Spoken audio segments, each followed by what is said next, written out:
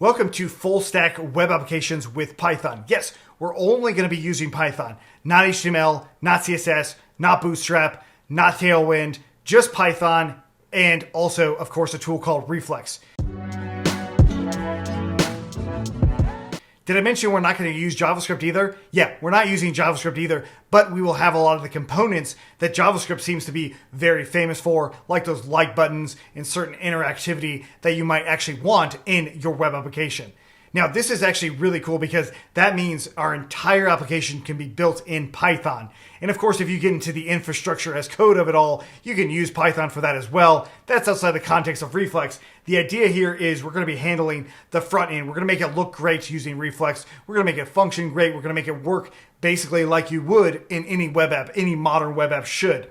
The other side is the backend, how we actually store that data. We're going to store it into a database that we control also with Reflex. Now, it actually inherits a lot of things from things like SQL model and sqlalchemy, but the idea here is all of it is going to be done in Python, and it's going to be done in a way that fits really well with what the front end expects and what the back end needs to do. Now, the other thing is we are going to be doing stuff like user login, user registration. Once we log in, we can actually change our components so that there's a different dashboard. We can actually write blog posts. We can do this. All of this is done through Python. It's actually really, really cool in terms of how we might end up doing all of our different projects, all of our different applications in just purely Python. Now, of course, there's a lot of things that we need to learn about this, but what you see right here, this is all through Reflex. I didn't have to write anything in the CSS at all to get this sidebar. I just went into Reflex's docs and I jumped into the recipes here. And then in these recipes, we see this little sidebar. And what do you know? Hey, that looks very familiar to my actual sidebar, which is pretty nice. But of course, I also have user information in here. I can log in, log out. I can store data. I can retrieve data. There's all sorts of things that are really, really cool about this. Now, of course, this is meant to give you the ability to start building some really cool things. And Reflex has a whole gallery of super cool things that you can check out and you can draw inspiration from to build out your application. I do want to show you more about what it is that we're going to be building, especially on the back end, so stay tuned to a demo. Of course, if you have any questions, please let me know. My name is Justin Mitchell. I partnered up with Reflex on this series because I think it's a really compelling tool, especially for those of you that are just Python developers that do want a web application, but you don't want to learn all of the things about JavaScript, HTML, and CSS, but rather you just want to stick with Python. Let's take a look at the demo right now. In a moment, we're going to demo two Reflex applications. One is a template that we can just grab from the Reflex CLI. The other is the actual project we build. Both of these things take about 10 minutes, so feel free to skip it if you'd like. Otherwise, let's jump right in. Now we're going to take a look at a demo of Reflex itself. First, we're going to take a look at how quickly you can do a ChatGPT-like interface with Reflex. Then we're going to take a look at some of the code from the actual project we build in this course. So the idea here is we want to start off with a virtual environment. Now, if you're on Windows, it's going to be a little bit different than this, but the idea is you need to create a virtual environment, then you need to go ahead and activate it, and then you're going to go ahead and run pip install Reflex and hit enter. This will install all of the things related to Reflex itself to make sure that you can actually run and build all of the different code applications that you would want with Reflex, of course. But the main thing that actually comes through in here is the Reflex CLI. This will allow us to actually run stuff like --help and seeing that there's this init method. Now, part of the reason I'm inside of this FS Python demo directory is because that's what I'm going to go ahead and name my project. That's what the init does. So if I go ahead and do now Reflex and init, hit enter, I get a few different options in here.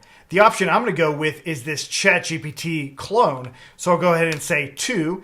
This, of course, is going to give me a template to actually create my own ChatGPT clone. This means that I need to install OpenAI just like this. Then I also need to make sure I have an OpenAI API key. So for example, if you didn't have an API key and you went ahead and did Reflex run, you'll probably get an error here. Now in my case, I actually already exported the OpenAI API key in here so I can actually show you this demo. And the idea here is what I can do is open up my local host at port 3001 in this case, that is going to show me my demo application, the one that I just brought in, and here it is. This is my ChatGPT-like thing. Are you great? You know, something like that. And then we can also say something like, what is a Python function? And of course, we get a Python function here, how to install Python on Windows. This is probably going to give us some fairly good information, maybe. Of course, I've got a lot of stuff on that. It's a lot easier to install Python on Linux and Mac if you're not aware. But the other idea here is I can do a new chat. I can do all sorts of stuff. And yeah, this is just a template. This is showing me what this template would end up doing. But of course, if I wanted to take a look at the code itself and I open it up in something like VS Code, you will start to see that everything that we just saw was driven through Python itself. So if we go into this components area, we see chat, we see, hey, what do you know? Message. This is showing us the message. Now, some of these things aren't going to be that obvious right out of the gates, right? So you may or may not know these things. You may already know what text align means. You may know what padding atop means. But even if you don't know what those things mean, there's so much documentation that makes it really easy for you to start learning these things and using them and implementing them right away. But it also gives us the ability to change how we might want to use OpenAI, right? So in here, we've got an OpenAI state for the various chats, the delete chat, set chat, all this stuff in here. And of course, if we wanted to see the OpenAI class itself, we could do a quick search for it on how we end up using various things related to OpenAI, as in process question. We see here things related to the question. We've got our messages. You are a friendly chatbot named Reflex. What if we wanted to call it CFE? Boom, now it's named CFE. And now we can run it and do whatever we want. We can also change the OpenAI model, whatever one that we end up using. Right now it's that GPT 3.5 Turbo. Maybe you want 4, maybe you want the latest model. All of this gives us the ability to just do this right out of the gates. That's actually really, really nice. Now, of course, if you know Python and you know OpenAI, you know that it's not that challenging to build out something that does the completion. The thing that's challenging is building out that user interface. And here's an example of that right here. Code that we can use right away once we understand how to build things in Reflex. So that brings us to the next part. What is it that we're actually going to be building here? Well, we're going to be building a full stack Python application, which means we will have users that can log in and log out. That's a key part of all of this, making sure that we can create a user, ABC123, with an email, like some sort of email in here. Obviously, I'm not giving real data here. This is just for demo purposes, but we can sign up with that user. I can save that. I can log in with that user, and here we go. So now we can see articles on here. I can go ahead and create a new article. This obviously gets saved and submitted in here. This new article is now just for this particular user as denoted by the actual email written in there. This particular user could then go in and edit things and say updated article right there, whatever. I'll put some gibberish. I can publish it then, and then it will go into the general articles in here, and there's my new article right there. So to make all of this stuff work, what we take a look at is the actual code itself. So we have a lot of different components that are going on in here. So the ChatGPT component could be brought over and be used inside of here as well, and it being very specific to an end user. That's outside the context of this course, but once you understand how to build everything that's in here, you will start to be able to see how all of that ends up happening. And so one of the quickest things we could take a look at is inside of our theme for our app. We can actually come into our theme and we can change the accent color in here. So if you actually scroll over it inside of VS Code, you get all of the various options that you might use. So for example, if I wanted to change it from sky to violet, save that and let Reflex automatically recompile, which is what it does. It might take a few seconds to make it happen, but once it does recompile, we see that the color changed. Now this isn't really necessarily that obvious, but let's go ahead and change it again to crimson. Now I save it. Once again, it's going to go ahead and compile. It's going to change everything. And then our front end will actually start to look different. It quite literally changed the whole thing. And I can just toggle dark mode really, really easily. So doing all of this theming alone takes a lot of work to make it work this well, including with dark mode. That's a key part of all of this, of course. Next up, what we can do is we can put in contact. We can actually fill out a page here with different variables. I'm just going to go ahead and add in a few. I'll hit submit, and then I can actually take a look at contact history. I can see all of the people that have sent messages and what they've sent. This, of course, is because it's tied directly to the database. Now, in the database itself, we see models.py here.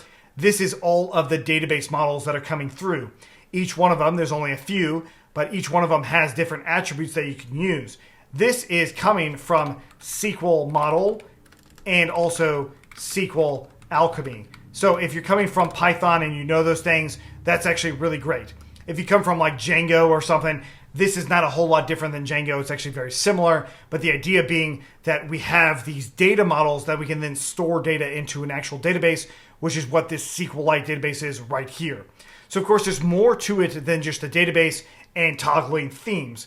There's actually the ability for us to do routing, URL routing. It's actually fairly straightforward.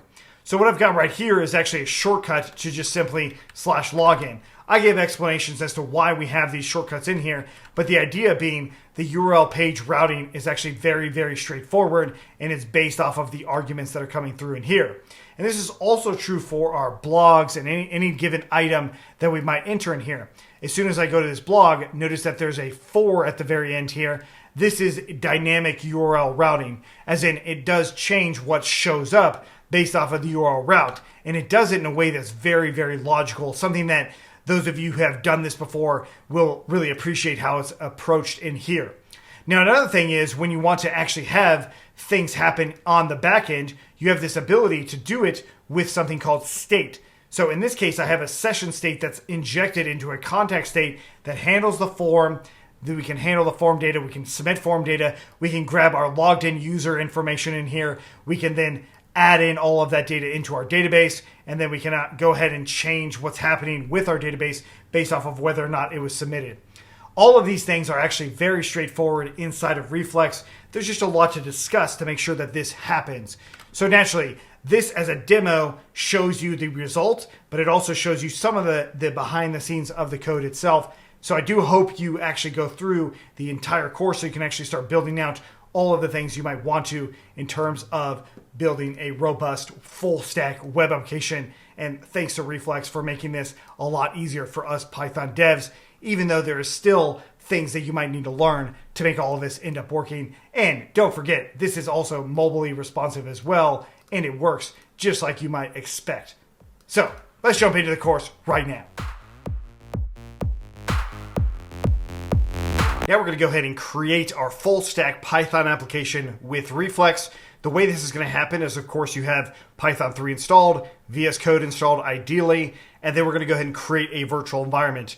Now, hopefully you already know that this is how you can isolate your Python projects from each other so that anything you install for that Python project is only for that Python project, not all of them on your system.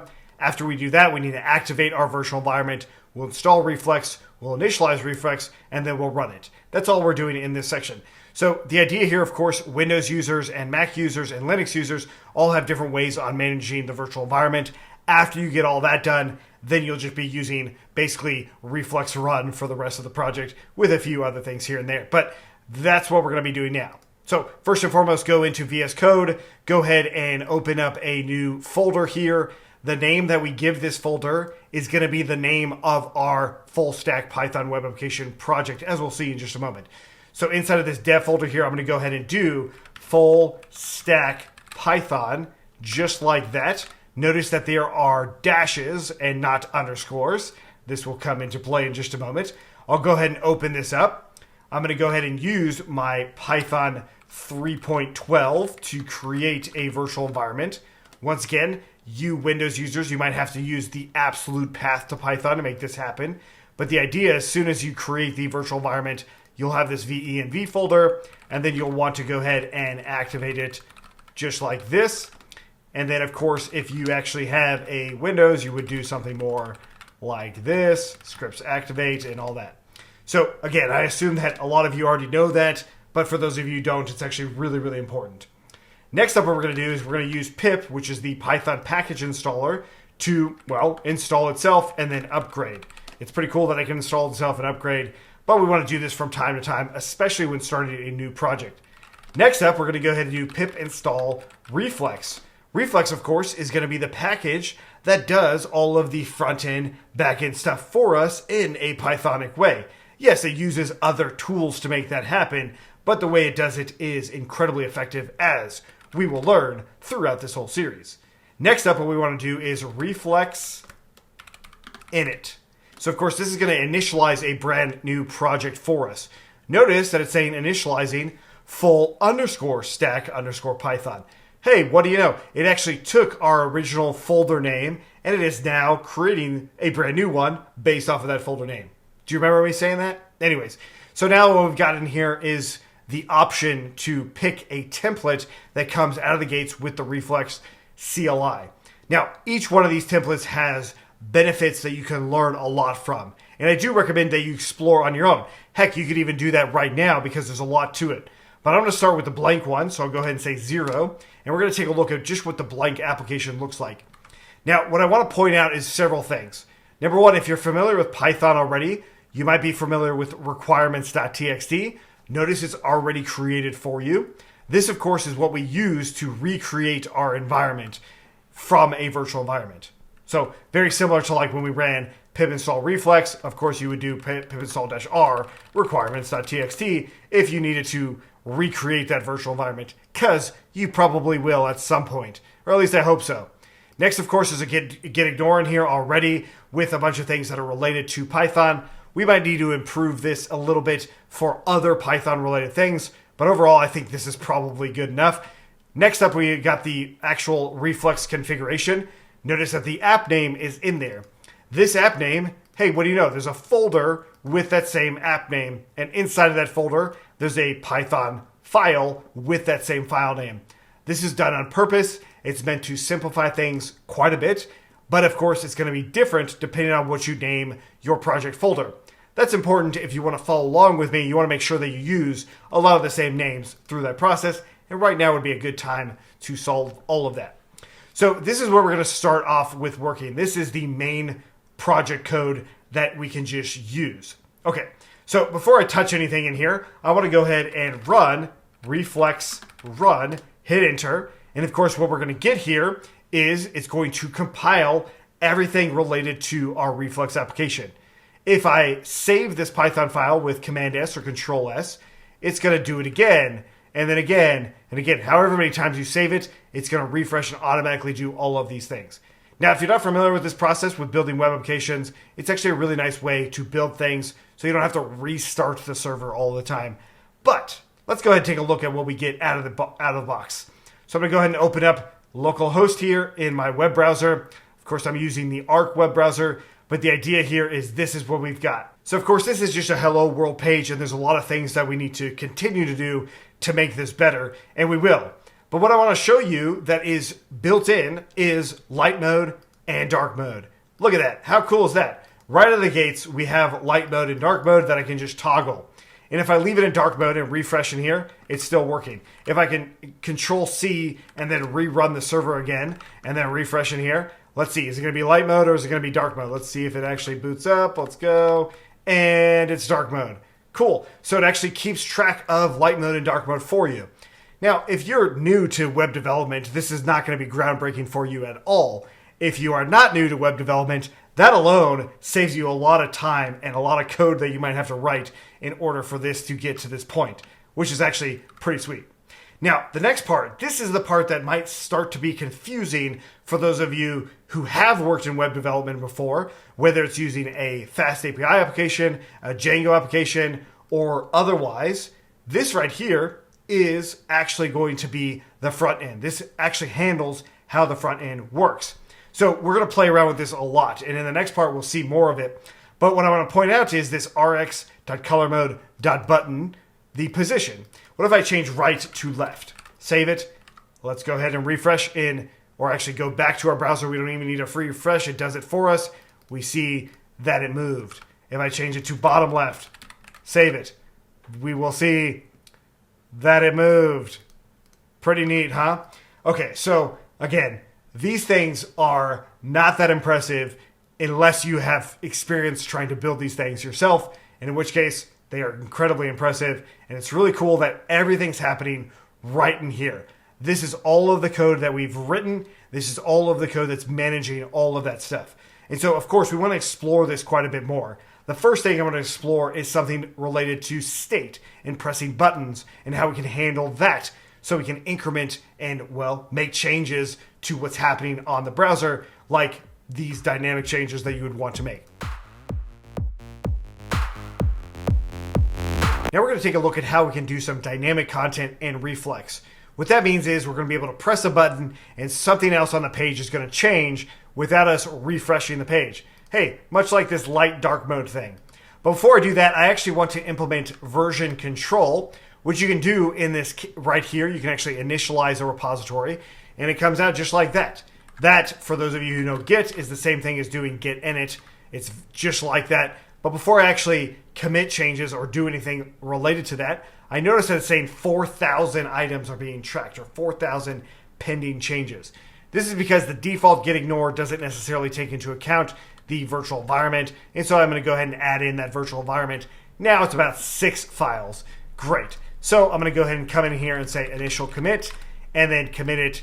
And we'll go ahead and say yes. And there we go. So that is the process of tracking your code.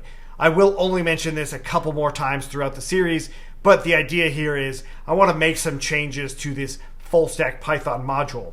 Now, the first thing I'm going to make is I'm going to go ahead and copy this button of check out our docs, and I'm going to change this to something like do something, ! Save it, and now we'll go ahead and take a look at our project, and there's our button, do something. Okay, so I actually want something to happen. So what is that something I want to happen? Well, it actually comes back to the state element here. So if I were to put something like, let's go ahead and say label equals to this is my label, right? And then I'll go ahead and use this state element in my text here. Any text really. So I'll go ahead and do state.label, and then we'll keep in welcome to Reflex, but I'll add a little spacing here. So I'll explain string substitution in just a second. But as far as the label is concerned, if I refresh in here, now I see that it says this is my label. Well, what if I don't want it to be this is my label? I want it to be something different. Well, I can actually define a method inside of here, and this method itself can change this label. So I'm just going to go ahead and call this change label, and it'll take in self as an argument because this is a Python method or a function attached to a class. And I'll just go ahead and do self.label equals to cool label or something like that. It doesn't really matter. The part about this is I want to change the value that's coming through in here to that new value by clicking this button. So let's take a look at how that's done. Well, we've got this RX button here. What we can do is we can actually put a event handler on here. There's all kinds of event handlers. OnClick is one of them. Notice that the actual VS Code also showed us on DoubleClick. What we can do is we can use that state element again and then literally call the function that's on it, which was simply change label, right? So in here we've got our label, down here we've got change label. Simple enough, right? So if I save that and click on this, what do you know? It says cool label. If I click on it again, it does not say the old one. So if I wanted it to say the old one, we'll go ahead and say, original label was basically the same thing, but I'll just go ahead and put it twice. And then self.labels that. But we'll go ahead and say if self.label equals to cool label dot period, then we will not change it to that. Otherwise, we'll go ahead and do something like self.label equals to self.original label. Great. What do you know? Very simple conditions. Let's come in here, do something. Cool label. Hey, now it's flipping back and forth. Fantastic. So this is how we can dynamically update the state. Now, this is not that practical of an example in the sense that you probably would never do something like this. But the point is, it's extending a lot of the browser capabilities. So when it comes to this onClick method here, can we do this somewhere else, right? So let's say, for instance, I'm going to put it in this text here. I'm going to go ahead and put onClick change label. I'm going to do that same thing. I'm not going to put it on this button. In fact, I'll comment out this button so it's gone. So get started by editing, right? This text mostly makes nonsense to me. So let's go ahead and do it. Click on it. What do you know? It actually changes it. Does the same exact thing. So this dynamicness of an on-click method is something that JavaScript does really, really well. But we're not doing JavaScript here. We are just doing Python. It all gets compiled in certain ways and certainly does use JavaScript on the front end, but we don't have to do anything with it. It just does it. And so this dynamicness is really one of the coolest things about Reflex. The fact that I can change things like this. Let's see another example that's maybe a little bit more practical, maybe not. But the point is, we want to see how we can do more of this dynamicness inside of our applications as we start to build out more aspects to it. Now we're going to take this dynamic editing to a whole nother level. So instead of like clicking some element and doing some editing like that, which is not always that practical, we're going to take a look at how we can use an HTML form input so I can actually type and change the label that way. So it's going to be fairly straightforward, but what I want to do is I'm going to clear out this state. I actually don't want to have all of this because I want it to be pretty different. Once I do that, I also want to get rid of inside of this rx.text. I want to get rid of this onClick method here, and I will also get rid of the comments from the button itself. Great. So now that we've got that, I also want to change the label to being welcome to Reflex. We'll just go ahead and paste it in there like that, and I'll go ahead and update this a little bit by getting rid of this right here. I'll still talk about the string substitution. It's just not something we're going to cover just yet. But the idea being that if we come in here, underneath this text here, I'll go ahead and do rx.input, and then we'll pass something in as far as the input is concerned. Now, the first thing that I want to do is I want to have a different handler. Before we did that onClick handler, there's another one called onChange. And you could actually create a handler that will listen to when changes happen. So what does that mean exactly? Well, if I come in here and say handle input change, that is typically how I name these things. So I'll go ahead and say something like handle and then underscore. We would do something like title input change or something along those lines where I put handle in front so I know that this is going to handle some sort of event. And then, of course, the event is near the end. So I basically say handle, what's the input itself, and what's happening. So that's kind of how I name these things. But the idea here is we'll call it handle input change. It takes in 2 arguments. The first argument, since it is a method of the state class or a function of the state class, has to be self. The second argument is the actual new value, the value that's being changed. So what we can do then is we can say self.label equals to that new value. Pretty fantastic. So with this in mind, I can come back into my input here and I can do state.handle input change. And that's it. So we just declared an input. We have a way to handle that input. That handling of input does have effect on some other place. So let's go ahead and save this. And then now it says welcome to Reflex. I'll now say welcome to CFE. Pretty cool, right? But if I refresh the page, the input goes away. The change, the actual label did stay. The state did stay, which is pretty interesting. But what we want to do is we want to have the default value in here as well. So that means that in my input, I can break this down a little bit. I can now say, you might think, oh, I'll put value in here as state.label, which seems like it's right, especially if you know inputs on HTML. So in the case of HTML, you've got input type being text, and then you can say value equals to my value, and then you can actually have different handlers on here. So that's essentially what this is doing. However, the way value works with these dynamically updating things is we don't put value directly. Instead, we put default value. This will preset whatever the label ends up being. So now I can see that those changes are affected, and there's my original value here. So now I can say welcome to CFE, and the actual input shows me that. And now we're starting to get somewhere with this dynamic content. It's pretty great. So it's really just that simple. Now what we're going to come to learn is there's all kinds of events and all kinds of event handlers. So events are pretty much anything that can happen on the front end of your web page. So clicks, very obvious. That is a click event. Then you think of something like a mouse over. So wherever the mouse position is, there's a mouse over event. All kinds of events in here that are related to just general web pages. Reflex can then listen for those events to happen and do something related to it. We've now seen 2 examples of that. We saw the click event on click, right? No big deal there. We've also seen now an input event where it's on change, when it actually changes the value that's inside of that input. Now, of course, we can chain things together like on click as well. So I can do state like did click, something like that. And we can go ahead and do define did click, and then we can print out something like hello world did click or something like that, save it, and then of course, if I save an error that's happening, it's going to show up right there. You may have to recompile things, but if you see that it is compiling at 100%, then you're in good shape. If you don't see that, if you see something different, like if I typed out some gibberish here, it would show you that there's an error in there to show you where it is as well, like Python should.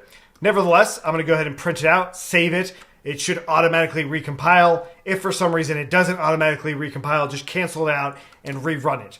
But the point here is I want to see this did click event happen on the input itself. So if we come back in here, click it in the input, click, click, click, click, click. I just clicked it a bunch of times. Open up that terminal window again. There's all those click events that are happening in there as well. So that means, to me at least, that I can do a lot of things in this click event that don't relate to what happens on the front end. It doesn't relate to what the user ends up seeing. So I'm clicking, clicking, clicking. But this is actually really cool because that means that I can do pretty much anything you might think for Python itself. And it's really tied to a lot of those events and event handlers. So yeah, a lot of dynamicness that we can do, a lot of things that we can build out. Every front-end element that you want to render out is a Reflex component. So if you look at the component library right in their documentation, you can see exactly what I'm talking about. Now, what this means is we don't manually write any HTML whatsoever. It gets rendered out as HTML, but we don't need to write it. So if I inspect the element on any given page, we can see that it is rendering out different HTML elements in here. And so this input right here, no surprise, is something that we added, which was the rx.input, the actual input component. And then we did not render out the actual HTML element itself. Now, there's many different reasons for this. One of the main ones is the fact that we can then handle all of the things related to it. We can set the default value, we can handle all of the events, and all of this happens right inside of Python.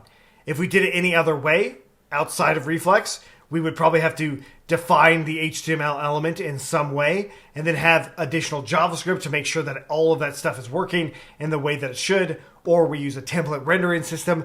There's a lot of complicated stuff that could go into just this one single element. But instead, we have the Reflex component for it that just shortcut a lot of things.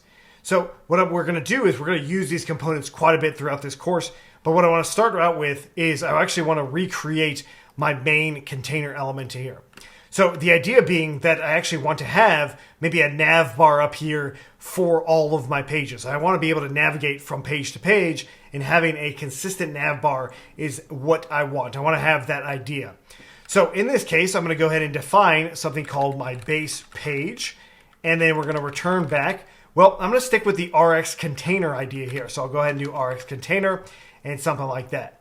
Now, of course, inside of Python itself, what we can also declare is the data type that's coming back. So this is a way to declare that data type. It is of data type Rx component. We can also just leave it empty. Technically speaking, this will work, but this is better practice to actually declare the data types that are in there. So the next thing is we're going to go ahead and replace this Rx container with our new base page. We quite literally made our new own component for our base container. It might work, it might not. It's probably not going to work as you might guess, but what we see here is opening up the terminal, I've got takes 0 positional arguments, but 3 were given. Now, naturally, if you know Python well, you know that this means that the actual function itself needs 3 arguments in here, at least 3 arguments. And once it does, it will go ahead and say, okay, you're good to go. Now, one of the other ways we can encapsulate this is by saying args, because these are all positional arguments. You can also do keyword arguments, which are keyword arguments. But if you look at the actual function itself, we don't actually have any keyword arguments. In other words, I don't have ABC equals to 1, 2, 3 in here, or whatever value that might be. As soon as I did, that would be a keyword argument, of course. Now, what I can do then is I can actually see what the data type is of each one of those arguments. To do that, we just go ahead and say print out type x for x in args, and now we can actually see the different data type elements that are in here. And there we go. So we've got reflex.components. That's that first one. Reflex.components, second one. Reflex.components, third one, right? It's actually giving us the value of all of these are, by default, those components in there. And so naturally what I can do is I can unpack all of these in here as well, just like that. And so what that will do is it will actually give me those components right back. If I did not have those arguments coming through, it's just going to be a blank page. If I do have them coming through, it's not going to be a blank page, right? So that's kind of the point here. We want to make sure that we have this base page in here. But of course, for what reason exactly? Well, the first thing is, do I want to actually have this button available everywhere? And do I want to have it on the bottom left? Well, I'm going to go ahead and say yes. I'm actually going to go ahead and change this to being args up here. So we've got our bottom left up there. So we'll unpack all of the other arguments before that bottom left. And sure enough, everything's still working correctly. The next one is we've got this built with reflex function here, or rather link. That is coming from Rx logo. So I'm going to go ahead and use that. And I'll go ahead and paste this in here right above it. So as you might imagine, I'm going towards the component being, well, the base page being really one argument that's coming through it here. So in other words, what I can do is, if it is one argument, I can say the child element has to be of data type Rx component. So the child element being the one single thing that's being in here, I can then use that inside of my container just like this. Now I'm going to expand on this quite a bit, but the idea being this child element will always be replaced on all of my pages. This is what I'm going to add in. Whereas these two things are always going to show up no matter what page I have and all that. And then of course, I also maybe want to have a navbar. So I'll go ahead and say navbar, and we'll go ahead and give this Rx component as well, just like the other one. And then this is going to return something. For now, that's something. We'll just go ahead and give it Rx heading, something like that. So I'll go Rx heading, and I'm going to call this my, let's call it a SaaS application. Okay, so there's our navbar. We're going to come in here, and now I've got a base page with my own component that I can reuse over and over again, and there it says SaaS. That's way too big. That's not a very good navbar. We'll change it in the next part. But the idea being that I can reuse these components, I can design them as I see fit. Now, what I did right here was a bunch of Pythonic type things, with the exception of this child element here. This child element can now be replaced with any other Rx component, right? So that's kind of the key, is we want to make sure that it is being replaced with any other Rx component. So that also means that in here, again, thinking like a Pythonista, we can go ahead and say if not is instance child.rx component, right? So of course it should be that, but if it's not that, then what I'm going to do is I'm going to say my child equals to rx dot, let's just say heading, or yeah, we'll leave it in as heading just like before here. And I'll go ahead and say this is not a valid child element here. Okay, so that's my new child element. And all I'm going to do here is return base page and say ABC and basically invalidate that. We'll save it. We'll refresh in here. And what it shows me is this is not a valid child element. And of course, what this shows me is that I can use various things in Python, conditions in Python, to ensure that components render the way that they should. Now, this is not the only way to do a condition of some kind. And perhaps we want to do conditions based off of other arguments that might come in here. Like say, for instance, we want to say hide navbar, right? And that being false. That might be another condition that we just change how this gets rendered out, which would be something like if hide navbar, then we return back basically the same thing, but now we get rid of that navbar in there. And so down here, we would obviously not have this base page. That's an invalid one, but we could come into this one, and right below the V stack, we would say something like hide navbar being true. And then that, of course, would change how that page ends up being rendered out. Now, this is not the only way we do conditions. This is just one way that we can do it inside of the Python of it all. These aren't conditions that are related to the state. They are just related to how it's being rendered out. The state conditions are a little bit different, so we're not going to do those just yet. But the idea being, we now have a component that we can reuse across many different pages. But before we reuse it, let's actually build a proper navbar, and then we'll start doing the proper pages as well. Now let's go ahead and implement a navbar. Now, Reflex has a bunch of different recipes that we can use. So if we go into the docs, we see recipes in here. And then if we scroll down a bit, we've got layout and then navbar. So there's a bunch of different options for the navbar itself. The one I'm going to use is the buttons option. So if I hit code here, I see all of the code that I can use for this navbar. So I'm going to go ahead and just copy this one. And then we'll come in here and I'll paste it right above navbar. And so what we've got, of course, is the fact that this is just simply navbar buttons, which I'm just going to change it to simply navbar. And then I'll go ahead and get rid of my old navbar here because we no longer need it. Next up, I want to go ahead and make sure that my index page, the index component itself, is actually not hiding the navbar. We do want to see it. So I'll go ahead and get rid of that also. So now that we've got a better navbar, let's take a look at what it does. So back into our full stack app, we've got Reflex in here. It's actually showing us a navbar. And of course, if I were to change the colors, dark mode, light mode, it actually does show that as well. And if I were to break it down, what do you know? It's also mobilely responsive, which is fantastic. All of that is built in. So the next idea here is, why is the actual image not coming through? Well, I'm going to go ahead and save the Reflex logo here into my project, and we'll go ahead and put it in to the project itself, and we'll go ahead and save it inside of our assets here, just like that, so that I refresh in here. Now it's actually showing up. So in other words, when we see the image component right here, this is going to grab the source from our assets, right? And that's why that image was broken, is there was no logo.jpg in there by default. So now we've got that solved. It works in light mode, dark mode. If I were to break it down, that logo should still be there, and I should be able to still navigate as well. Pretty fantastic as far as how the navbar ends up working. But now we've got a couple of other things we need to address. Of course, we could go through everything about the navbar. That's really fascinating. But once again, we see that it's a component. Rx.box is just another kind of component. Rx.desktop only.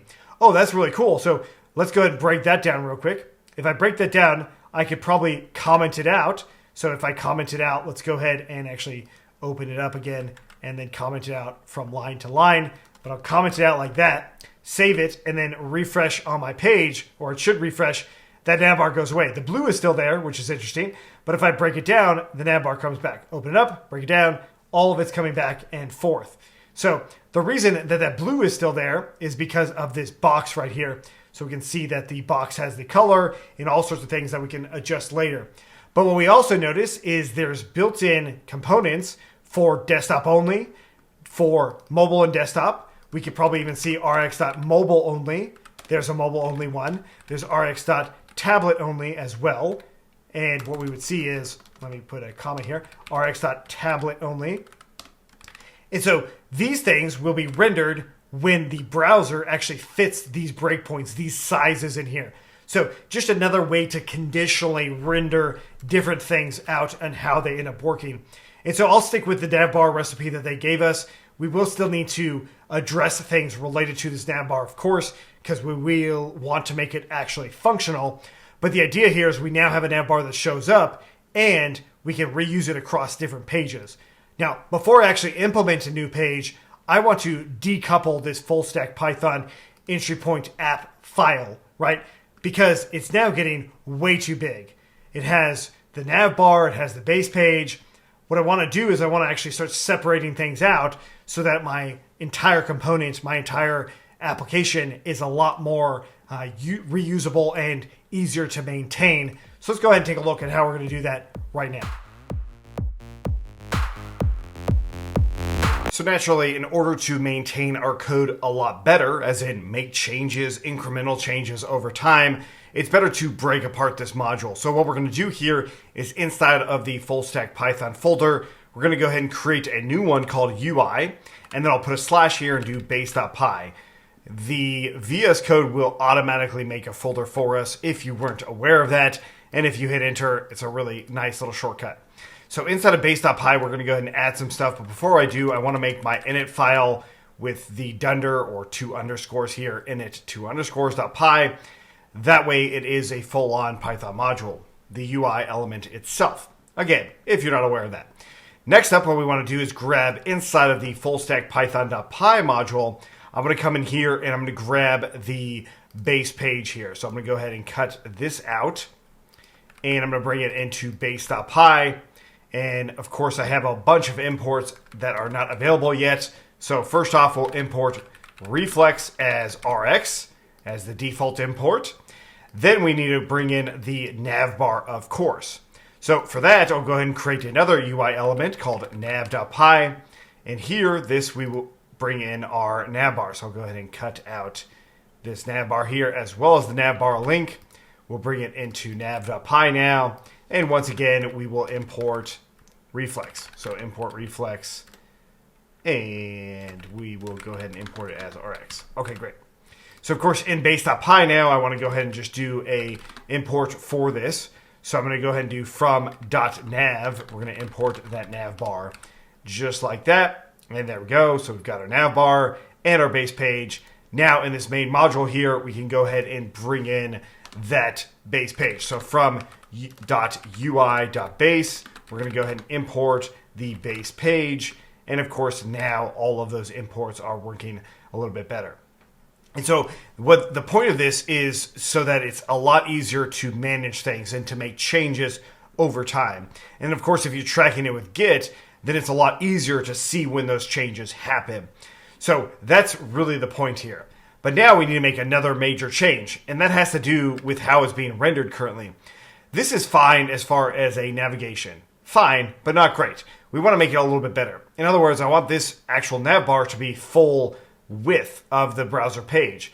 And of course, it'll still be responsive here, but the idea being that I want it to be full width and then also have my main content area to fit along with that full width. So let's see how we can do that right now. Identifying how components are being rendered out is something that I think you should experiment with on your own so you can have a better sense as to what's going on with any given component and all of the styles that are being applied to it. So in the case of the navbar, we see that there's this dark blue here, and we see that it has a certain width and certain padding, all sorts of things that are going on with it. So most modern web browsers, in my case I'm using Arc, but you could be using Chrome, Safari, Firefox. Most modern web browsers has a way to inspect any given element on your HTML page. So the way I do it on a Mac is Control-click. You might have to right-click if you're on a Windows, but the idea is we can do this inspect here, and I can see the things that are being highlighted. So if you look up here, you can see that things are being highlighted. Now, actually going through and trying to figure out what's being highlighted is a little tricky to do. So what I do instead is I actually go in to any given component, and I add in an ID here. So I'm going to go ahead and say my container for the base container. Let's call it my base container, for example. And then we've got this color mode button. I'm going to go ahead and pass in an ID for this. And I'll go ahead and say my color, and we'll go ahead and BTN, or maybe light mode color, something like that. Now I've got two different IDs in here that will help me identify the different components. So the first one will do my base container. I'll go ahead and copy this ID here. We'll save everything, of course, make sure that Reflex is running. I'll go back into the browser, into the inspect elements. I'm going to do a Command F or Control F and do a search for that element. So this is what's actually being rendered. This entire thing, that's the component that is that base container. In other words, this container right here has this ID, and therefore this is the actual HTML that's being rendered. And of course, it has a bunch of nested things in here, including, well, another element that has RT box. And so, of course, if you know CSS, you might start going through here and being like, oh, I want to customize the CSS a little bit. Let's go ahead and change something here. And I'm going to go ahead and add in padding being 1, or let's do like 10 EM just to make it extra big. And I'll put a comma at the end here. So I just added in some padding. And if I refresh in here, I can see the result of that padding. And of course, if I go back and do the inspect element, do a quick search for that container, I can see that container element. But what I don't see is inline styles. I just see classes on here. And so what Reflex will do for you is it'll actually create new classes for you. As you can see on the right-hand side here, you can see the styles that have been rendered, which was that padding, that 10 Ms. Pretty cool.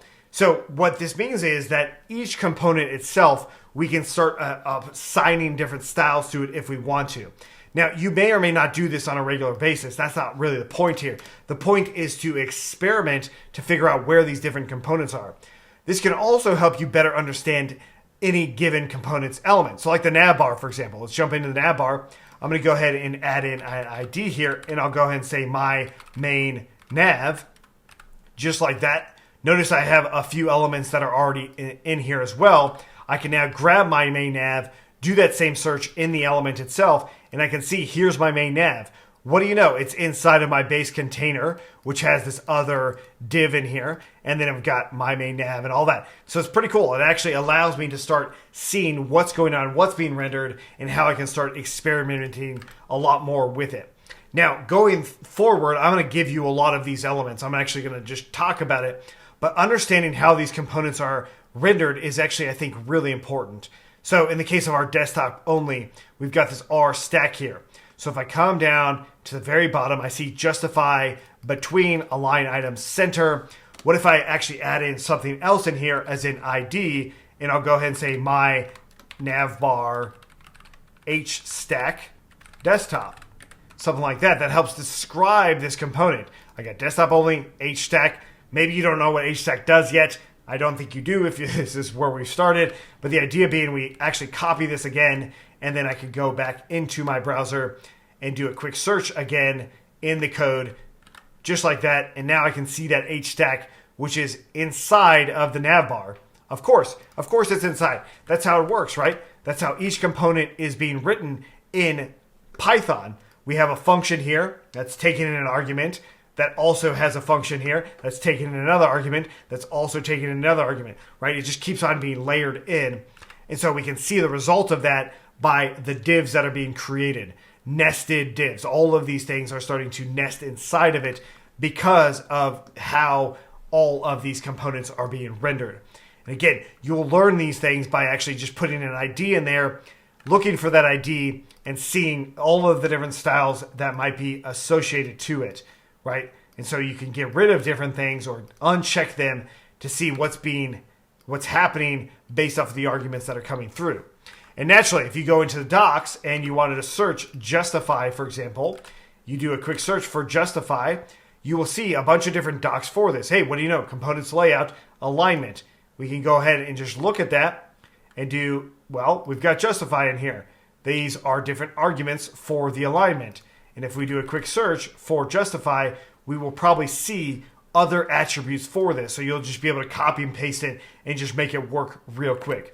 And so that is my strategy for how I decide what I'm going to do with any given element. Now, again, there's a lot of defaults that just work really, really well. We can already see that with our current content. This default actually already works really well. Let me just refresh in here. We can see that this already works well, but we want to change it a little bit. I do want to modify it. I only wanted to show you this as a strategy on how you can start experimenting more with the various layouts. Going forward, I'm just going to give you exactly what needs to happen in order for us to achieve a certain result. But I definitely encourage you to go through the documentation and just copy and paste and experiment with things as you see fit. Now let's go ahead and actually solve this navbar as we said we were going to. Jumping into our base page UI element here, we've got rx.container with an ID that's already associated to it. Of course, if it's confusing at all, just get rid of that color mode button and we just have one ID in here. So I'll go ahead and save that. I'm going to copy this ID and I want to make sure that Reflex is running, of course. And then I'll go ahead and jump into my browser. We'll inspect the element. We'll do a quick search with Command F or Control F and find that container element. There it is right there. And we see that it is a div and that it is containing all sorts of things in here. Now, what we want to look at is instead of a container, we can use something called a fragment. Well, this renders nada, nothing. It doesn't render any div, span. It doesn't render anything out. As we can see by saving it, and obviously things change in here. But if I were to search for that base container again, that ID, it's no longer there. So yeah, not every component is necessarily going to render something. The fragment is a way to ensure that it does not render anything and basically says, well, you're not going to be able to put styles on here, right? So if I put in padding of 10M, once again, you're not going to see anything because it doesn't render anything. It doesn't render a div. As soon as I change this to something different, I should probably make sure that I have a comma in there as well. But again, even with the comma, it still doesn't render anything. So as soon as I change it to a different element, even if it was like text, this is probably not a good idea because that probably will fail. Let's change it to something like container again. We put it back as container. There is that padding once again. And so what I don't want to use is the actual container. The reason being is once it was a fragment, we noticed something very important about the navbar. The navbar looks great. It actually is rendered correctly. The thing that does not look great is our main content area here, that child element that we've been passing through. But even the button, still in a good spot. The actual logo built with Reflex, also still in a good spot. So of course, we want to change it so the main content area here reflects, well, what the navbar reflects, as in these items are lined up. Right now, this is just touching the edge of the document. I want them to be lined up. So how do we go about doing this? Well, the way I'm going to do it is by copying from the navbar. Quite literally, if I go into the navbar, I see that it says RxBox. Okay, cool. I'm going to grab RxBox and I'm going to put it around the child element, just like this. And we'll go ahead and put the in parentheses. I'll tab this in here so it's a little bit easier to see. There's my element now. I'm going to go ahead and grab this as being my base child element, or we'll just call this my child element or my content area element, something like that. Then I'm going to go ahead and copy this, of course. We will inspect the element now, and I'll do a quick search, and we'll see where that is. And there's that element. It says RT box, but it's not necessarily changing something related to the navbar. That's, of course, because, well, I didn't actually copy all of the navbar. Going back into the navbar, all I did was grab the component that's being used in the navbar. If I were to scroll to the very bottom, where all of the arguments are being added, well, now I can go ahead and actually add in some of these arguments. I'll just copy all of them because, again, I want to copy the navbar. So I'll go ahead and come in here. We'll copy all of them with the exception of that ID. I don't need these comments probably, so I'll get rid of those. But I'll go ahead and save this, and then we'll go ahead and take a look. What do you know? It looks, well, identical to the navbar now. Even the background, all sorts of things related to it are identical to the navbar, which is great. But the thing is, I probably don't want the background color, so I'll go ahead and get rid of that. I will leave that one out. I'll leave the background color to being, based off of light mode or dark mode. In other words, black or white, basically. That's what I want. Next up, what I want is probably this width. I probably don't necessarily need to have it, but I will leave it in there. But I want to align my content a little bit different. In other words, on my home page, I want this to change. Maybe everywhere, maybe not.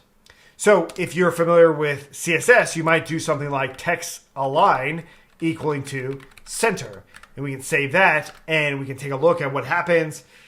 Nothing. The reason it wasn't align has to do with the fact each component can have its own styles. You can change them as you see fit. Now, a lot of those components you will need to experiment on with where you might want it to end up working. So if we actually take a look at our code here, what I want to do is I want to take a look at the child element. Now, the way I'm going to do that is, of course, where it's being rendered, which is inside of full stack Python. And in this index page here, our base page has the child element in here. Now, just as a reminder, we're going to go ahead and just change this to being my child equals to that H stack element. And then I'll go ahead and pass it in to this base page like that. Next, I'm going to do that experimenting with the ID, and I'll call this my child and just save it as is. And then I'll go ahead and do a quick search on that page, inspecting the element here and doing a quick search in here, and I've got my child. And so what we've gotten here is we've got a bunch of classes that are in here by default. One of them is this align items flex start. If I were to uncheck that element here, what we get is the actual text being aligned in the center. I also have the actual form input changed quite a bit, but the idea being as soon as I were to refresh, it goes back to what it was. If I inspect the element and grab that child element again and then just comment out the align items, it does change things right in line there. So that means that then I can see that this element, this actual component, is handling why it's being aligned in the way that it is. So that means then I would come into my full stack Python, I would look up this element itself. Look up this element to make the changes that I want. This is where I might try to do something like text align being center as well. So we'll change that. We'll refresh in here and we'll see what happens. What do you know? It actually aligns the text in the center. But the actual input is now quite funky. So what I want to change as well is something called align. So I'll go ahead and just do align equals to center as well. We save that, and this might change things a little bit for us as well. The input is back to the same size it was. Everything's aligned in the center now. So this actually gives me the ability to modify things for this component that may or may not have effect on the parent component. So the parent component itself, we probably don't want to do text align being center, as we'll see in just a little bit. But the idea being, now I have this single component on here. Now, why is it that these arguments worked for the child element? Yes, of course, we are experimenting here with how it might work, but there also is the docs that will tell us this. So if we go into the library of components here, we can see that there are ones for layout. Inside of layout, we have stuff called stack. So the stack has different layout components that we can use. VStack is for vertical direction. HStack is for horizontal direction. Stack is used for either one. So this actually will change what we end up doing. So if we actually look back into our child element here, we see that it is VStack or vertical stack. So we can scroll down to vertical stack. What do you know? That looks a lot like the content that we had. And then in here, we can scroll down a bit and we can see different references or different properties to any given stack component. Whether it's HStack or VStack, we can come in here and we can see that align, there is the option to change things based off of a bunch of different stuff in here. And so we can use something like stretch in here. So if I did stretch on my alignment, save that, and go back into my project, what ends up happening is, hey, that element comes back. What if I were to take away text center? If I take away text center, what ends up happening is it brings everything back, but then it stretches the entire component itself. The text is no longer centered, but things that are related to the stretching will be adjusted as well. So in this case, it happens to be the input that gets stretched out. And then of course, we can actually see this also by looking at the mychild element itself, right? So it's all stretched out. And if I were to get align item stretch, let's do align item start. And we can see that, hey, that actually has an effect as well. So there are a lot of different ways on how we can think about what we do with our child elements or any element on there. As soon as we change it to center, the way it actually handles this component is also just a little bit different, and it does of course have effect on all of the other components as well. So we're going to want to continue to experiment with this, and I'll continue to show you. But the idea being that whenever you run up against something that's not working as you intend, you want to go to the base element itself and figure out what's going on. When I say the base element, I mean maybe you start with the absolute parent, which in this case is RxBox. That's what we did. We started with the absolute parent, did some experimenting in here. Then we go to the next level, which would be the child element, which of course was the VStack. We also might want to go to one either other element, which in this case, the input itself. Maybe we want to change that also, and in which case you would come into form, into input, and you can see a lot of the arguments that would come in here as well. So scrolling down to the API reference, we've got all sorts of arguments that are coming in here that you can really play around with as well. Now, some of the arguments are also just general component arguments that you can continue to play around with as well. So for instance, like the align one, you might want to put in the align in here as well as center and just see if that does anything, or start or whatever. The point is that this experimenting will continuously happen, and I encourage you to continue to do it. But now that we've got some of the fundamental layout, let's actually start building out new pages and have some navigation itself.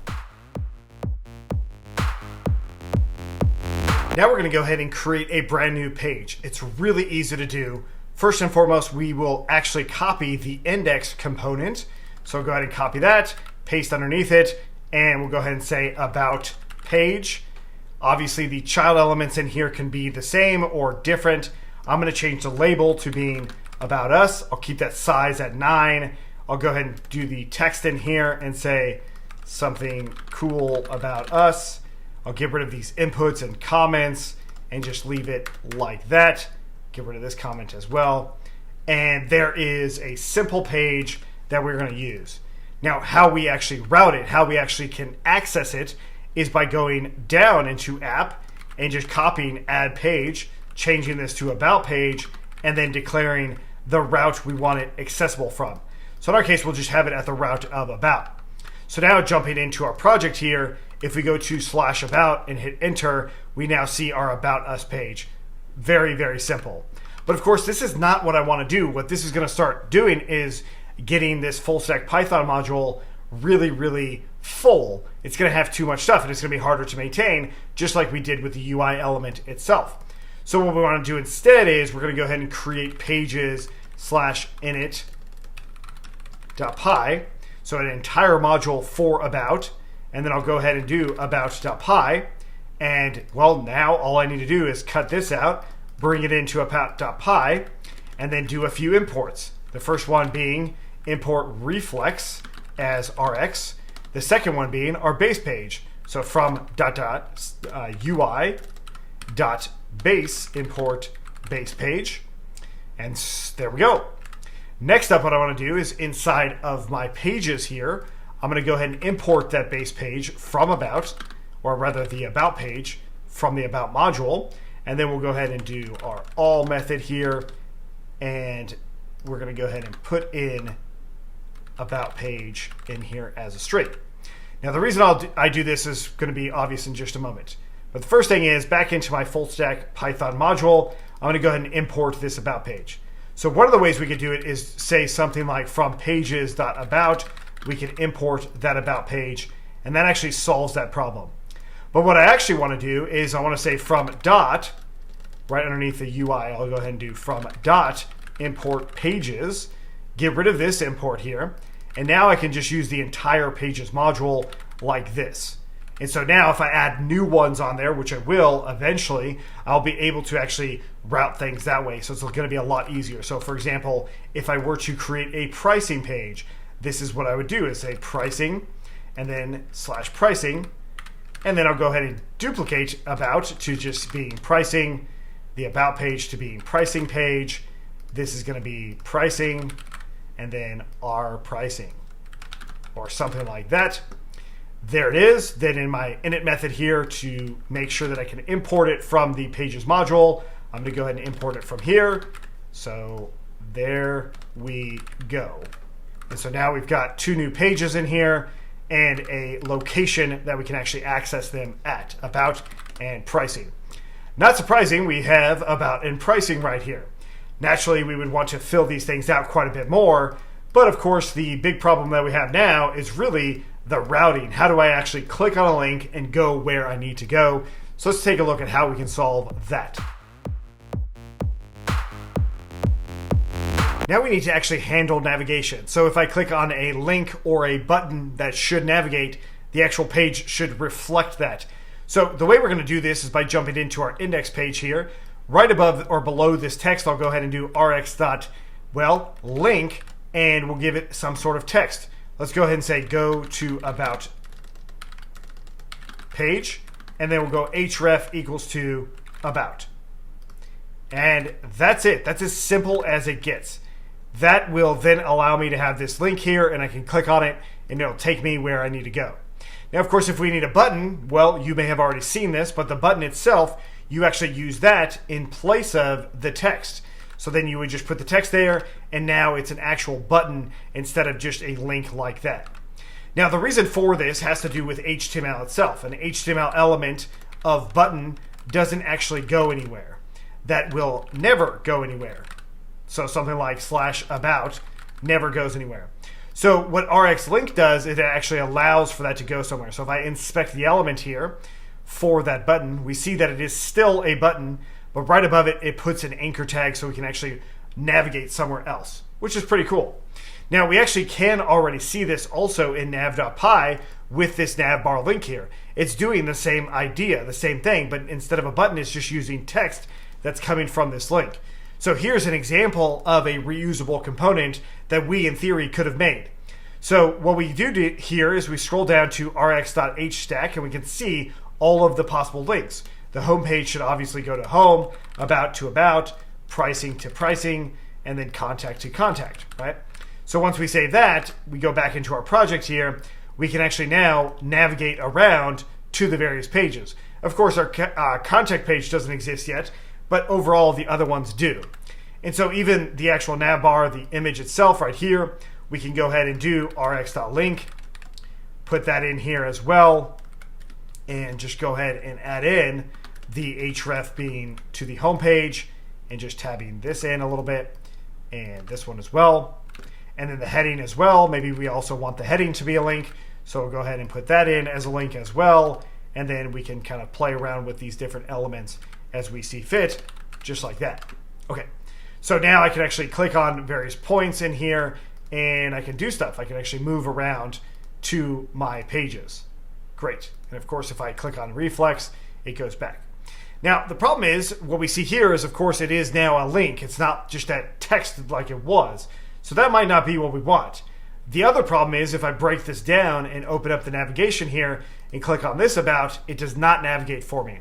So back into the code, what we could do, what we would intuit, is to go down into mobile and tablet. We would scroll down and we would see the menu items, the context menu items. To me, the logical thing to do would be to say, oh, I'm going to go ahead and do rx.link in here, and I'll just go ahead and move this home item here and just do href equals to that. And then I can repeat this process in theory going forward. So if we save that and we refresh, see that it compiles. Now it's saying, hey, the component drop-down menu item can only be one of these, but it got next link instead. And so what happens here, of course, if we were to look into the documents, do a quick search for drop-down, and we will actually be able to see the drop-down menu here. And then, of course, we can navigate into the different items. What we see in here is there is this context menu for items. And heck, there's even shortcut keys that we can use in here that are built in. But what we notice is the actual menu itself does not have a link. It's not actually written there. And if we were to scroll down to the very bottom where the menu item is, right here, we can see that there is no property for link in here. So the logic in here might be, okay, let's cut out this menu item like that. I'll get rid of this link here. And instead of it being like that, I'll just go ahead and change this to maybe the same thing as our navbar link before, or just put rx.link in here of home, and then href being to the home page, right? And this also, in theory, would work. So if I were to go back into the project, let's go ahead and break it down into what it was, click on this, and now I see that it is linked there, but if I click on the side of it, it doesn't actually navigate. If I were to click on the actual text, then it would probably navigate. Let's actually navigate here, and then let's try that again, breaking this down, click on home. I click on that text, it works. If I go to check out our docs again and click on the side, it won't navigate. So of course, those are two problems we still need to solve, right here on the brand and also in this context menu. So since we're going to solve it in the context menu, I'm going to change this to just being home still, and we'll come back to it in the next part on how we can do additional kind of navigation. This right here is an anchor tag, so it's like what you'd be expecting in a normal HTML element. So a href equals, right? And that's what's happening inside of that link. Where it comes to something else, we need to handle a different kind of methodology, which will be corresponding to events. Let's take a look. Now we're going to go ahead and use event handlers for redirecting our users to any pages on our site. This is very straightforward, but the idea being that we are no longer going to use rx-link, but rather a on-click event instead. So the way we're going to do this is by getting rid of all of these old ones. I'll get rid of that, and we'll do rx.button, and I'll go ahead and say about us. So naturally with this button, if we were to go click it, it would not take us anywhere, right? So we can see this by jumping in to our home page here and clicking on this button. It does absolutely nothing.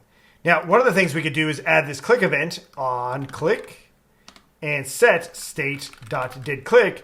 And now at the very least, it would actually have a few print statements in our terminal, assuming I did it at the right time. There we go. So another thing I can do is just simply say something like rx.redirect and redirect them where I want them to go. rx.redirect and click on About Us. Sure enough, I can redirect. Pretty cool. So I can also use these things together. So back into our DidClick here, I'll return rx.redirect. And this time I'll go ahead and do about-us. And then I'll go ahead and come back into my click event here and do state.didClick. We'll go ahead and save that and let everything refresh. Now if I click on About Us, it takes me to a 404 page. Page could not be found. So this right here actually highlights one of the challenges to doing programmatic redirecting is the fact that maybe you are using a route that just simply does not exist. So if we scroll down a bit, of course, the route is this right here. And so we might want to think about how we're going to solve that for all of the different routes going forward. So one of the nice things is for any given page, we can actually comment this out and we can go into that page and do a decorator rx.page and actually put the route directly in here. So about-us or something along those lines. And of course, what would end up happening then is that page would work, but then now other parts of my navigation might start to break. Now, it might not break right away, but it should break after you actually clear everything out.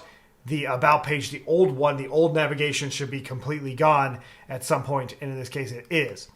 So what we want to do, of course, is solve that problem, make sure that that's working correctly. I will keep it back at About, so it still works at this point. But now we see a new approach of actually routing our pages. We also see a way to programmatically route our pages as well. Now, when it comes to buttons themselves, since we have the ability to just do rx.link, this is what you should do pretty much all of the time, right? You just use the button in there and then href being about or wherever it is that you need them to be linked to. That is what you should always be doing. One of the big reasons for this has to do with the fact that now I can copy the link address that's on that particular button, which the programmatic approach, the on-click approach, won't necessarily give you that href itself. That's pretty interesting. But now, of course, we need to solve a couple of things.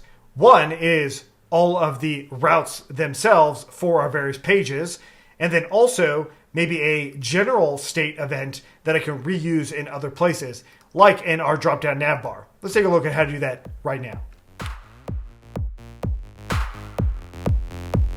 So one of the reasons I showed you this redirect with the incorrect path has to do with the fact how easy it is to accidentally use the wrong value here.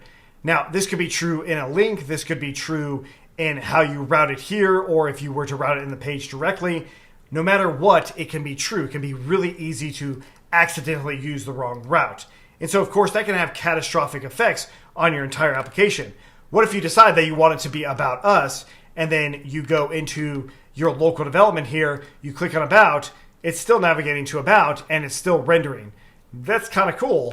But if, of course, if you were to refresh your project here, let's go ahead and recompile everything, all of the cache is cleared out, and now if I refresh onto this About page, what I will get is a 404 page. And so that false confidence is now gone, but I have a bunch of broken links and stuff like that.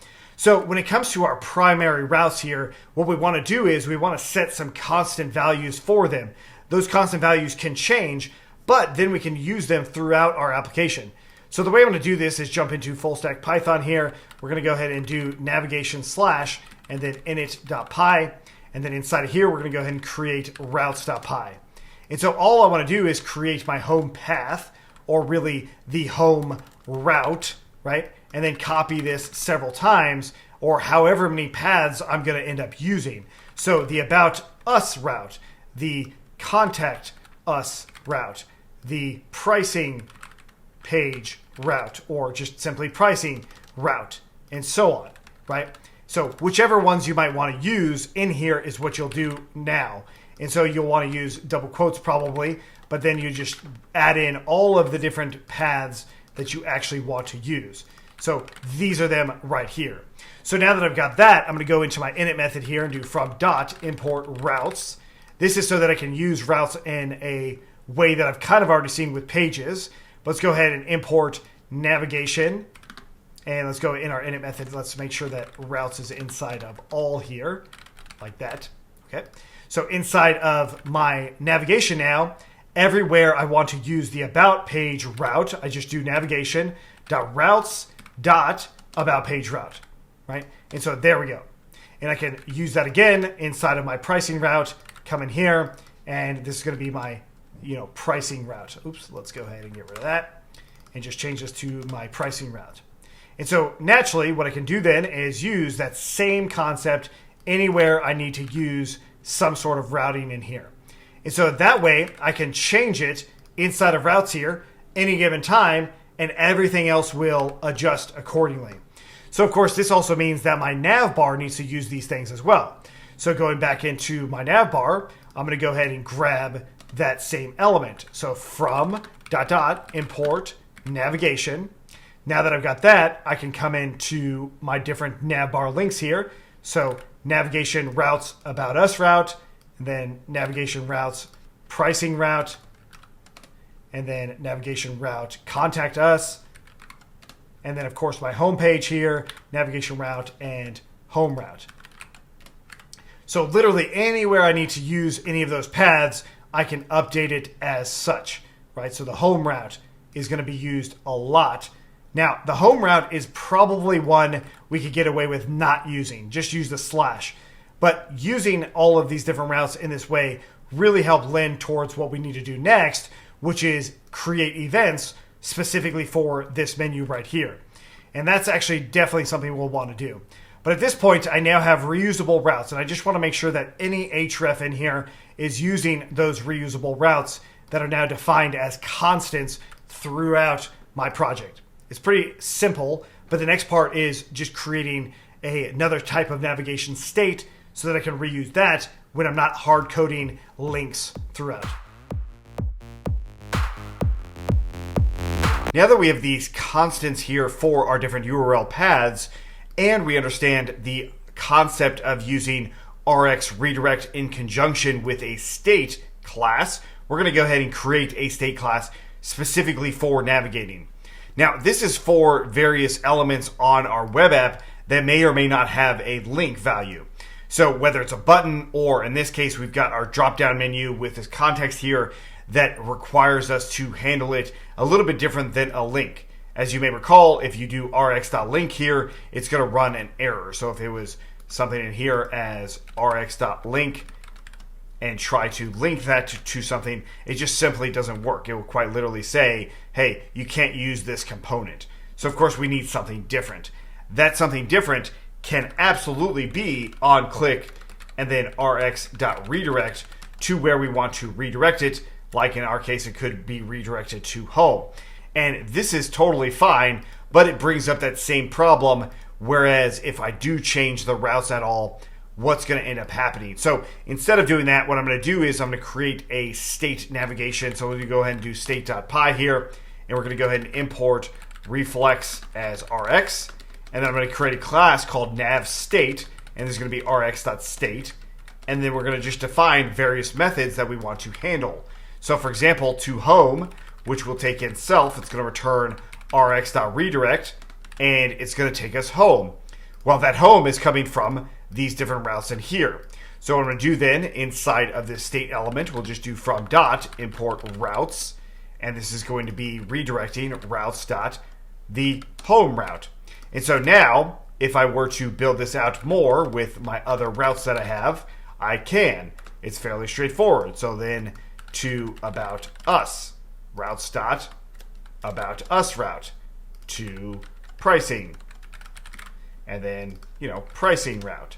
And of course you can fill it out with all of the other routes that you might want. In our case, we just have the contact one. That's the only other route that's in here. So we'll go ahead and leave it in as to contact, like that, and contact us route. Great. So now with this nav state in mind, we're going to go into our init method here. I'm going to go ahead and do just from .state. We're going to import the nav state, and then I'll go ahead and make sure that that is in all as well. So now into our nav bar, I'm going to go ahead and import navigation in there. It looks like I already have navigation for some of our other routes here. The links themselves, those are going to be fine. We're not going to actually change those ones. All of the ones that have links, we will keep as is. Now what we'll do inside of the context menu for each on-click method here, we're going to go ahead and use the nav state. So I'm going to go ahead and enter this out. I'll break this down a little bit so it's a little easier to see. But of course, it's going to be navigation and then .nav state, and then what we want it to do, which in our case will be to home. Okay, and then we'll close it off. And we want to test this out. First, I'm going to go ahead and just add in about as well so I can really test it out. So to about us. Great. So with that in mind, let's go ahead and make sure there's no errors. Looks like there's not. Let's go ahead and take a look at our navbar now. I'm going to break this down, open up the drop down here, click on about. Sure enough, it takes us to about. Click back on home, and sure enough, it takes us there as well. So naturally, we now have the ability to do these things. So I'm going to go ahead and bring in pricing and contact. So to pricing and then to contact, which might not even be a page yet, but we'll go ahead and test these things out now. So pricing, there we go. Contact, not even a page yet, so we probably should add that page real quick. But we have all of the navigation working, and it's based off of this state element here. So yeah, that's actually pretty nice. Now, when it comes to doing something like this redirect, I recommend doing it in a state element altogether so that you are shortcutting what needs to happen inside of there. Now, absolutely, you can do rx.redirect and then use these routes just like we did in the links themselves. It's really up to you on how you go about doing that. I think having this state method is really nice because then anywhere else I need to do this redirect, I totally can, and it's going to work just fine. So in other words, when I have, let's say, a login page, and after they log in, I want them to be redirected to the home page, I can just now use this navigation state. Or if they go to a page they're not supposed to, I can have a timeout that eventually sends them back home as well. So those are other more advanced features that we can implement. But before we do that, I'm going to go ahead and create a contact page as well. So I'm going to duplicate about to just simply contact, and then we'll call this our contact page and contact us. And then I'll go ahead and go into my init method here. So from .contact, import our contact page and just implement it like I would. So one of the things that we could do though is instead of bringing it directly into here like this, we could actually go back into our contact page and just use that route right in line. So in here we'll do from import navigation, and then the route itself will be right on the page, which will be navigation.routes.contactus route, and we could save it like that. And that should actually give us that contact route now. So there it is, contact us, and we can break this down. We can navigate where we need to go. Great, so now that we have some of these fundamental pages, I want to actually implement a contact form. So we'll start out with the form itself, and then we'll have to do something with it, as in store it somewhere. Let's take a look at how we handle forms right now. Now we're going to update our contact page to actually have a form on it. So the way this is going to work is we're going to jump into the components library in Reflex and actually look over at forms, and we can see there is a basic form here. This is close to what we want, but not quite there. But at the very least, it will give us some of the foundation that we'll use and need for this particular form data. So that's actually what we want to take a look at right now, is this form example. So the first thing that I want to do is inside of my contact page, I'm going to go ahead and declare my contact state, right? And this is going to be rx.state, and this will just be our state variable for our contact form, which then also has the form data in here, which we can set to being an empty dictionary. Now notice there is the actual data type that's in here as well. This of course enhances the code, makes it a little bit more reusable, but the idea being that we have our form data in here. And then the next method inside of that is we need the handle submit method, which we'll take a look at in just a moment. I also want to print out what that form data looks like. Okay, so next up what we're going to do is we're going to put the form itself inside of this child element here, which is going to replace this. So to do this, I'm actually going to go ahead and say my form and then do rx.form, and this is where we'll actually implement everything related to our form, and that's just going to take place of this rx.text here, just like that. This just allows me to really hone in on the form element itself, so it's not getting lost inside of the stack element that's here. So with this in mind, we can actually see in the example there already is a rx.form. That example I'm going to go ahead and copy and paste in here, and we can see a number of things related to it. There is another VStack or vertical stack in here, which is going to stack everything on top of each other. And then we can see everything that's coming in here, including an H stack and then a submit button. And then we have this form state, as in handle submit, which of course is not a form state, but now a contact state is what we called it. Great. So what we've got here is the ability to just really change how our form is going to end up looking. Right now we've got these placeholders of first name, last name.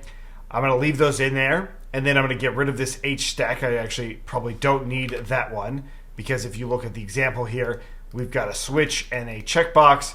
Both things, maybe I want in, maybe not. But in our case, I'm just going to go ahead and stick with something more like rx.text area. And of course, what this is going to allow me to do is actually bring in an input itself. So what I want to give this is a name of simply message, and then I'll go ahead and put in a placeholder with, your message, like that. Now, I usually put the name first. That's just out of my own preference. I like knowing the input name because it has implications on the form data itself, where everything after that doesn't necessarily have any implications on the data you may or may not save into a database. Now in this case, I just have some basic data. So let's go ahead and take a look at the contact page now. And all we're going to do is let's refresh. It looks like our server is down for some reason. I'm going to go ahead and bring it back up. Go back into our contact page here.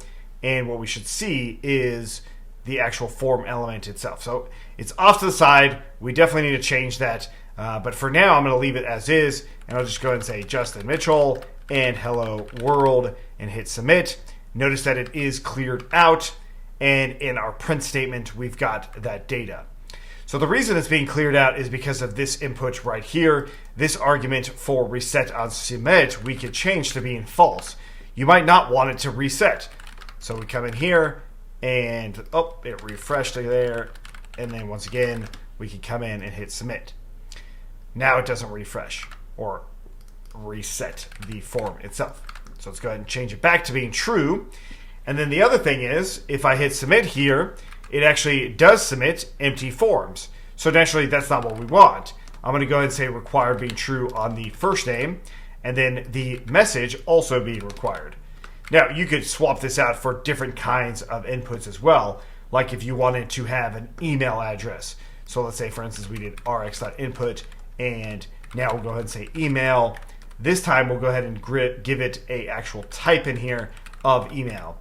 So the argument, this of course will then correspond to the email input, which is going to be something like input type being email, where the default is input type being text, which of course you could also declare as well, just to make it more verbose as to what is happening on any given input, right?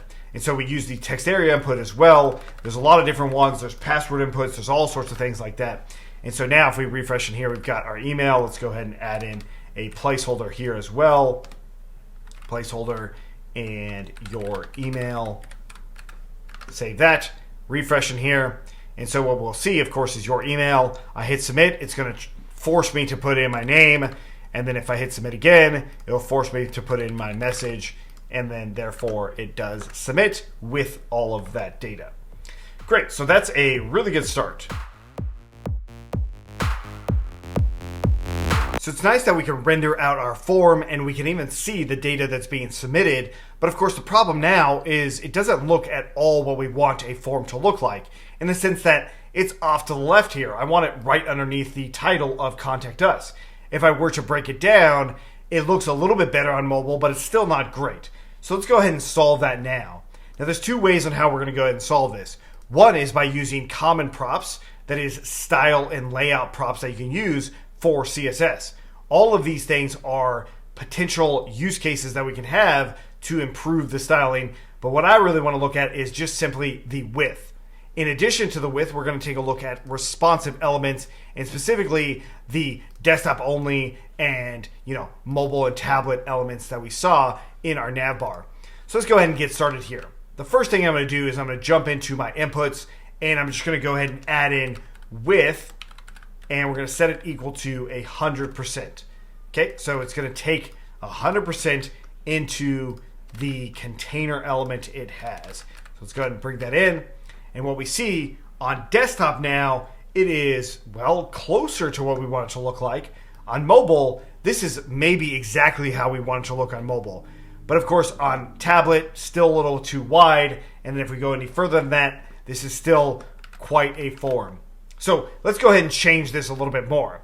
Going back into my child element where I'm actually rendering out my form, I want to use the rx.desktop only, and I'm going to go ahead and render out my form in here.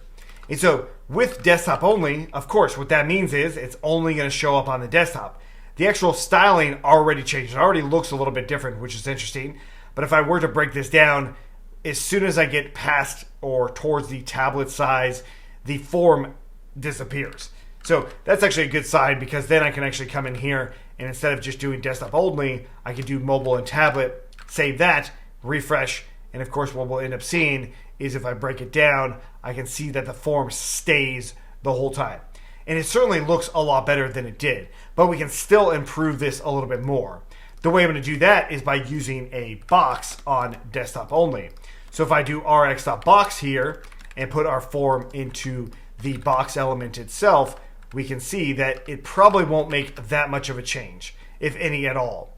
And so what we can do with the box is now I can actually place another width element in here, and we can start off with 100% and see what happens there. So in this case, what happens is basically nothing. So the reason for that has to do with it where that box element lies. So we can go ahead and say ID and say my form box and just take a look at that in our browser. So once again, I'll go ahead and inspect the element, and we'll just take a look at my form box. Let's go ahead and do a quick search for it. And there's that box element right there. So the width says 100%, but it's not actually 100% of the entire page here.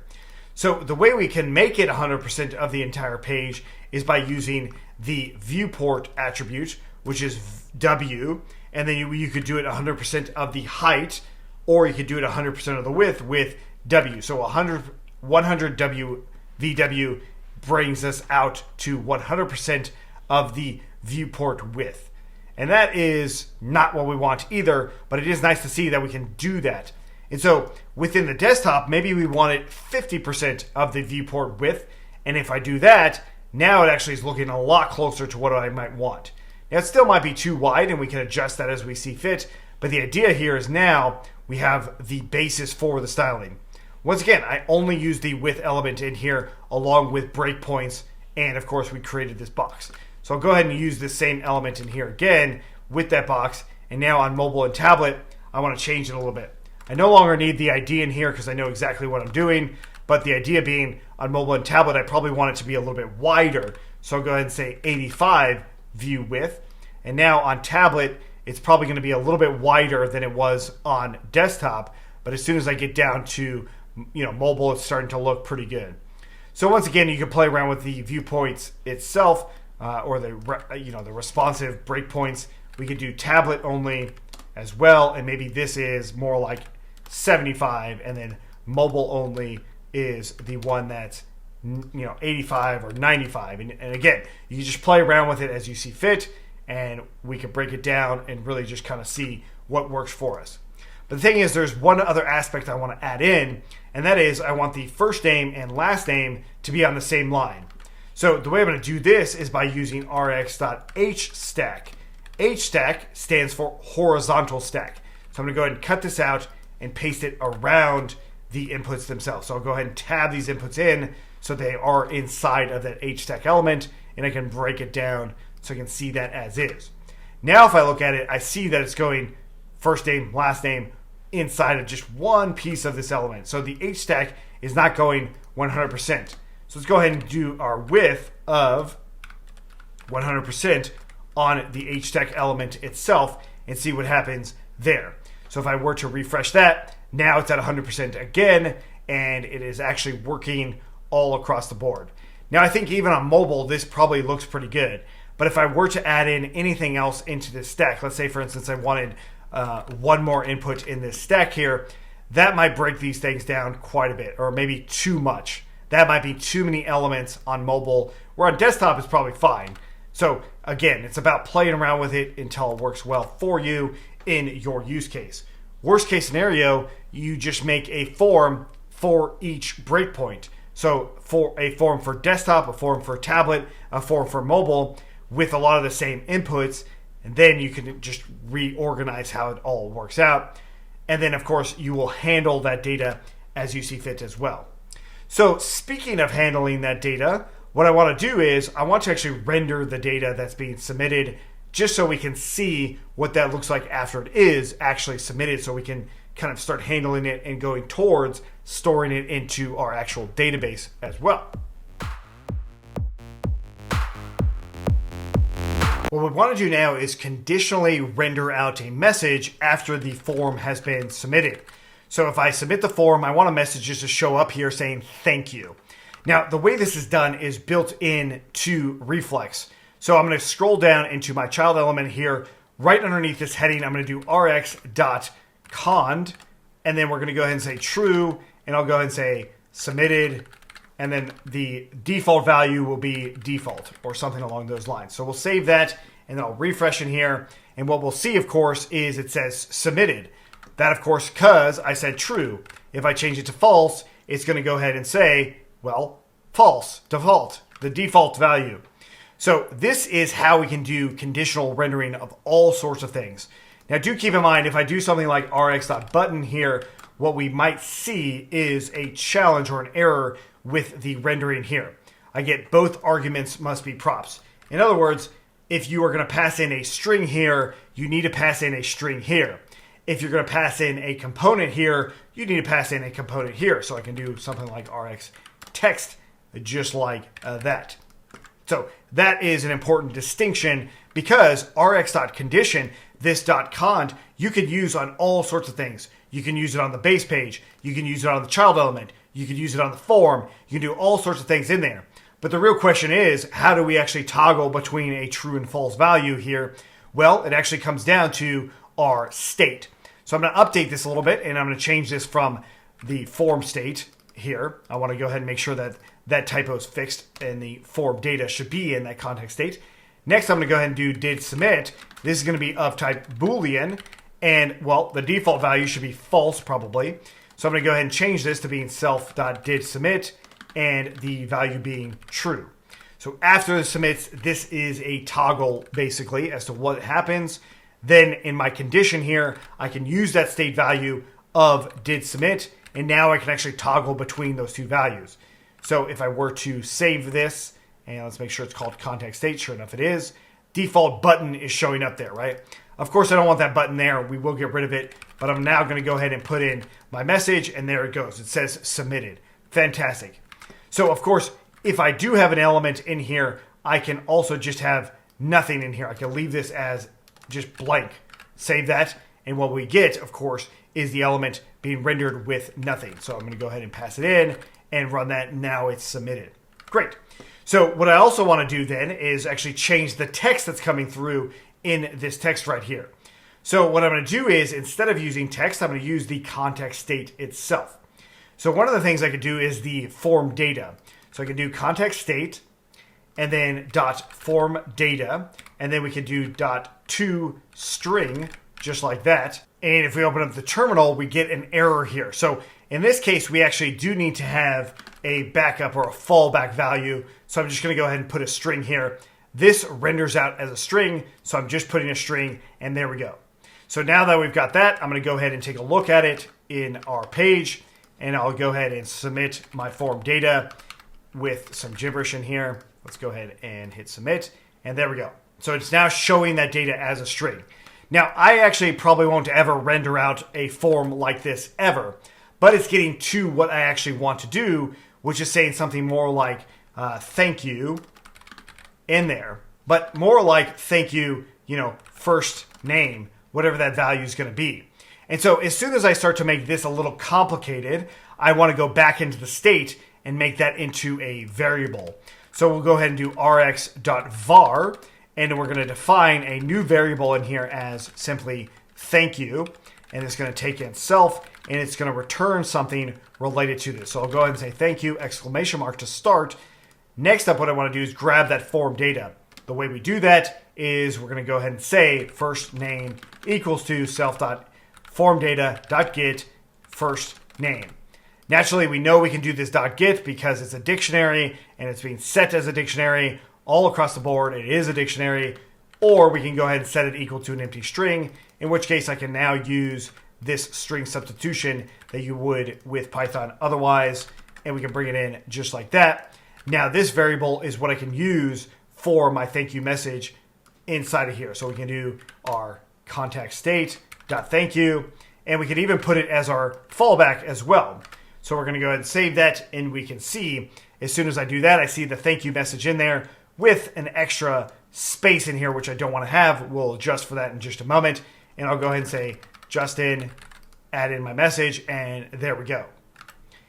Cool. So that gives me that ability. Now, this thank you here, maybe we want to change it just a little bit and basically say thank you with a, plus here, and then I can just do .strip, and that means that if the first name is empty, it's going to strip this down and then add a parentheses at the end, in which case our thank you now looks correct.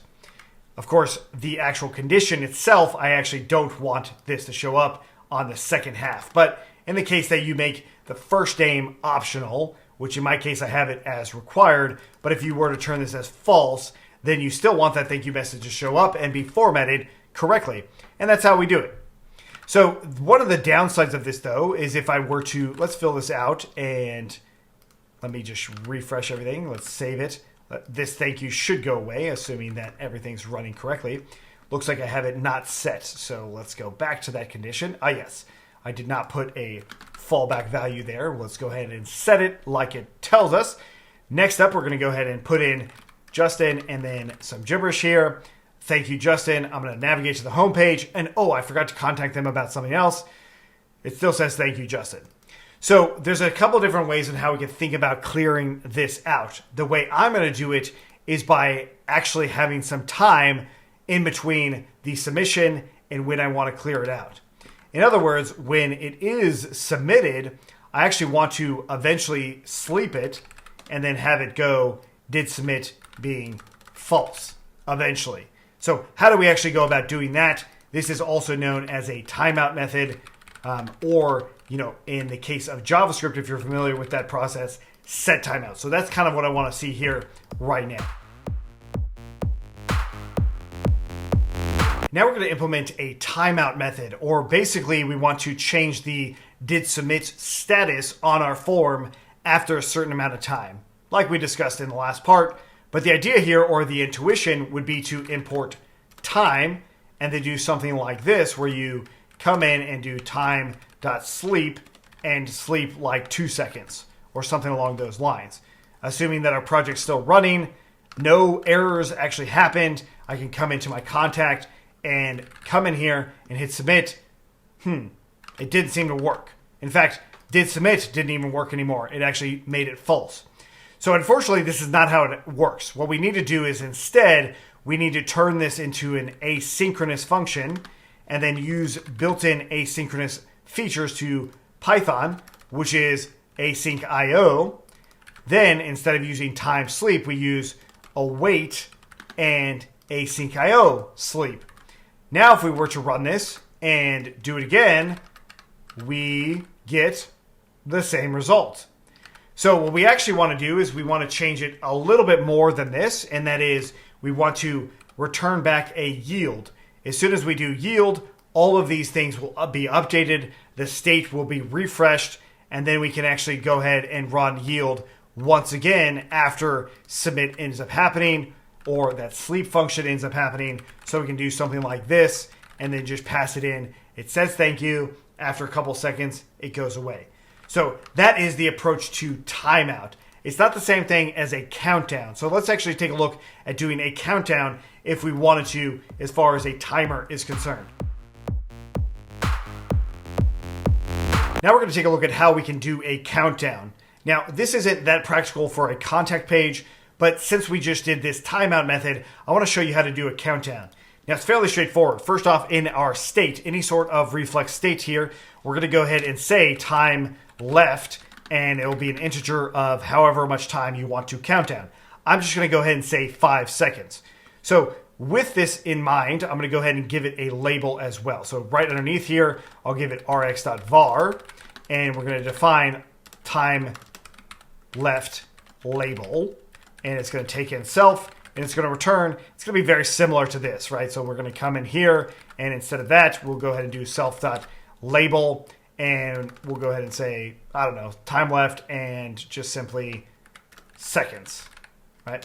And basically, if the self.time left is, well, less than 1, then we're going to return done, or no time left.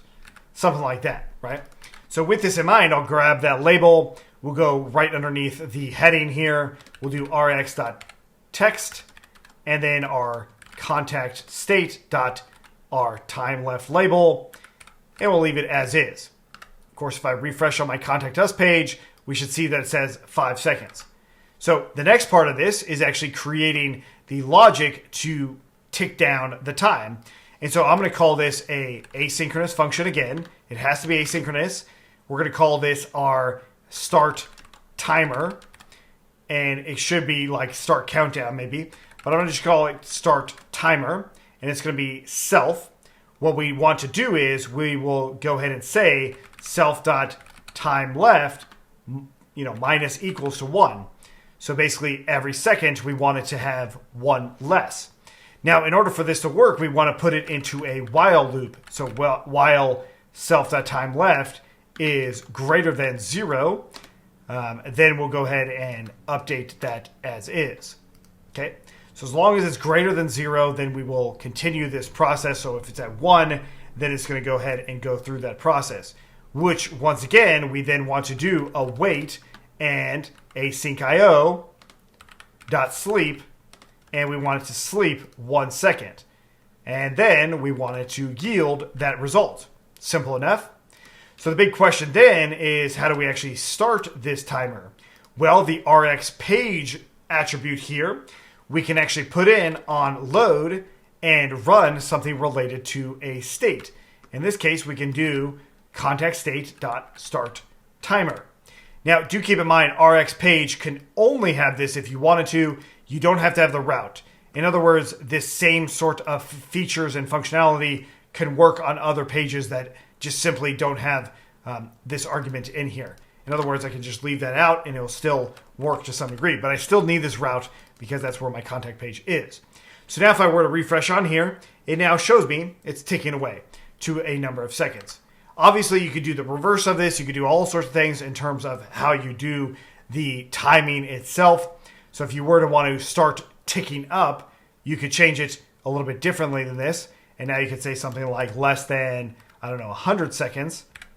Then you could do plus equals.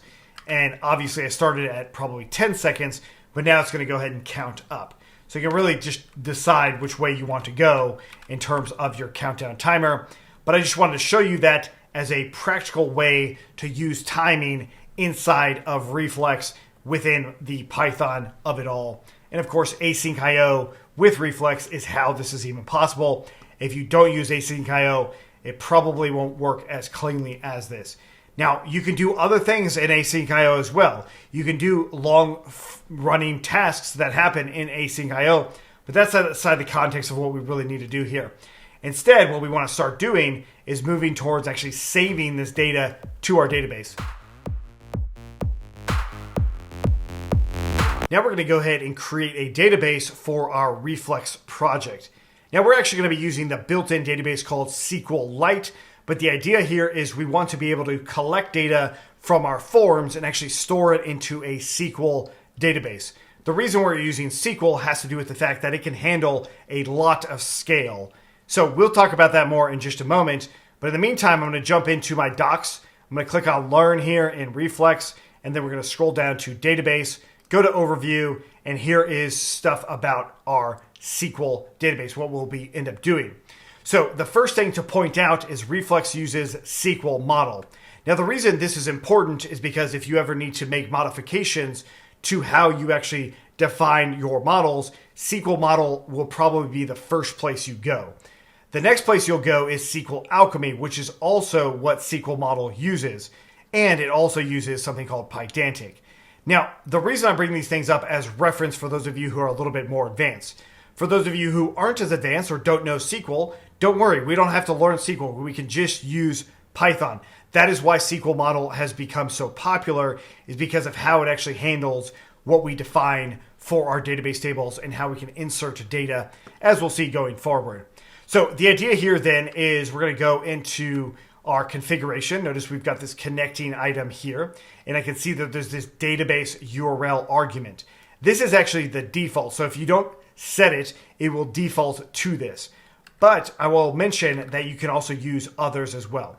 So in rxconfig.py, we're going to open it up. There it is. It's not actually in there. It's not defaulted to anything. So I'm going to go ahead and add db URL to SQLite. Yes, you can use Postgres. You can use MySQL. I think MariaDB is in there as well. And there is support for all kinds of other databases in general. Now, what we are using is called an ORM, or an Object Relational Mapper. And we are going to have basically a Python class be responsible for how our database table is designed. So if we actually take a look at pages and contact, what we're going to be designing is actually not a whole lot different than this state element here, at least these two lines right here, in the sense that what we could do is we can come in here and say class, contact, and I'll call this my contract entry model, and we'll just do rx.model. And then I'll go ahead and say pass for just a moment. I will say this model at the very end is not necessarily something you will have to put in there.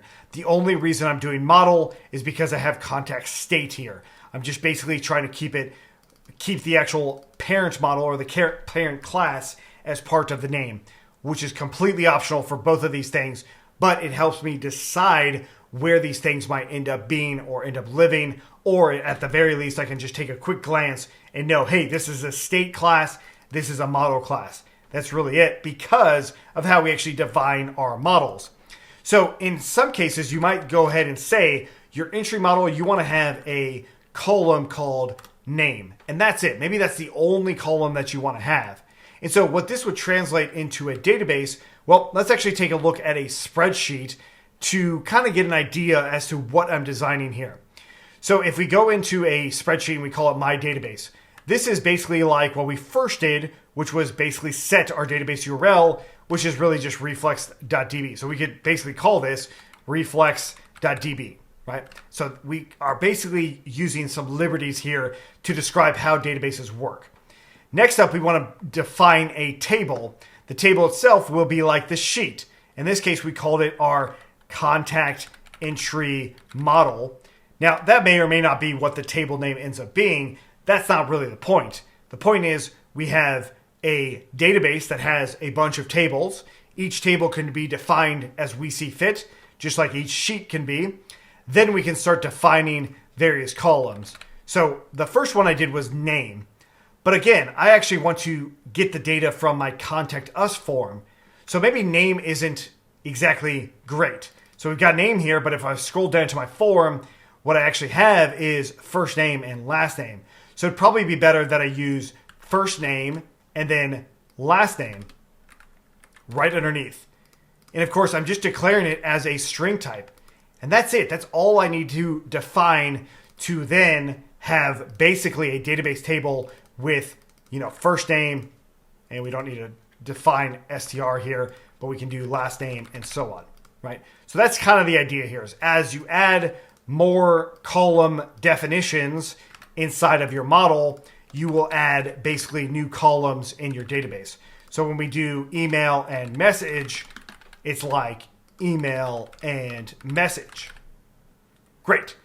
So what we want to do then is we want to translate an entry from the form into a line in the database. So like Justin Mitchell, hi at whatever.com, and this is my message, right? And so you can think of it like that. Every time you put a new entry in, it's going to be a row in your database. Of course, databases are more robust for a lot of data than spreadsheets are. Spreadsheets have their advantages as is, but what I wanted to show you here was more of the structure, just to get a mental model as to what's going on when we're trying to store this data. For those of you who are a little bit more advanced, you might understand this already, but the idea here is we now have this model. Okay, so with this in mind, we've got a database defined, our first model defined. I'm going to go ahead and run the reflex and then db init to initialize the connection with that database and run various things from Alembic. Alembic is a way to track all of our models and their migrations. We'll talk about that more in just a moment. But now that I've got that, we're going to go ahead and run reflex db make migrations. And then we'll go ahead and run reflex db migrate. Okay. So the idea here is we only need to run init one time. When we create new models or make changes to them, we're going to run make migrations and migrate. I will talk about make migrations and migrate in the next part in more detail. But for now, we're going to go ahead and take a look in the Alembic folder here. And what we want to see is in script.py if there's anything going on. As of now, there's nothing in here. There's nothing actually valid as far as the actual database tables. There's no database tables yet, is what I'm saying. This becomes very obvious because as soon as we do table equals to true, save that, and then run make migrations, what we'll see in make migrations, it actually generates a new file for us. And then when we run migrate, it will actually make those changes in the database. So what make migrations does is it actually creates these little file reference points for when we want to make changes to our database. And so what we're seeing in here is literally changes to our database. And then when we run migrate, it actually creates those changes. It actually runs those changes for us. Notice the table name, contact entry model that is coming from the class name itself. Notice that there's a field called first name. What do you know? It actually gives us a data type in here. Granted, we didn't define a data type or anything. It just inferred it for us because of SQL model, which is great. So Alembic is a really nice way to do this. But the thing is, what I don't want to actually have on my repo is I actually don't want this Alembic coming through. What you will want on your projects is you will want this to come through because you will want to keep track of those changes. When you don't want to keep track of them, like me, I'm using this just as reference, then I go ahead and remove it. We also have stuff about Alembic as far as the init file. There's a lot of different configurations you can have, but notice that sqlalchemy is written and used throughout, which is what Alembic is all about. So I'm also going to go ahead and put this into my getignore as well. So go ahead and add both of those things, which of course are optional for you. Okay, so now that we've done our first migration and we have our first database table, it's time to actually put an entry, to actually take some data and store it in the database table using Reflex's sessions. Now, what we did right here was we defined a schema for a database table. That means just the structure of the database table and the data types that go into it. There's a lot of things that are being inferred here because we just didn't define this database model in a really robust way because we didn't need to. This is actually very simple data that we're going to be grabbing. It's not that complex. But the thing is, if we wanted to do this same simple model in pure sqlalchemy, it's a lot more complex. These are still fairly simple models, certainly more advanced than the one that we have, but this is how much boilerplate you'll have to write for just one single model. Again, these are more robust, but it still is very, very similar. So the nice thing about using the SQL model is it is still able to do a lot of the things that sqlalchemy does, but it does it in a way that's modern Python. sqlalchemy has been around for a long time. SQL model is a lot newer and has gained a lot of traction for the reason of being able to define a model this way. This is probably as easy as it gets. So the idea here then is we want to now use this model. Now, if you're familiar with sqlalchemy, the way you use it is slightly different, but notice that I didn't have to do any additional configuration. The only thing I really added in was my database URL, which could be a connection string to MySQL or Postgres. But the idea is all I defined here was the database URL and the model. I didn't have to do anything else, and now I can start actually using this database itself. So let's take a look at how this is done. So in our submit method here, this is actually where I'm going to want to submit the data. So the way this is going to work is I'm actually going to submit it inside of the handle submit button. We're going to use something called withrx.session as session. So basically every time you want to use a database session, you do this. Then you're going to go ahead and create a new instance of our database. So I'm going to go ahead and call it db entry equals to the model itself. And so what can we pass in here to initialize this model? Well, of course, we can do first name equals to Justin. We can do last name equals to Mitchell. And we can keep going throughout with all of the different fields that this database entry model might need. Or we could just use this form data in here and quite literally just unpack it as you would with Python, dictionaries in general. Once again, it's a dictionary. I could just unpack it like that. So this creates an instance of this model, but it does not put it into the database yet. Instead, what we need to do is we need to use the session and then add this data into the database. And then when we're all done with that, we can do session and then .commit. Now, what's happening in this session is we could add additional entries in here if we wanted to. This is not something I'm doing, but it allows me to bulk add a bunch of different things, not just one. That's why we do, hey, we're preparing to store this in the database. Boom, store this in the database. That's what's happening there. So that's it. Now what we're going to do, of course, is this is where we would then yield out did submit in there, and just to make sure that that portion is working. So a couple of things that I don't want anymore is this start timer. I don't need that anymore. I'm just going to go ahead and comment it out for now and probably delete it eventually. Onload we also don't need anymore. And then if we scroll down a bit, I also do not want the label any longer either for that one, because we really just want to see the thank you message that's coming through. So back into our project here, assuming everything's running just fine, I'm going to go ahead and say Justin and then write in some gibberish and then thank you, Justin. It works still just fine with all of that same data. I didn't have any errors in here. It did print out that dictionary still, which may be something you want to have happen, maybe not. But the idea is it's now in there. Now, before I say this is all said and done, I want to actually take this one step further and make a change to the form data itself. So what I'm going to do here is I'm going to say data equals to form data.copy. And now what I want to do is say for KV, or wait, actually not data copy, but rather just an empty dictionary here. What we will do for KV in form data.items. So KV, of course, is the key and value. And we'll go ahead and say if V equals to an empty string or V is none, V is none, then we'll go ahead and just hit continue. Otherwise, we'll go ahead and do data K equals to V. We'll go ahead and save that. This is going to be the data we use now. Okay, no errors. Next up, we'll go ahead and put our name in, some gibberish message, hit submit. Ooh, now we get an error. And it's saying that we've got a not null constraint failed on last name when it tried to insert this data. In other words, the database is saying, hey, you need to put something in here when you go into the data, like when you want to insert it into the database itself. Up until this point, the something we were putting in there was just an empty string. As soon as I did this iteration here, I actually checked for empty strings and said, hey, I don't want data that has empty strings. So if we look at that data, of course, it's going to be quite a bit different.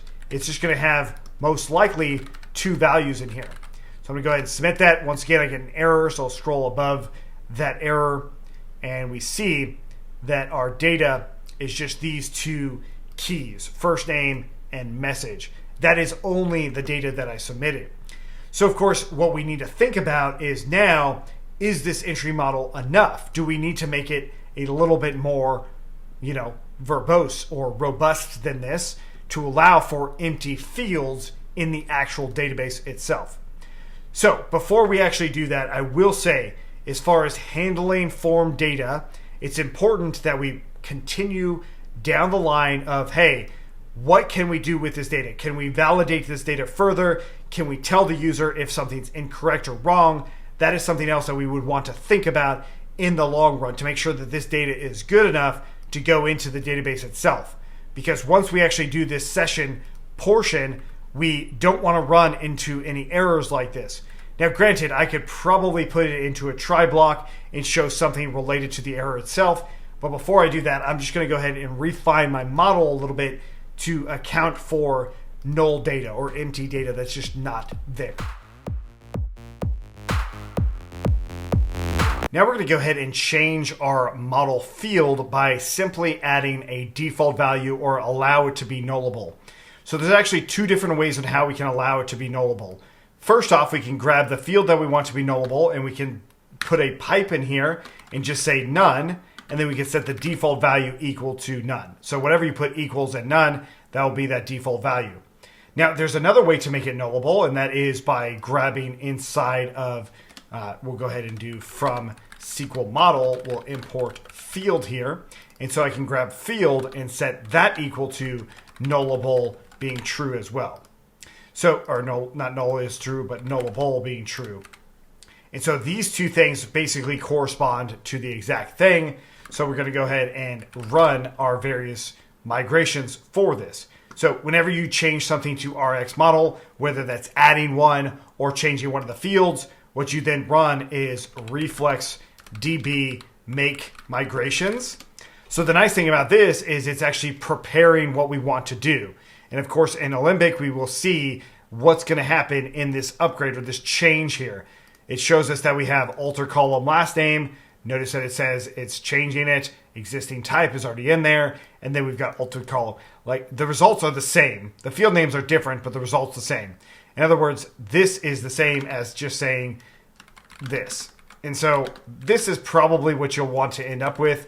If I run to make migrations now, more than likely we won't have any changes happen. But we will see that we need to update our database. So after you make migrations, then you go ahead and run migrate to make sure that all of those things have been changed. If I were to run make migrations again, I shouldn't see any changes come through since those fields are essentially the same. So I'll go ahead and comment that out just for a moment. Next up, what I want to do is actually test out the contact page to see if it fails now. So I'll go ahead and give my name in here, and I'll go ahead and put in a message, hit submit. Now it says thank you, and we're good to go.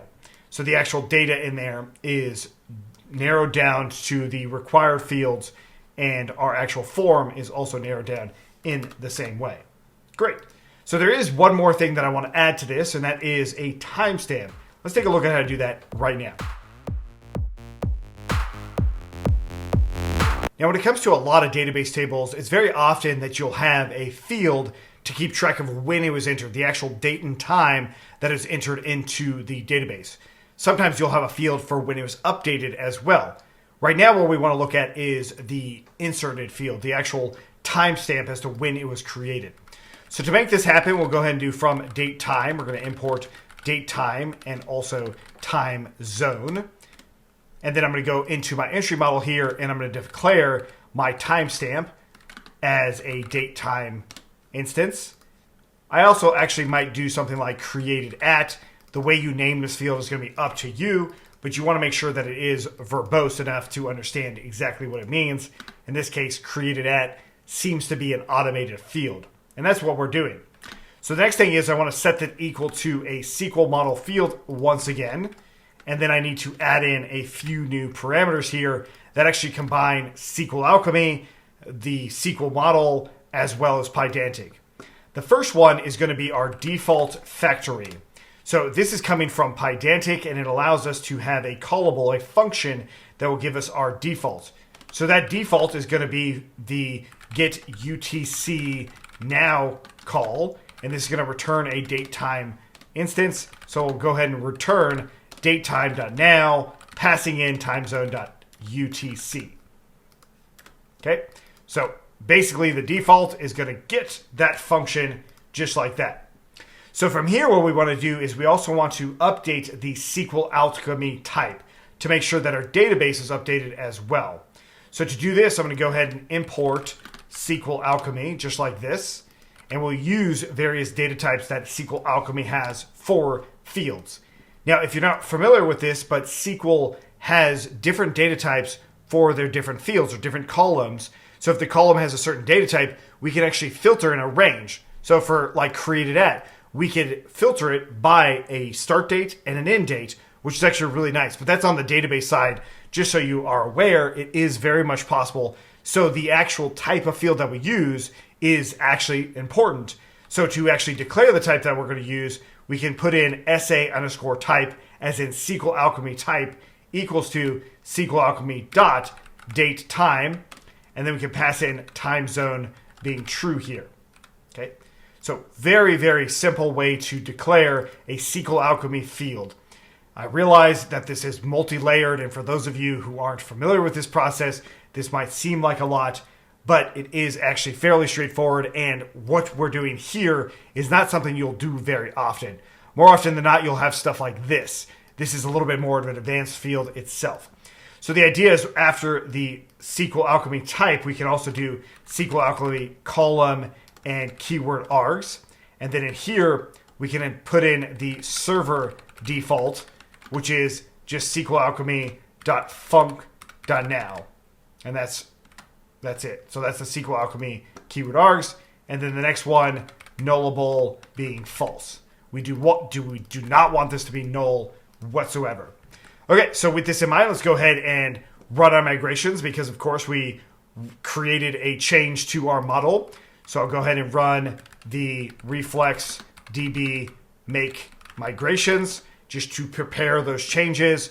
Naturally, we can go into Alembic and take a look at the changes that are coming through.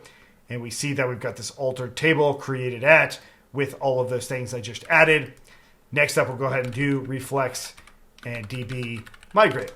And we'll go ahead and hit enter. And this, of course, will create that for us. And it will also give us the default. So the default factory, all of the items that were already in the database will go based off of this function right here. So it would have been right now for everything that's already in the database. But everything going forward will be based off of that timestamp, whatever that server is, that timestamp for that default in there too. Great. So now that we've got this, let's actually take a look at these entries themselves. We want to retrieve them from the database because all we've been doing is adding to the database.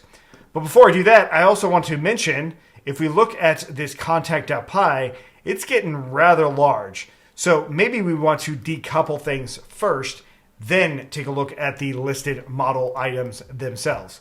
Let's go ahead and do that. Now we're going to go ahead and start decoupling our contact.py page. The way I'm going to do this is by creating a new module in here. I'm going to call this one contact / and then we'll use init.py once again, as we've seen before. And then in here, I'm going to start with state.py.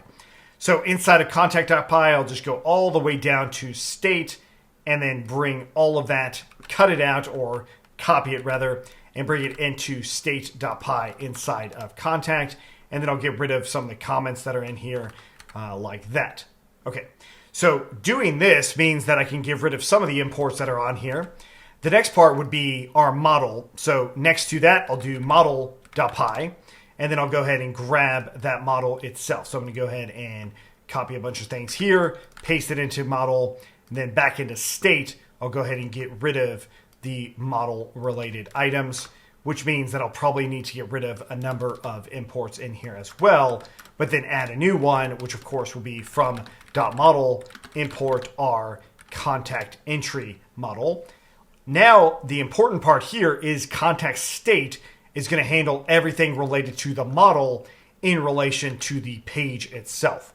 So going back into contact.py, I'm now going to go ahead and import the new state element that I created. So I'm going to get rid of this old one, and then we'll go ahead and get rid of the comments as well. And then now I'll go ahead and do from ... import contact. All right. And so contact itself back into my init file, I'll now do from .state. We're going to import our contact state, and then I'll go ahead and just put it into all here, and it's going to be equal to that and contact state. Great. So now wherever I need to use contact state, I will just do that directly from the contact module. So in the contact page here, we're going to go ahead and take a look at all of the places where my contact state exists. So here's contact state. So contact state dot, there we go. So that's going to just replace those values that are not currently in there. Okay, great. So that means then I can actually remove the content model too. I don't think I have that anywhere else on this page. Looks like I don't, so let's go ahead and get rid of that. And then that means my UTC now I can get rid of as well, and some of these other imports in here also. Great.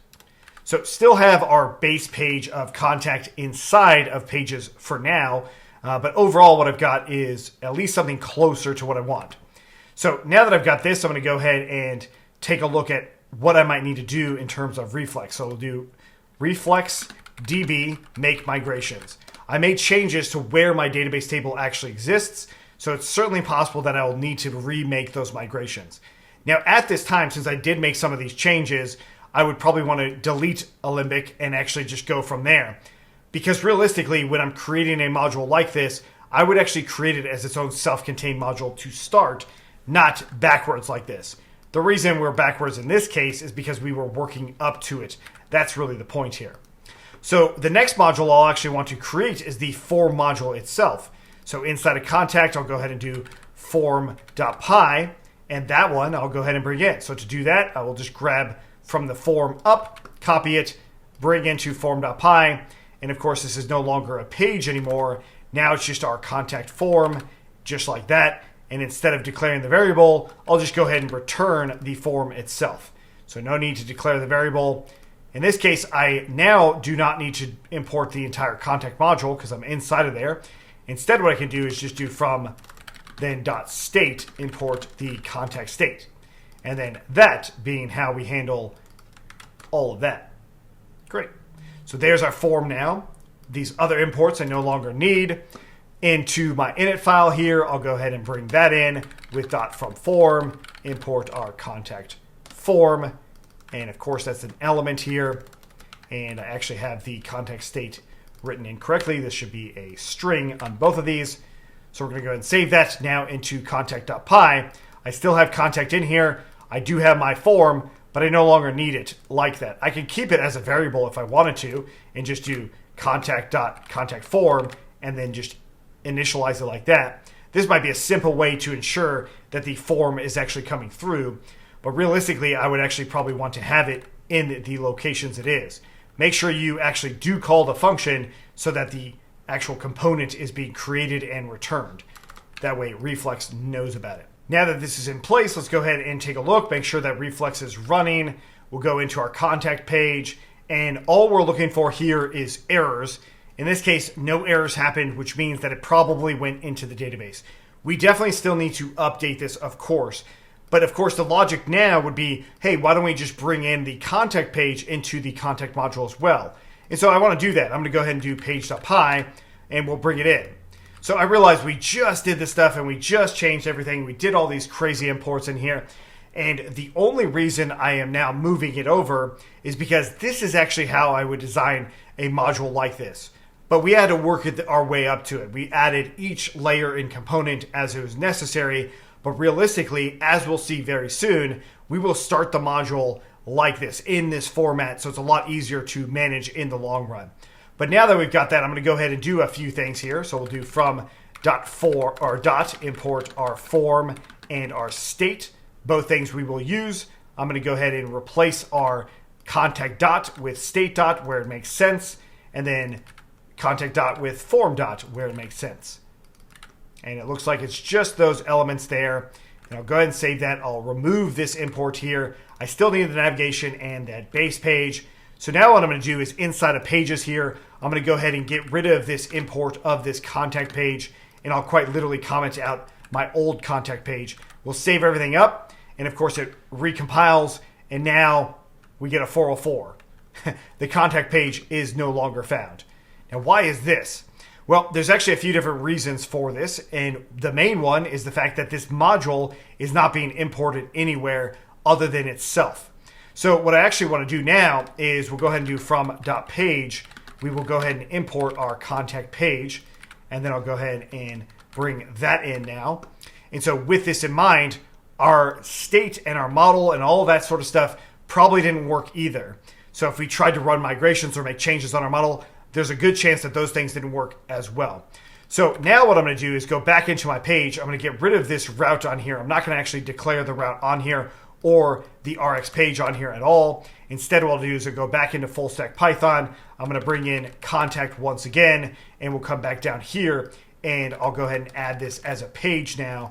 It's going to be contact, and then the contact page, and of course the route being our contact us route. And now it's in a new location, and it's actually being imported into the entire project. So we should be able to see it now. Once again, it's back. And if I make some stuff here, there it goes.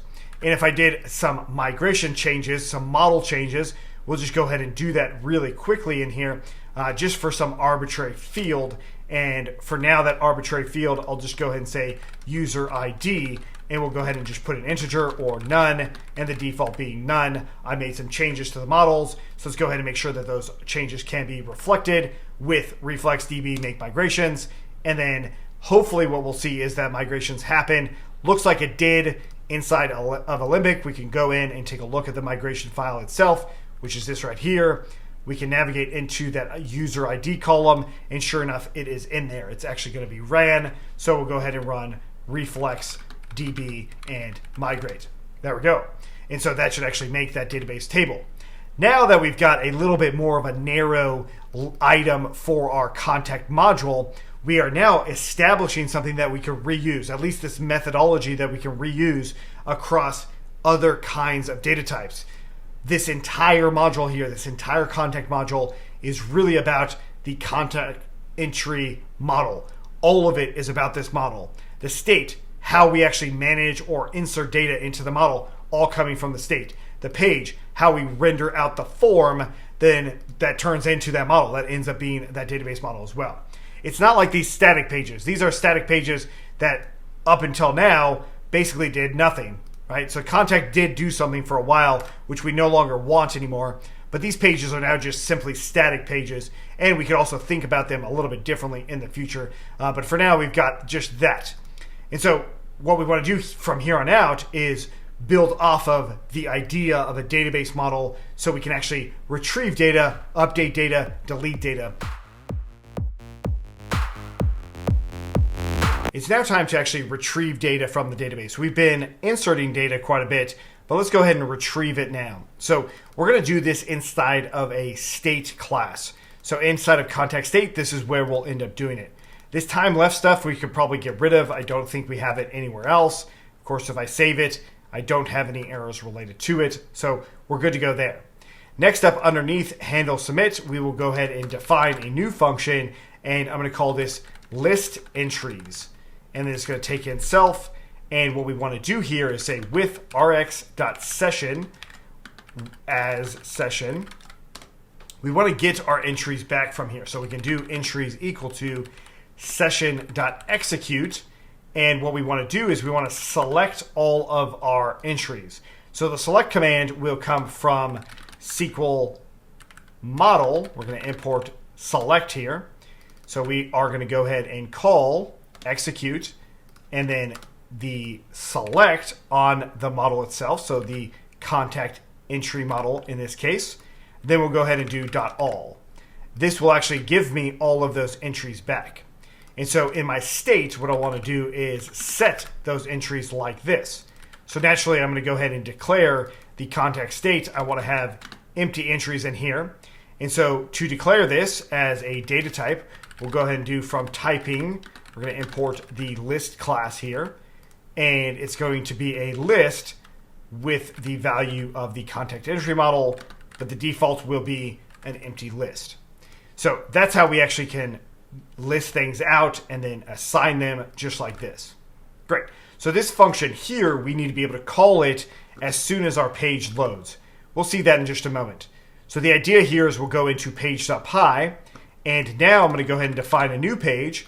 This page is going to be our contact entries list page. And once again, it's going to be an RX component, and then we want to return something here. In our case, I'm going to go ahead and return the base page like we've seen before. And in this case, I'll also go ahead and grab the VStack with the heading itself, just so that we have those things in there, and then all of the other items for that VStack as we might need in terms of styling it out. And there we go. So there's our VStack and our base page, just like that. So with this in mind, we now have this contract entries list, we'll call it page. And then I'll go ahead and grab the init method here. We will go ahead and add it into the init method, just like that. Next up, what I want to do is obviously route this. So since I'm going to be doing a new route, I want to go into routes here. I'm going to copy the contact us route, and I'll call this the contact entries route, and just do contact/entries, just like that. Great. So now I've got the page, the routing, all of that. All I need to do is, of course, have the state working. Back into the full stack Python here, I'm going to go ahead and copy this and paste right below.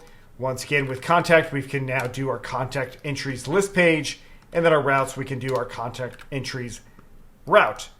Great. So assuming that everything's running still, I will go into here and try entries and actually spell it correctly. And there's our contact us. Great. So that's a good sign.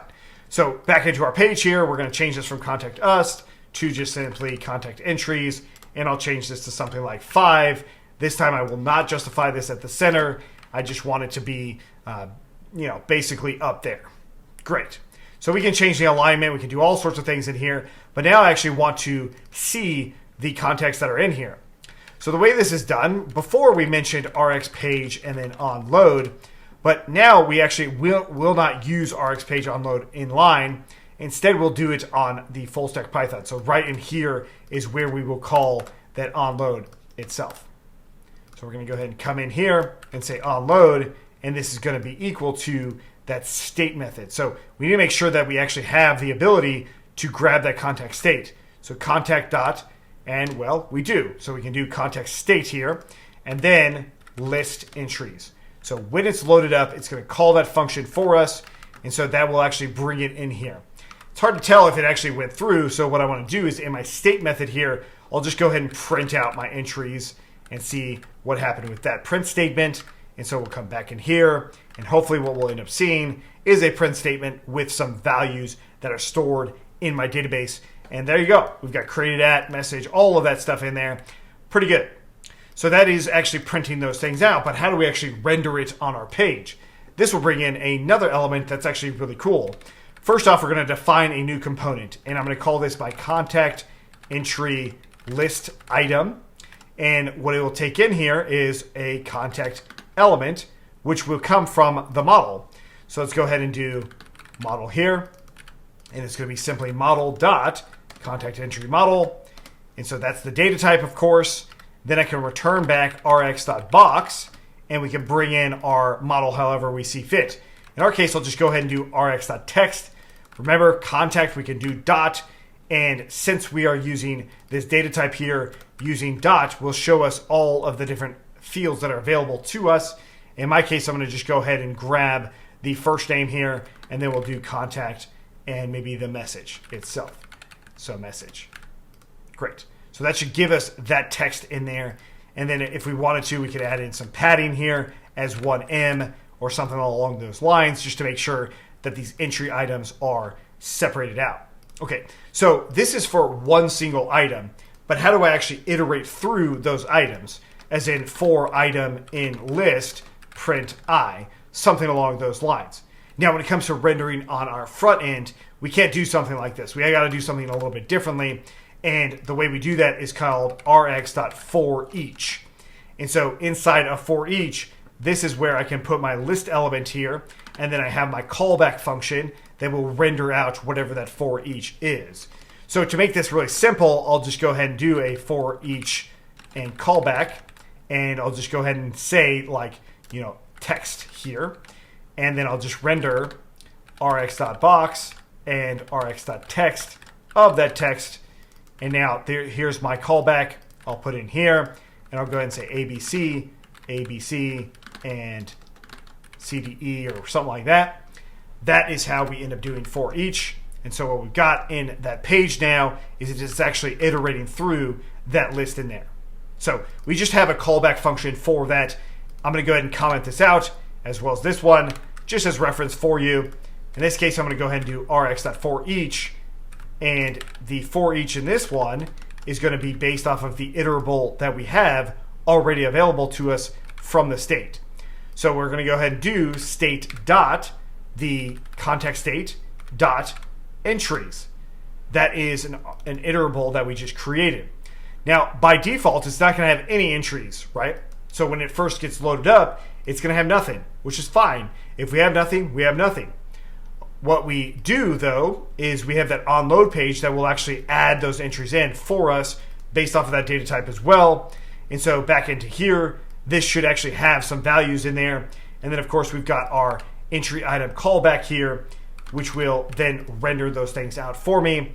And if I were to save this, what I should see is everything related to those items in there.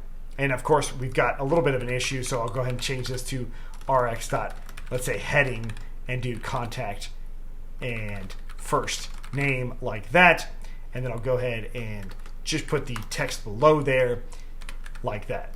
And so I can at least see maybe a little bit different of a look as far as the contact and the message. And of course, we could go ahead and try this, and I'll go ahead and give another example and just put some more gibberish there, and then go into entries. Oops, not in tires, but in trees. And there's that other example. Great. So that is how we can list these things out. Now, we want to make this more robust in the very near term when we recreate a lot of these same concepts, but for a different data type, the actual different model altogether. But overall, that is how we can list out entries. We can actually go through and just search all of them. Now, this is a form of database querying right here. And of course, we can improve that as well, or change it to query based off of things that we really want to. And there's a lot of examples of that in the documentation for the various SQL lookups, like the SQL model and sqlalchemy do have a lot of examples of that, including Reflex also has examples of that as well in the documentation. But that's where we're going to leave it as far as the contexts are concerned, with one exception. These contact entries, we probably don't want anyone to see them. So we'll probably have to come back to change how this is accessed, if it's even possible to access it for any one user. But that's something we'll look at in the future. Now we're going to go ahead and create a brand new feature starting with the data model. So instead of starting with the pages and working up to the data model, we will start with the data model and then work up to the pages. Now, the reason I think this is a good way to go about creating new features is because then you can think about exactly what you want to store first and then build features around that to ensure that that happens. So first and foremost, we're going to go into our project here, and I'm going to create the blog module, and we'll call it init.py. And then I'll go ahead and create the very first one, which is, of course, model.py. And there we go. So we'll go ahead and import Reflex as Rx, and then I'll create my blog post model, and it's going to be rx.model, and we'll go ahead and say table being true.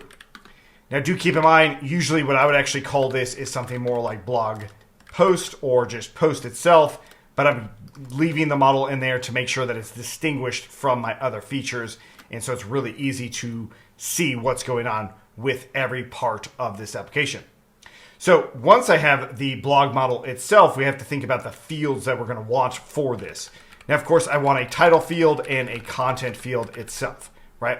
And if you think about other kinds of models, let's say, for instance, you wanted to do an email model, this is basically the same thing, but it would be a subject and content, and maybe something like HTML content or something along those lines.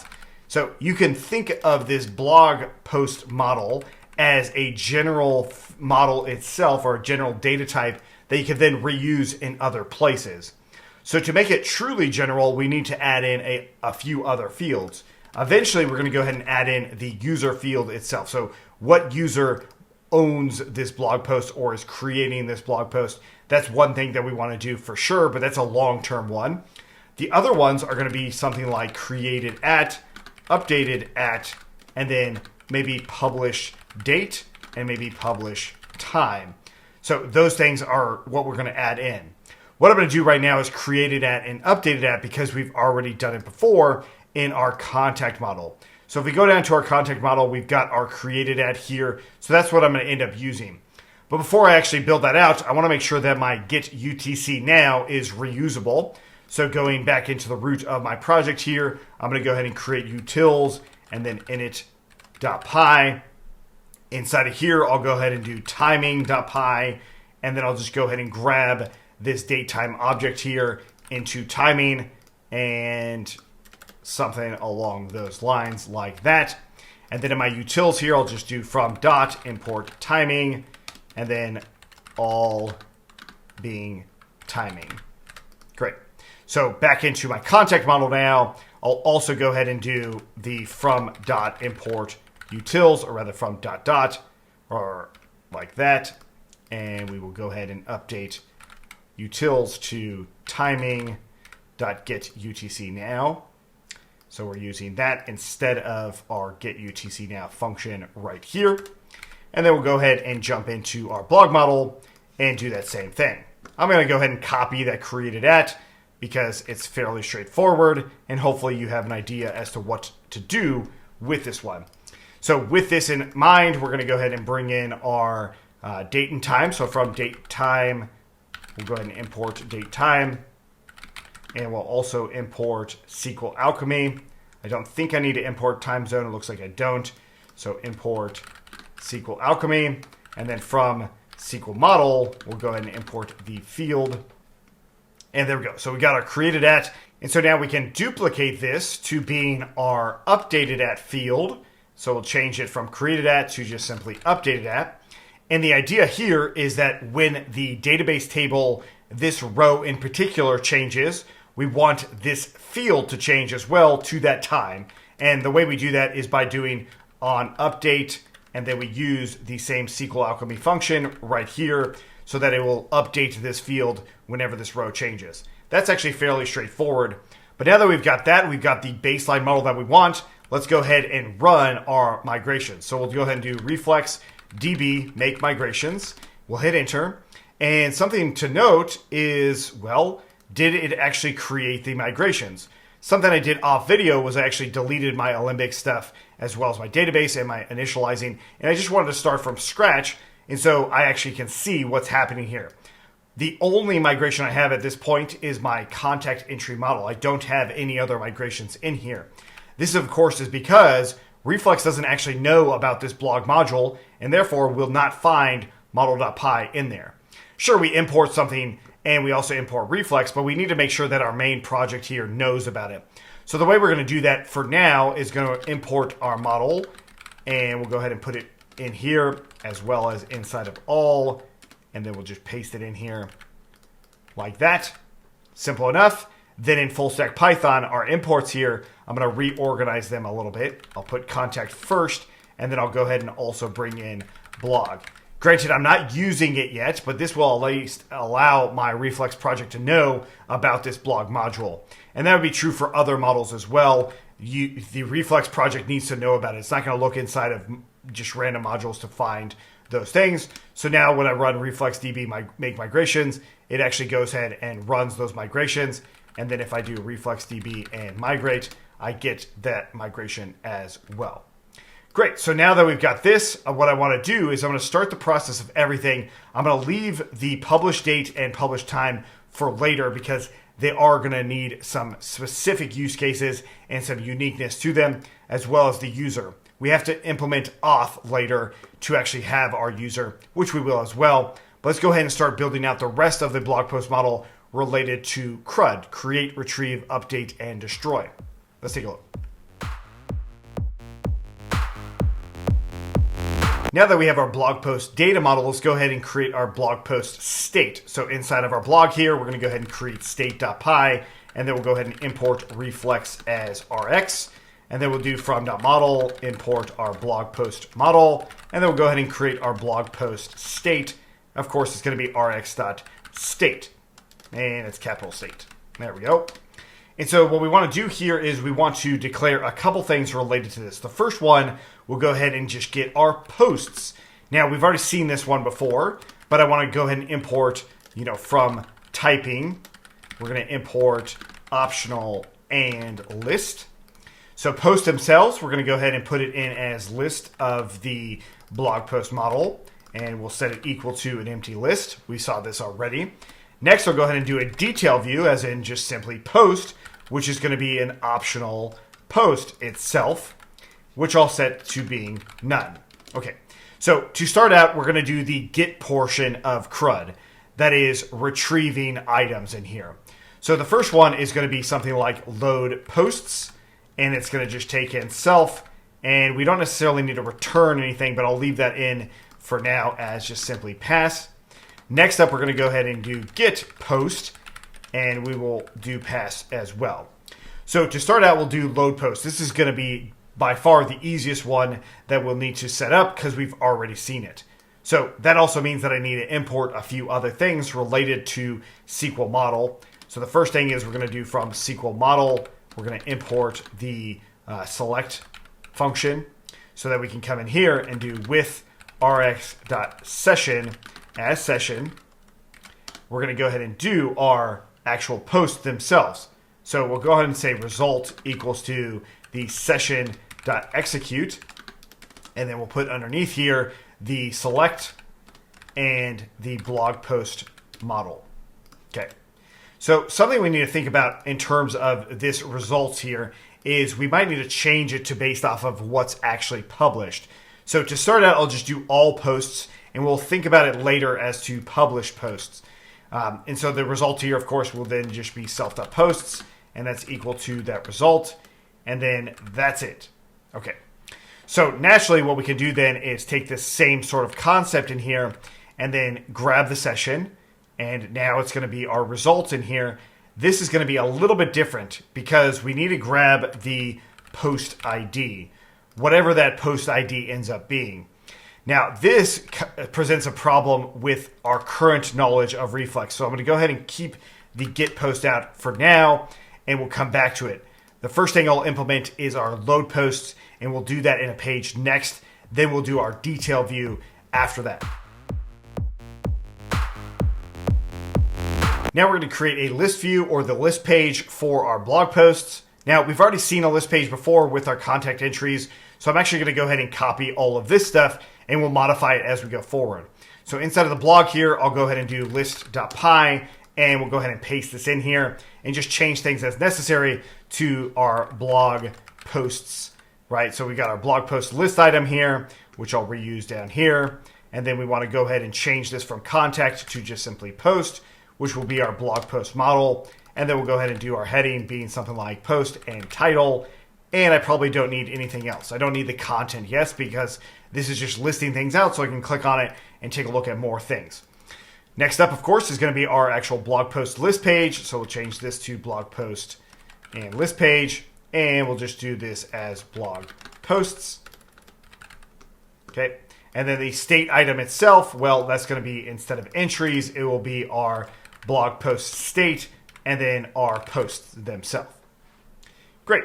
Simple enough. Not a whole lot different than what we've seen. I'll get rid of this form here. And now what I want to do is bring in my list page. So to do this, I'll go into the blog itself and we'll do from .list, import the blog post list page. And then we'll go ahead and bring that in as an argument there. Back into full stack Python, I can now implement this blog import here, and we'll come down right above contact.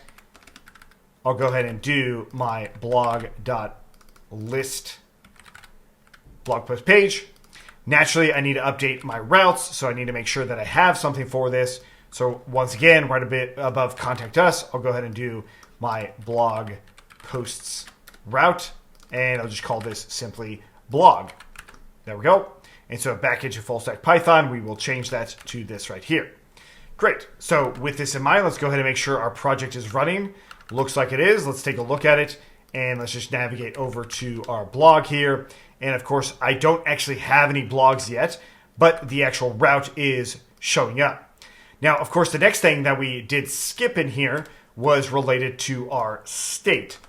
So we also want to go ahead and add in on load to handle our blog post state, which I don't currently have imported in the module itself. So let's go ahead and bring it in. So from .state, we'll go ahead and import that state there, and then we'll go ahead and bring that in here. Now we'll go back into our full stack Python module here. We've got our state, and then we'll go ahead and do the load posts call here, just like we did with the list entries. And so now that we've got that, I probably still won't have any entries because I haven't created any of them. I don't have that field up yet. But before I actually do create them, something we need to understand or think about is how we're going to link to them. So in the case of our heading here, what I want to do is I'm going to do our blog post detail link, right? Something along those lines, which will also take in the post as argument. And then we also might have a child element in here as well, which will be of type rx.component. And then we want to return the link itself, so rx.link, right? And inside of that link, we will go ahead and put our child. The href itself will be based off of the post. So the post ID is going to be post.id. Don't worry, I'll explain this ID thing soon enough. Then the post detail URL is going to be equal to, well, we've got our navigation.routes and our blog post route, which is the root route. So this is going to be our root path, is really going to be this right here. And so that root path, we will then use some string substitution in here. For that root path, put a slash there, and then put our post ID at the very end. And so this is going to be what our href is. Naturally, if there is no post ID, then we would say something like, basically, if post is none, then we'll just return rx.fragment of the child, basically returning that child element. And then we can also say the same idea. If the post ID is none, then we'll do that same concept there. Great. So then now with this in mind, I'm going to go ahead and bring in this link here. And I will go ahead and do my link. So the first part is, of course, the child element that's going to be rendered around or inside of this link. And then I also want to pass in the post argument itself. So naturally, we'll have to see what this ends up looking like. There's still going to be some tests for this. But of course, what this also means is that we need to learn how to do the routing here. Now, before I actually do that routing, I actually want to create these post objects. So I'll go ahead and create the form and the create view first. So very similar to like what we did in our contact page in here. But before we go away, I do want to update my navigation one more time, and that's inside of my UI here. I'm going to go ahead and add in another navbar item for our blog, and this, of course, is going to be navigations.routes and our blog post route. Save that, and we should see it up here now, and I should be able to navigate into that blog. Great. Next up, of course, is taking that same concept once again, as we now need to add in our blog navigation here as well. And so it's going to be blog, and then nav state, and this is going to be to blog. And we, of course, need to bring that in as well. So we're going to go ahead and grab our navigation state, and let's go ahead and copy the to contact and go right above that and in to blog, and then our blog posts route. And let's save it, and we'll go back into our main project here. We'll click on blog. Looks like it navigates to us, and then I'll go ahead and try this same thing. Oh, looks like my navigation failed. So let's go ahead and take a look at our state. This looks fine. So let's go ahead and look into our terminal, and sure enough, I got no JSON serializer found of posts. So what this is telling me is there's something related to Sqlalchemy in general. And so what I think it is related to the state element itself. Yes, in load posts, this should be .all. That is one thing that I missed on here. After you do that select, you do .all. Now it actually refreshes, so let's go ahead and try that again. Navigating to different pages. There we go. If I break it down and go into the blog, it takes me back. Okay, great. So now that those things are all situated, let's go ahead and start our create process. I actually want to load the posts before I see the detail of them. Let's take a look. So far, all we've been doing is static URL routes. We now need to see how to do a dynamic route. Now, the dynamic route itself, of course, is going to be related to any given blog. As it stands right now, when I go to link one of these blogs, the ID shows up in the URL, but I have no way to really handle it. Now, what you could do is you could hard code every single one, as in you could come into your pages here and you could do something like, the blog page here, and you would do something like /blog and 1, and then do it again and do blog and 2. So this is kind of the method we've been doing, is we've been designing the actual URL, what should be rendered there. But of course, that's not what we want to have happen. Instead, we want it to be dynamic. It's really easy to make it dynamic. You just change this into a bracket, and then you can pass in whatever argument you want. So in my case, I'm going to go ahead and just call this my blog ID so we can see what that ends up looking like. Now, in order for us to actually see this, I'm going to go ahead and render out a static page of some kind. In this case, I'll just go ahead and copy the about page, and I'm going to bring it into my blog here, and I'm going to just call this my detail page. And of course, we'll just rename this to being our blog post detail page.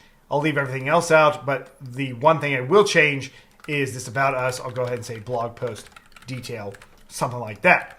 So with this in mind, I'll go ahead and grab this. We'll bring it into our init method here. From detail, we'll import that in, and then we'll go ahead and put it here. And then of course, we'll go back into our full stack Python here, and then in our add page method here, we'll go ahead and bring in our post detail page. So if we save that now, and I go into my blog posts, I can now click on one of these, and it says blog post detail, and now it's actually showing up. But it's also showing up for IDs that simply do not exist in the database yet. So if I go to this one, this is not a valid post at all. So we'll have to adjust for that or account for that. But before we do, what I want to see is I actually want to see what's happening in terms of the blog post itself. Like, how do I actually access something related to this blog post? Well, the way we're going to do that is by going into our state object here. I'm going to go ahead and create a new variable. I'll go ahead and do rx.var, and we're going to define the blog post ID, and it's going to take in self. And for now, I'll just go ahead and return 1. But what I want to do is I want to print out self.router.page.params, as in the URL router for each page. What are the actual parameters that are coming through in here?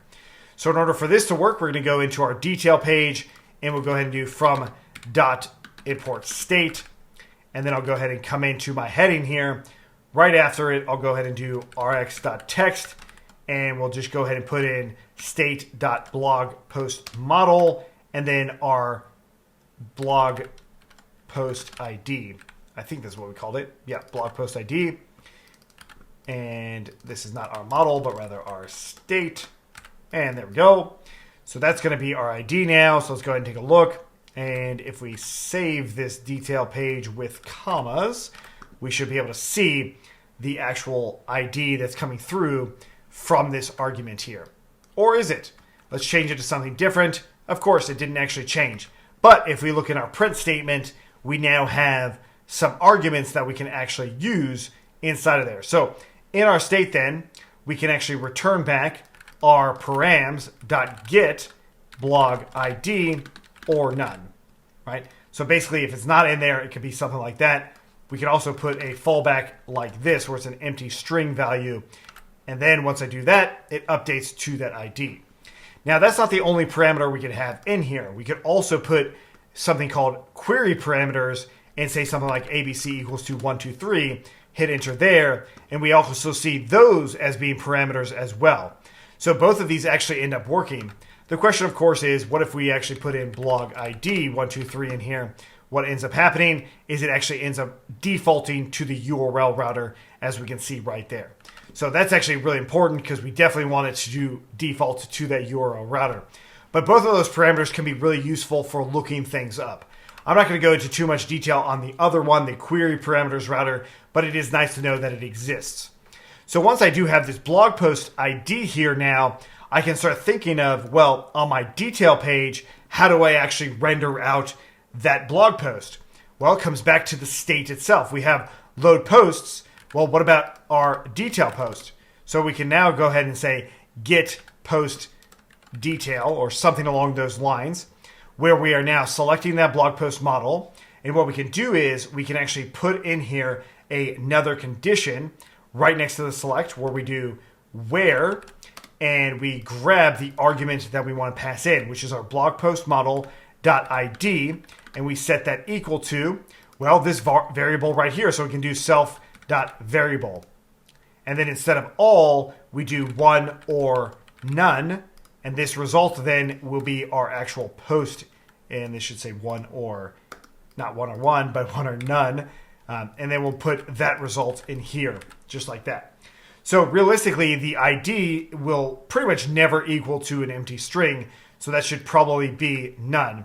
And of course, we could also check in here and say something along the lines, if the actual item is equal to that, then self.post is none. And then we can just go ahead and return this. Okay. So the idea here now is grabbing this blog post detail when we render out this page. So just like we've seen before, we can now do that onLoad method again, and we just do our article state. So it's going to be just like our list view here, but instead of load posts, it's going to be get detail or get post detail. The other thing would be maybe get one post or something along those lines. And so what we'll see in here is, of course, now I can actually grab the post element itself. So instead of this here, I can just go ahead and do state.blogpost state and then dot title, or rather dot post.title.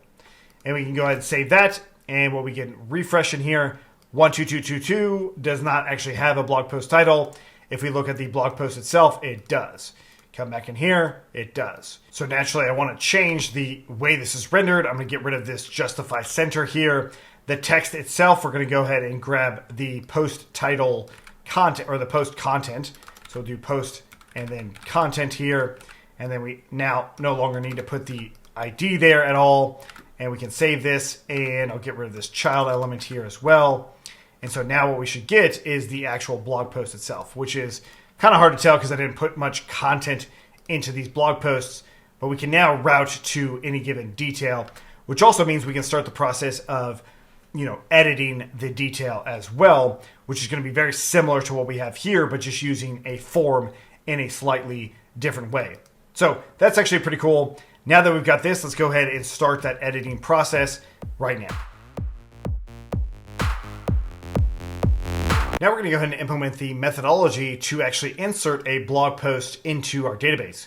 Now it's going to start with creating a session variable or session object, just like this. So we'll go ahead and, instead of load posts, we'll go ahead and do add post. And this should take in something like form data. Okay. And of course, that's going to be a dictionary itself. So we'll put that in as well. Next up, of course, instead of being results, we'll go ahead and say post equals to, well, the blog post model and unpacking the form data, as we've seen before. This post eventually will be equal to this one right here. So to make that actually happen, we just go ahead and do session.add that post, as we've seen before. Then this is just preparing the database for it. Once we do session.commit, it will actually have it in. And then we can also do session.refresh of that object to make sure that it is correct and it's from the database. And it should have something like post.id once we do that refresh. Great, so this is the blog post state that we want to use. But now, of course, in order for this add post to even work, we're going to go ahead and create another state element in here. And I'm going to go ahead and copy this one. And I'm going to call it something different. This is now going to be our blog post form state. Or I'll just call this the blog form state so it doesn't get too confused with the blog post state itself. Now, what is it that I'm actually trying to do in here? Well, that is just simply having our form data, which is going to be a dictionary itself, and it's going to be empty. And then we want to handle the submit method, whatever that ends up being, of that form data. And we'll just go ahead and do self.formData equals to form data. Okay. So this is fine for handling submit data, but the thing is, I actually want to handle this add post method in here as well. So what I can do then is I can actually implement this state method to inherit from the blog post state method so that I can then do self.add post and just doing our form data just like that. And so that's a simple and easy way to extend our blog post state so that we can reuse it in other forms in here. I'm going to change this actually to blog add form state or add post form state or something along those lines to make it as verbose as possible for the actual form we're going to end up using.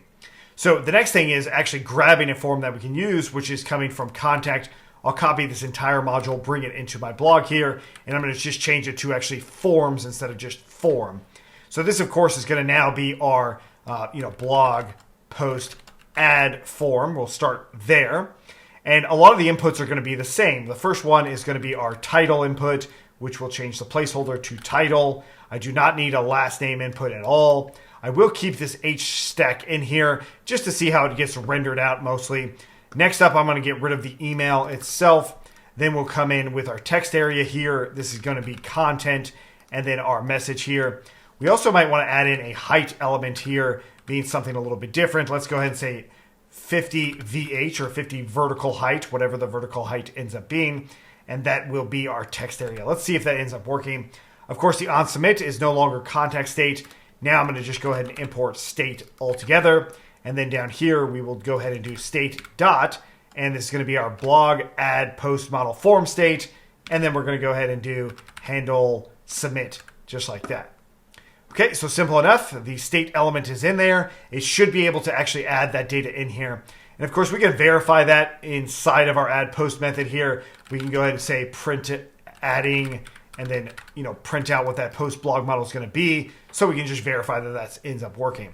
So with this in mind, I'm going to go back into my contact again and bring in the page element in here. I'm going to call this add.py, and I'll get rid of some of the other elements in here that we don't need. And I'll just go ahead and do our contact page, and this will be our blog post add page, which of course has this child element. This is now going to be our new blog post, something like that. We are not going to have the condition state in here, which I'll explain soon enough. But then we'll go ahead and make sure our form is in here. Justify center, I'm going to get rid of that. Align center I will keep, but I'm going to get rid of justify center as well as that. And then I'll do my minimum height being, let's say, 95 vertical height, or rather viewport height. Next, of course, is the form element itself. Now I'm going to just go ahead and change this to being simply my form and doing form dot, and then whatever or rather it should be forms. So in here, forms dot. And then the blog post add form. There we go. And of course, we want to initialize it. So I'm going to go ahead and replace some of these elements in here. And we will now see a form element coming through. Okay, so the next thing is, do we need any of these other imports? I don't think we do. So I'm going to go ahead and get rid of this and that. Okay, so now we've got our blog post add page. Let's go ahead and bring it into our init method here. So we'll go ahead and do from.add. We'll import that blog post add page, put it into all. Then we'll go back into our full stack Python app here. And I should already have blog imported. And then right underneath our list page here, I'll go ahead and bring in my blog post add page. And then our route. What is it that we want our route to be? Should we put it in our navigation route? We'll talk about that in just a second. I'll get rid of this onload method. The add doesn't need to be there whatsoever. So there's a bunch of different ways on how we can think about this add route. Is it going to be reused a lot? I think it actually might be, at least a few times. So I will actually put the route in here. If it's only going to be used one time, then perhaps we just go ahead and do something like blog add. But since it's going to be probably used multiple times, I will change the navigation so that we can reuse it wherever we need to. I'll go ahead and grab this blog post route here, and now I'll go ahead and do blog add post route or something like that, or maybe post add route, and then I'll go ahead and add to the end of this. Okay, so with this in mind, I'll go back into my add page and save that. Since I am putting it into routes here, I'm also going to go ahead and put it inside of my nav state, and then we'll go ahead and do blog to blog add. Oops, let's get rid of that, and to blog add. And then I'll also actually duplicate this to being something like toblog create and just returning self.toblog_add. And then we'll go ahead and do blog post add route. There we go. And so now I have two different methods that will actually go into that blog post route. And then in my actual blog post elements here, the list item, I'm going to go ahead and add that one in for a particular button. So we'll go back right here into maybe underneath the heading. We'll go ahead and do rx.button. And we'll go ahead and do new post. And of course, with a button like this, we'll do rx.link, and we'll bring in the href being equal to, no surprise, href being navigation.routes.blogpost add route. And just making sure navigation is in there. Sure enough, it is. And there we go. So let's go ahead and make sure, let's put a comma here. And let's go ahead and make sure that our Reflex project is running. It sure is. Now I've got this button for new post. Now I have a way to write a new blog post, and we can say, hello world, this is my new post, exclamation mark, hit submit. Nothing seems to happen. Let's go into our blog here, and there it is. The post actually does show up, and when we go to print it out, we've got this. Notice it says adding ID equaling to none. Now, I did mention that I would come back to the IDs because of that blog post link that we have up here, right? So we do have a post ID. Going back into add again, or rather the state element to add it, I want to go ahead and say print adding, and then underneath the refresh call, I'll go ahead and say added, and then we'll take a look at that one right there. And so, going back into our new post, another new one with some message, hit submit. What we've gotten here is another new one, and now it has other data in here, and what do you know, ID equaling to 2. So by default, SQL databases will create an ID for us, especially when we create something like a model using an ORM. So sort of a hidden field that's in here is called ID. It's an integer, and it's called also known as a primary key, which means that it is going to be a unique value for this entire field. Now, going back and thinking about our actual spreadsheet that we had, each row had a row number. That's kind of the general idea here, is every time you insert a new item, a new ID is going to be issued for that item. And it happens in a specific order, which is why I wanted to show you before you add it to the database and commit it, then after you add it and commit it, it will actually have that data. So since I did refresh this, I am able to set the state element with that post value, whatever it might end up being. Now, this is going to come into play after we do all of this. I actually want to handle some sort of method for a redirect. But before I can do a redirect, so we will add in a redirect here. Before I actually do that, I need my actual detail page working so I can actually see the individual post. Let's take a look at how we can do that right now. Now we're going to start the process of editing a database entry. So whatever is in the database, we want to be able to look it up and then edit it in a form. Now, before we actually do the lookup portion of this, I just want to show you how to edit with a form itself. So what we're going to do then is I'm going to jump into the blog, and we're going to go ahead and create a edit page in here. And I'm going to do everything inside of this edit page. So we'll go ahead and import Reflex as Rx.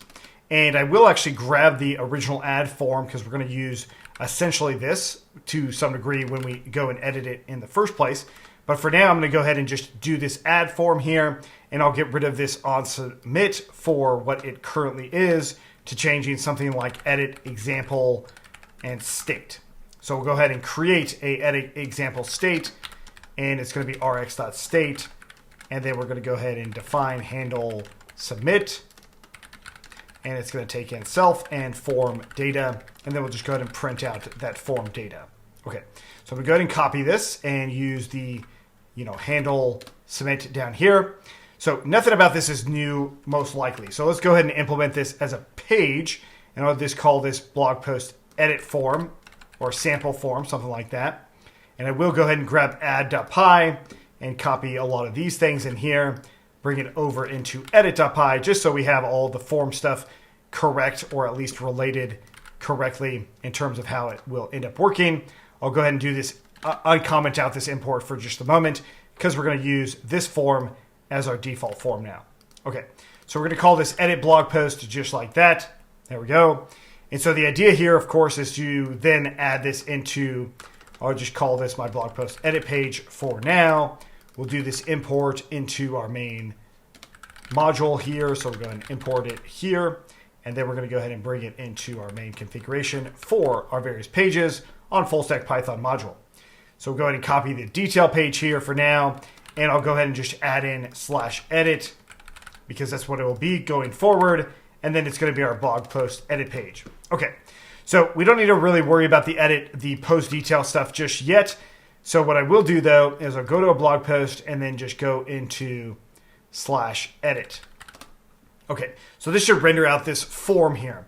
So what we want to do is we want to pre-fill.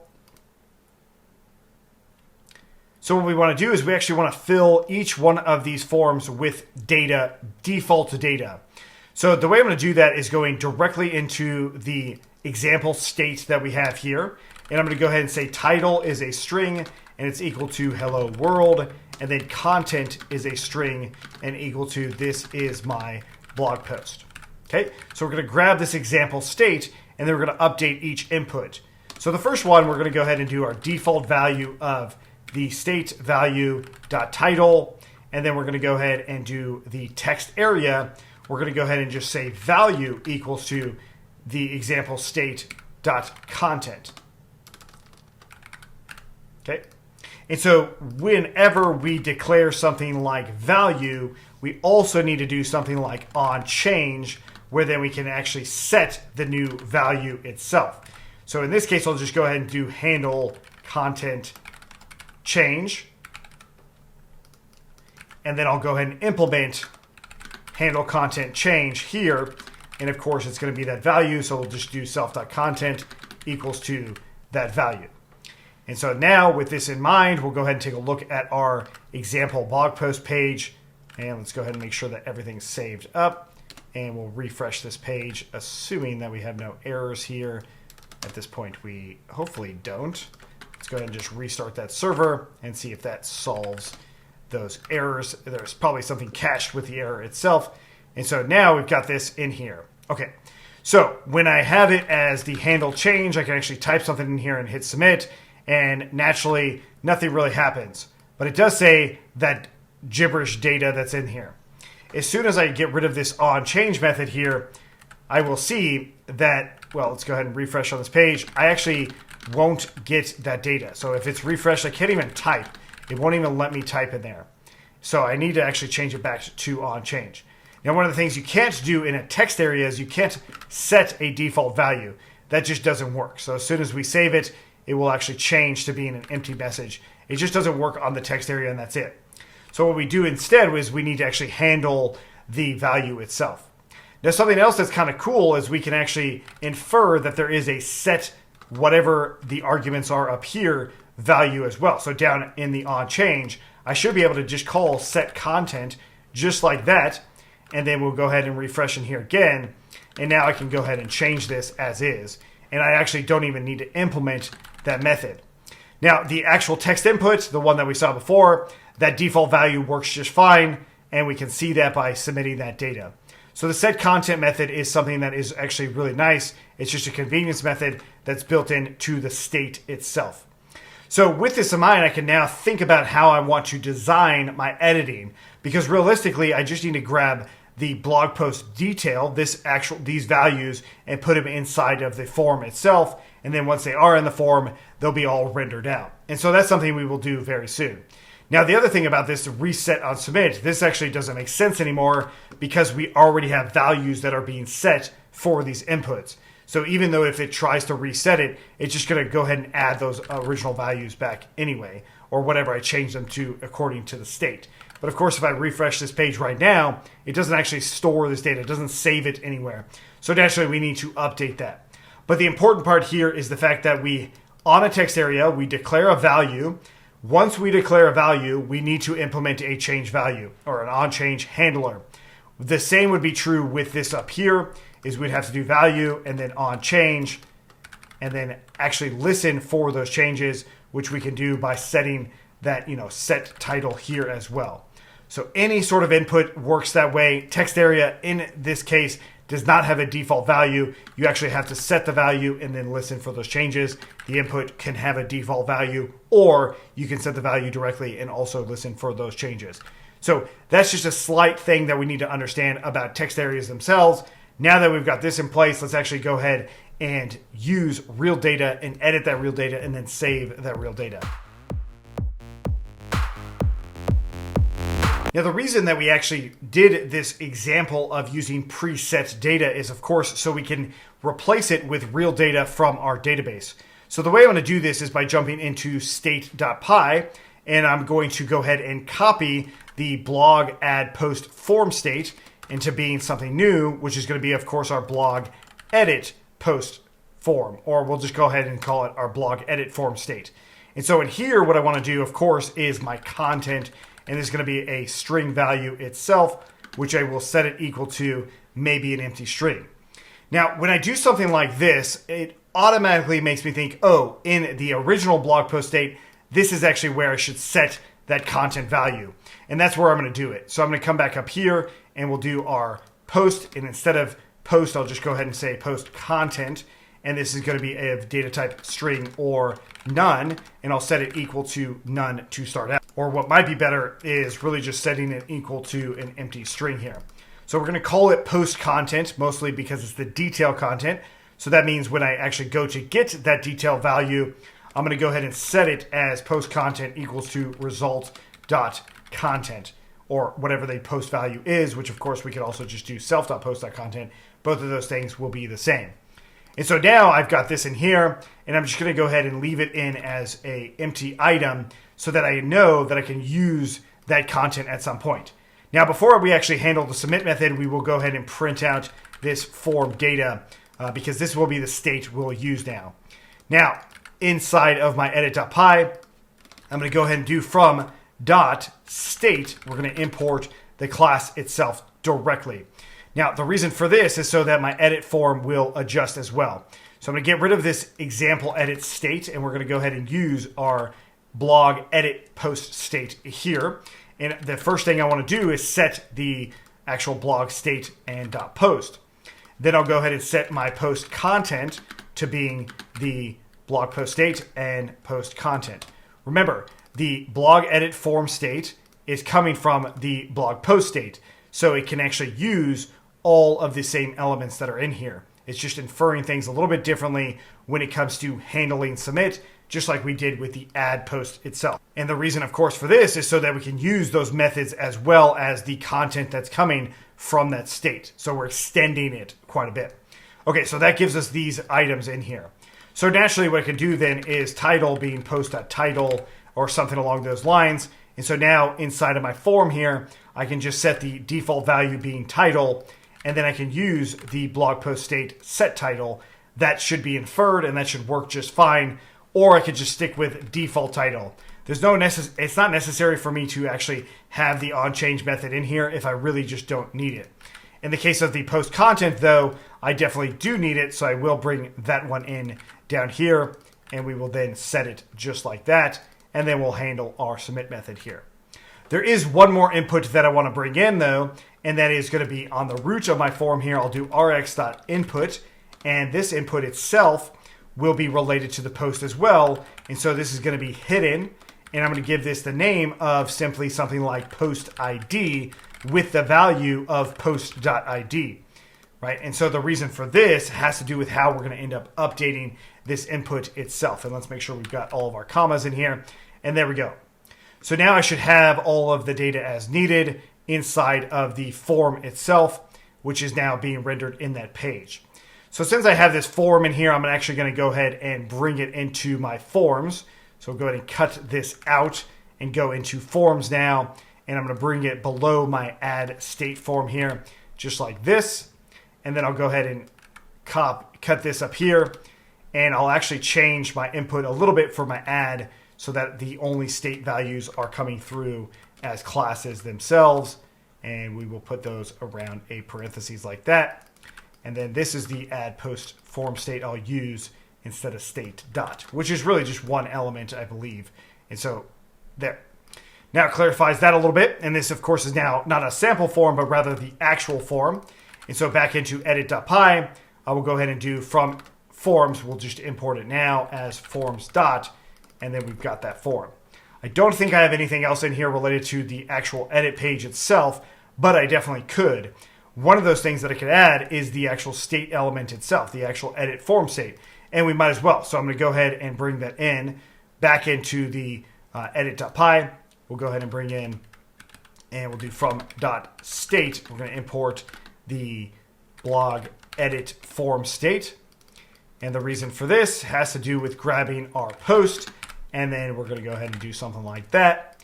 And now I can use that as my heading in here altogether. So I'll go ahead and do edit, and then just simply the post.title, or maybe something like editing with a little space there of that post.title. And now let's go ahead and see and make sure that everything's running with reflex run. And hopefully our edit page will now have all of that stuff pre-filled and almost ready to go. But of course we've got something in here. And so we've got no attributes set content. Oh yes, so we made one slight error. So we've got our post content here. That is the attribute itself. Going back into the state itself, we did post content. So back into the form, the handle change method needs to be set post content, right? Just like the actual value itself. And so once we do that, that should, I think, solve that problem. So let's go ahead and reflex run again. And it looks like it did. Once again, it's inferred that you can actually set it. There is that setter on there.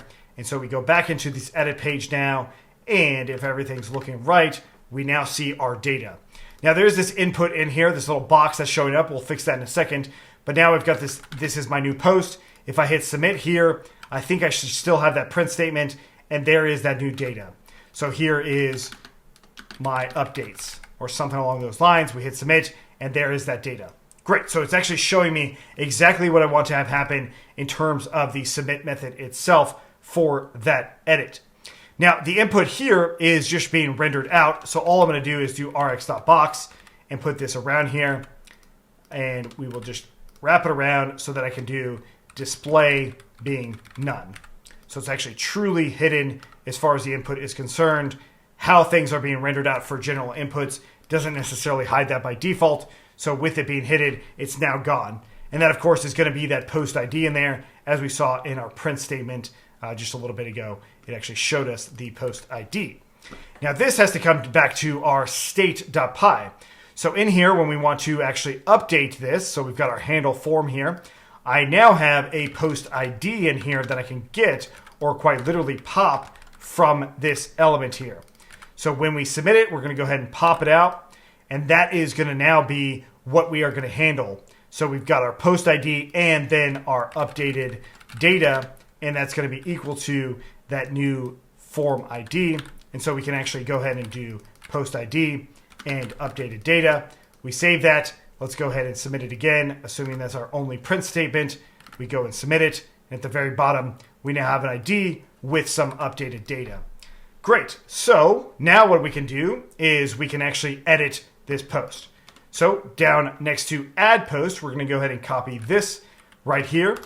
And this time I'm going to go ahead and do edit post.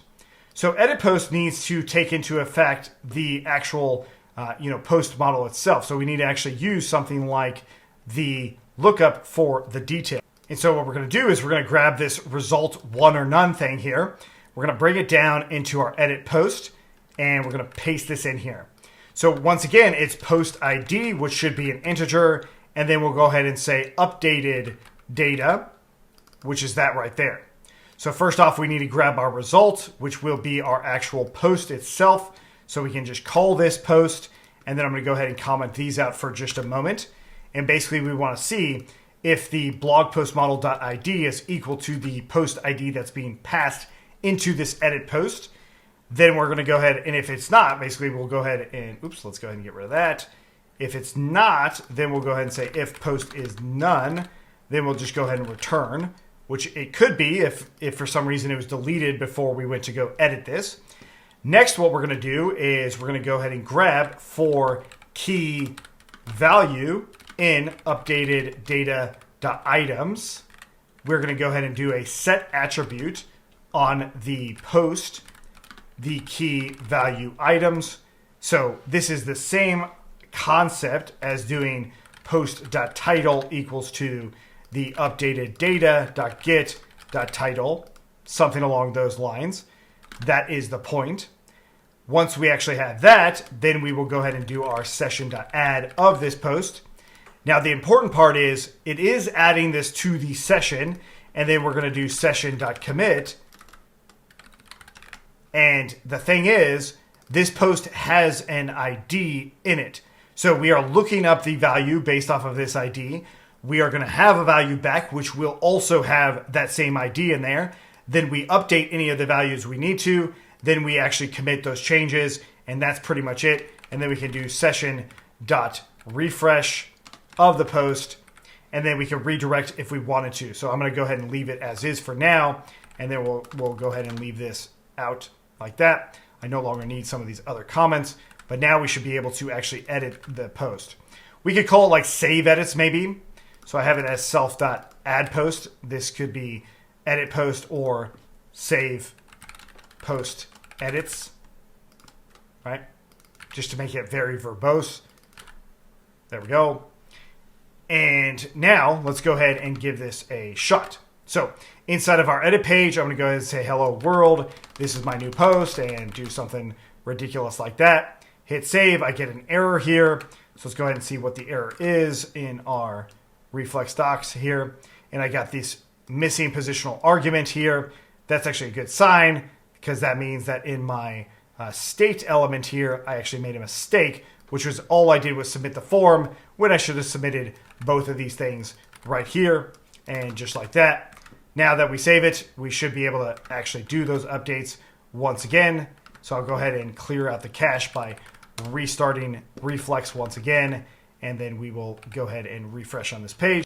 And here we go. And so now I'll go ahead and once again edit this page with the spacing and all that, hit submit, and sure enough, nothing seems to happen. So let's go into our blog and take a look at that hello world there.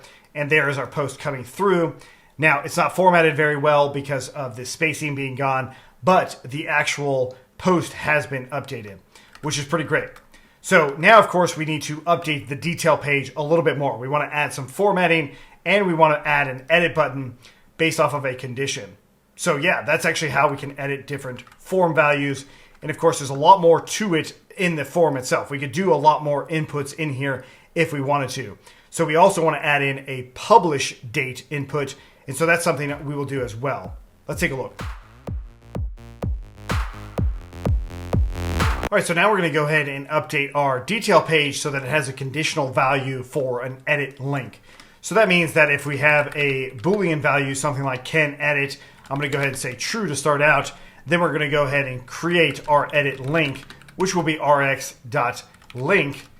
And of course, it'll say edit. And then we'll go ahead and pass in the href being based off of the state itself. So I'll go ahead and do something like /blog and then the blog post state. And we'll go ahead and take a look at the state. What we want in here is our blog post ID. So I'll go ahead and grab that one and then do /edit. There we go. And so that should give us our edit link in here. But of course, we want it to only work if edit is possible. So we'll go ahead and do edit link element equals to rx.condition. And the condition, of course, is whether or not it can edit. And if it can edit, we'll go ahead and render out that link. If it can't, we'll just do rx.fragment of an empty string. Remember, whenever you're using this condition, you need to be able to have basically the same data type coming through. Both of these things are components, so it is the same data type. And now we'll go ahead and right underneath this heading, I'll go ahead and do the edit link itself, and then we'll refresh in our server. Let's go ahead and make sure it's running with reflex run. We should be able to see that button in here rendered out so we can actually go and navigate to that edit. And there we go. And if I were to toggle can edit to being false, I should also be able to see that as well, where it goes away. Great. So we'll add those permissions soon enough. But for now, what I want to do is also test one thing and actually go to a page that doesn't exist. I get an error. This error is saying none type has attribute contents. You maybe saw this. That's because inside of state.py, what we've got here is we are trying to set the content even if the result for the lookup is none. So basically, we will go ahead and say that if the result is none, then we're going to go ahead and do self.postContent being equal to an empty string, and then I'll go ahead and return here. Otherwise, it will go ahead and set that value as is, and so I'll refresh in here. Now it doesn't run that error, but of course, if I go to a page that it actually works, it will show us that. So I'm going to go ahead and keep that condition being true, just to make sure that I actually can edit it, and eventually I will update how that condition works based off of state values. But for now, we're almost done. The next thing is the actual detail page itself. Well, we need to update our state here a little bit. And so right now what it has is, well, the text is just kind of running amok, right? It's going crazy in here. And so what's happening is it's actually not using the white space correctly. So we're just going to go ahead and do the white space and add it in as pre-wrap, just like that. And that should actually update it to being closer to the actual input text itself, and we should be able to edit it and do all of the things that we might want to. Now, the other thing is the actual button itself. Maybe you want to move this, and so to move it, we would do something like rx.hstack, and so that the heading and the button are on the same, horizontal plane. So that's what hstack does, and then I'll move it over here. And then, of course, if I wanted to change the alignment, I would then go ahead and just do something like align, and we would say end. Let's go ahead and try align end and see what happens with that. And there it goes. It now goes on the bottom. And that's a little bit closer to what I might want in terms of editing. Now, you might want it to all edit right in line and not actually change the page. That's something you could do for sure. But I'm going to keep it with different URL routes like this. And so if I do need to make any changes, I totally can. And then I would come in here and do something like that. Now, after I edit it, I actually do want to redirect to the page itself. So let's go back in and see how we're going to go about doing that in the next part. Now we're going to implement a simple redirect so that it goes back to the blog post whenever we really need it to. So inside of our state here, I'm going to go to the very bottom and I'm going to define a method, and we're going to call it toBlogPost, and it's going to take in self. If not self.blog, or rather if not self.post, then we'll just return rx.redirect, and this will just go into the blog. Otherwise, we'll go ahead and return rx.redirect, and then of course it's going to be a string substitution here of blog and self.post.id, and that's it. So with this method in mind, we can now use it wherever we need to. So in the case of our state elements here, we'll then return our redirect of self.toBlogPost, and then we'll do that as well in the edit method also. Great. So there we go. So the other part of this is to make sure that in our save method here, we'll just go ahead and do self.post equals to that post as well, just to make sure that that's in there as well. So now with that in mind, let's go ahead and save it, and let's rerun everything. So let's go ahead and run our Reflex project here. We will refresh on our edit page here in just a second. And we'll go ahead and hit submit. And what it should do is bring me back. Then if I go into blog, I'll go ahead and do a new post. And I'll say another great one. And put in some message. Hit submit. There it goes. And now, again, I can go ahead and edit it to ABC123 and hit save. Now, when it comes to adding a new one, maybe that means that I want to actually go immediately to the edit page. So let's go ahead and modify this a little bit and go ahead and say edit page being false. And then we'll go ahead and just say if edit page, then we'll go ahead and copy this and then go into /edit, save that. Now in the add method here, we'll go ahead and just say edit page being true, and we'll go ahead and save that. Now, of course, the next thing is this /blog here. So we have it in a few different places, which of course is not what we want to do. So in our edit page, we've got it in our detail page. We have it in our link right here. So let's go ahead and start off by changing our state a little bit by doing from ... import navigation. And then we're going to go ahead and do our blog route. And this is going to be our navigation.routes.blog post route. We'll actually keep it in as just simply blog post route to just keep the naming the same. Then I'm going to go ahead and update my variable inside of my blog post state. So we'll do rx.var, and we're going to go ahead and do blog URL, or rather blog post URL, which will take in self. And then it's going to go ahead and return, well, basically, if not self.post, then it's going to return the string of that value, which of course doesn't have a trailing slash here. Of course, if there is a blog post URL, then we'll go ahead and bring that same thing in here. And then we'll go ahead and use the self.post.id. And then we'll go ahead and use this same concept for the edit URL. And I'll just go ahead and do edit down here. And then we'll just put edit here. Okay. So we also want to make sure that this blog post URL does not have a trailing slash. So basically, if blog post ends with the trailing slash, we'll just go ahead and make sure that it doesn't have one, at least here. So wherever we define it before is totally fine. But here, when we're actually doing the different redirects, we want to make sure that we do this correctly.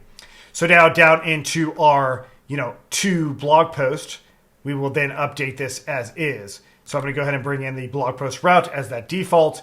Then we'll go ahead and do our, self dot, blog post edit URL, and then we'll actually make sure that it's inside of a string as well. So we'll go ahead and do that. And then I'll go ahead and do the same thing down here, which will just be our blog post URL. There we go. And so back into my detail here, let's go ahead and try that same thing inside of this edit link. Actually, let's make sure that everything else is working first. So inside of edit here, I'm going to go ahead and save that. It goes back. Great. And then I'll go ahead and do a new post. And I'll say another one or whatever gibberish. Hit submit. And there it goes. Now it's editing that. And then, of course, if I submit it again, it'll now bring me to that. Great. So with this in mind, I'm going to go ahead and update this href here to one of those URLs. We will just go ahead and change it to being state dot. Still going to be our blog post model. And then we'll go ahead and do our blog. Wait, what did we call it? Our blog URL. So blog post URL. And this should be actually not blog post URL, but blog post edit URL. And it's looking like it's not saying that we have that one in here. So let's go back up and just verify that we do. And there we go. So it does. All right, so let's go ahead and try this out now. Back into our detail page. Looks like we're getting the blog post model. Oh, that's why. This should be blog post state. Simple little string substitution there. And so now with that in mind, let's go ahead and run it again. And now we should have a little bit more robust of these editing, I think. So if we refresh in here, click on edit, sure enough, it works. Now, one of the things that's important to note is I did string substitution here. I did test it without doing string substitution, and I actually get an error there. So once I did that, it went to an error. So it expects a string. So make sure that you are using string substitution if you ever run into something like that where it's like, hey, this isn't working. So whenever you use rx.var, just make sure that it is string substitution that's going through when you want to use that value wherever you need to, including down here. Now, the reason the blog post route doesn't need to be string substitution is because it already is a constant of a string. But the point here is to really just do a quick search for /blog on our entire page, and we should only see it, well, a couple of times. And that is related to the different routes. So the pages themselves, these routes we probably should put into our main configuration routes, but the only reason I'm not is because I actually want to keep and be able to see what's going on here. Feel free to change it as you see fit. But now that we've got this, we are ready for the next step, which is going to be moving towards actually doing some authentication. But before we do that even, I want to add in the publish date and time and then adjust things on how it gets rendered based off of those two values. We are definitely at that point. Now we're going to start the process of allowing for our blog post to be published. Now, eventually we'll have a publish date and time, but we'll start out with just simply something like publish active with the type of Boolean, and we'll set the default to being false.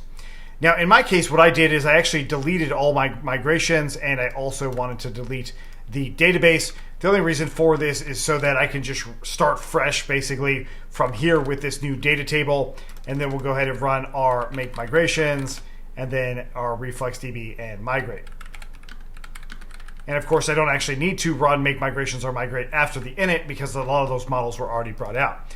But the idea is now that I've got this publish active here, let's go ahead and take a look at the documentation for switch on Reflex. Switch is going to be really nice because I can just toggle this setting. So I really like switches for Boolean values, and that's what I'm going to do.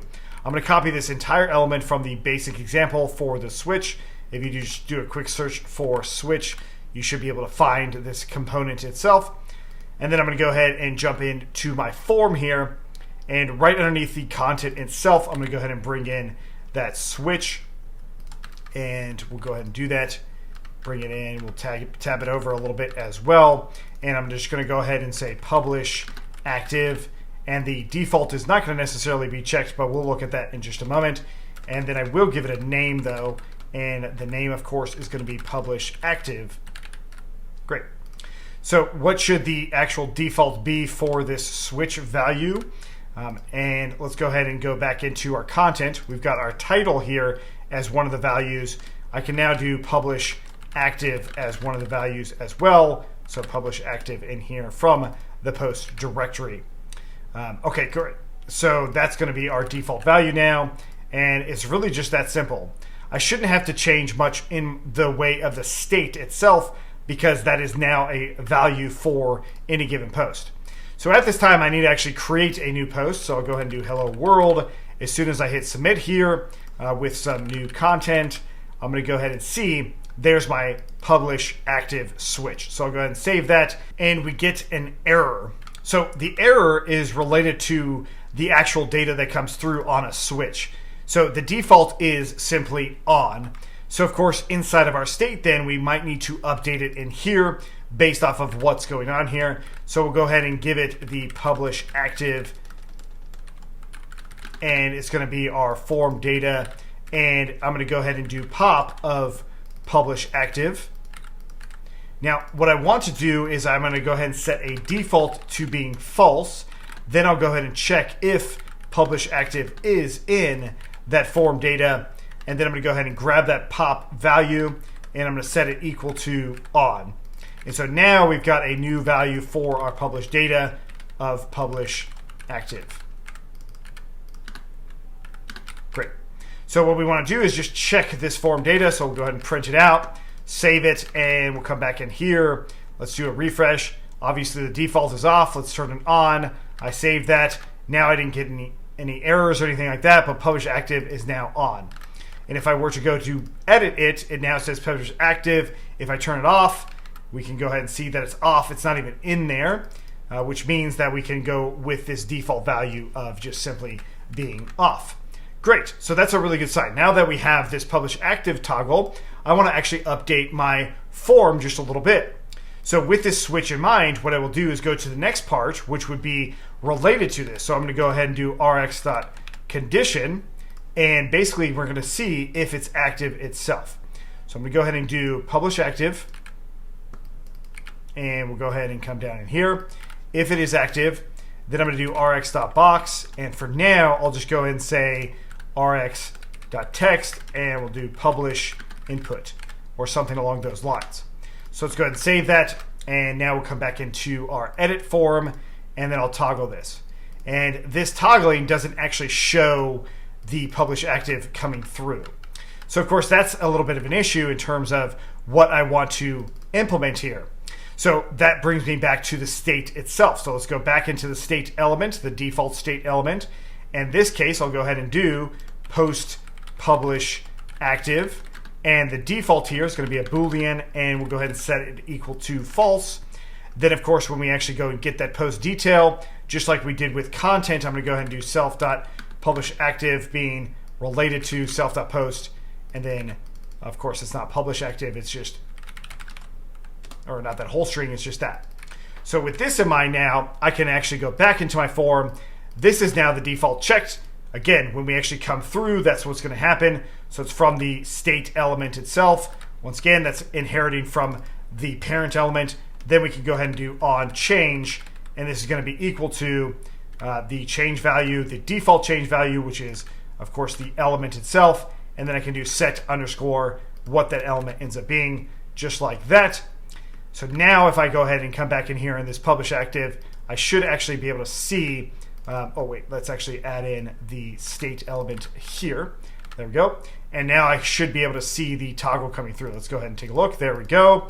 So now that I've got that toggle, this is where I can actually start putting in an additional section for actually publish date and time. So that's what I'm going to do. Inside of this box here, I'll go ahead and do rx.hstack. We want it to be horizontal. And then I'll go ahead and do rx.input. And for now, I'll go ahead and just put in a few defaults. We will have to change this in a little bit, but it's going to be two different inputs in here. and it's actually really cool. So what we can do is just bring in a date, and then we can also bring in a time. So both of these things are actually what I will end up wanting to have. So I'll go ahead and do the name of publish date, and then we'll go ahead and grab the same sort of idea with the name of publish time. Okay, so that's will give me the actual stack that I'm looking for. In the terms of the H stack here, I'm going to go ahead and give a couple widths of 100% just to make sure that that's all done on each input and each element in here, and we'll tab them in as is just to make sure that it's formatted fairly nicely. Okay, so back on my edit, if I go into publish, I now see that I've got these date time objects in here that I can then use. So naturally, back into my state element, when I get the form data itself, which will come in here, we want to pop those data items first. So once again, I'll go ahead and grab the pop element here, and this is going to be our publish date, which will take in that same thing, and then we'll go ahead and grab the publish time, and then I'll go ahead and print out the publish date and the publish time. So we'll go ahead and save that. And actually, once again, just like in this call right here, I want to go ahead and make sure that I actually have those things in here. So I'll go ahead and give it being none as default. And then we'll go ahead and come through here, repeating this again for publish time all across the board. And there we go. Now I'll go ahead and print what those things are. Back into our form here, I'll go ahead and let's make sure that everything's compiling. Sure enough, it is. I might have to refresh the cache a little bit here, so I'll go ahead and rerun it, and we'll go ahead and take a look at it in just a second, and there it goes. And so now we see publish in here. So if I change this to some date in here, that's probably not a great date. Let's go ahead and give this to 2004 or something, and we'll go ahead and do 1:01 a.m. submit. And what we'll see in our print statement is that value. So we're definitely in a really good spot to start actually having DateTime objects in here. Handling this is a little bit complicated, so I want to make sure that we do it together and in its own section. But the idea in this is we can now publish these date and time objects like this. Doing this, what I got to just to this point, is so much easier in Reflex than so many other things, because you also have this drop-down menu that kind of goes off the screen here, but I have the ability to just really easily add in the date and time itself. Super cool. And so let's go ahead and actually implement this now. Now when it comes to the publish date, I actually don't want it as two fields. I just want it as one field, very similar to updated at and created at, but it's going to be slightly different in the fact that it won't auto set. And I'm going to go ahead and paste this in here, and we're going to go ahead and do publish, and I'll call this publish date even though it will also include a date time object. The default is going to just be simply none. The date time object is going to be the type. We're going to have no keyword arguments in here, and then we'll go ahead and allow it to be nullable. I'll get rid of these objects in here, or these comments rather, and then we'll go ahead and run our Reflex and DB make migrations, and then our Reflex DB and migrate. Okay. So, how do we go about doing this? Well, the first thing is going back into our state element here. So we can absolutely put this state element, what we're about to do, in a lot of different places. I'm going to put it just in the blog edit form state, and the things I'm putting are going to be related to the publish data itself. So what we want to be able to do is we want to be able to change that publish data, but it's going to be based off of whatever the default data is that's going to come through. So inside of this state here, I'm going to go ahead and import from DateTime. We're going to import the DateTime object, and we're going to go ahead and create a couple things related to our DateTime objects. So we're going to start with the baseline one first. So I'll go ahead and do rx.var, and we're going to define this as publish display date. And it's going to take in self, and it's going to return something simple. I'm going to do 2024 or 23, and then the month will be 12, and then I'll go ahead and do the date of 1. So this is going to be the format of year, month, and day. That's the format that we want to use it on. I think this will work internationally as well, If it doesn't, please let me know. But the idea being that we want to use this format right here so that back into my form, what I can do is I can do my default value being equal to that. So based off of the edit state itself, and this is going to be our, the state in here. So the publish display state, just like that. Okay? So we're going to go ahead and save that. Let's go ahead and make sure that I can run this back. And so what I might get is something related to the string itself. So let's go back into our state here. I want to just go ahead and make sure that this returns back as a string, so that when I do aim to render it, the actual typing check will go through just correctly. Okay, so now inside of our date object here, let's go into some blog post that we're going to edit. We can now see that it is pre-filled with that data. Now, I'm of course not going to do a hard string like this at all. I don't necessarily want that, but at some point I will change it. But before I change it, I'm going to come down in here, and now we're going to go ahead and do display and simply time. So the time is going to be in hours, minutes, and seconds. So for this one, I'm just going to go ahead and grab from the DateTime object itself. So this right here, I'll just go ahead and grab what the time is now instead of doing this raw string. You definitely can still do a raw string, but I'm just going to go ahead and do now, and we're going to do strf time, and it's going to be %h colon %m colon %s. So that is the format that we're doing. So we're doing the string format time, and it's going to be this. So with this in mind, I'm going to come back into my form here, and I'm going to go ahead and copy the first one here, and we'll bring it in as the publish display time. So we're going to go ahead and save that. And now if I go back into my edit, what I should be able to do is when I toggle this, I should be able to see the time that it is. And that is the current time for me. So I can do that same thing, of course, with the date. So basically taking the same idea here, and instead of it being that, we will come in and do this kind of format. Now that format itself is going to be %y dash % lowercase m dash % lowercase d. So capital Y, just like that. Now, of course, if I were to take a look at my form itself, we'll refresh in here, and we can see that it is today's date and today's time. And yours will probably look the exact same. Okay, so that's based off of date time, though. So what I don't want it to be is I don't want it to be based off of date time. I want it to be based off of something different. I want it to be based off of what's stored in the database. Before I get there, I'm going to go ahead and actually set the publish date and time based off of what's coming through right here. So that means that my pub string, or let's go ahead and call this my publish input string, is going to be equal to the publish date that comes through with a little space here and the publish time that comes through. And so what I want to do is my publish date is going to be none. I'll set it equal to being none. This is going to be my actual final publish date is what I'll call this one, because the input has publish date on there. So final publish date is going to need to be a DateTime object based off of our model, which is a DateTime object. So that's what we need to store it as. So that means I'm going to go ahead and do a try block here, and we're going to go ahead and do try the publish date being equal to datetime.strptime. So this will format a string that comes through based off of, well, essentially the same thing, which is going to be this right here, right? Space, and then this right here. Why is there a space in there? Well, the format that we are doing, we are using that original publish date to that publish string, and that's what's going to be the format, or at least that would be what the final format is. Otherwise, if there is an exception, that is, of course, going to then mean our final publish date is just simply none.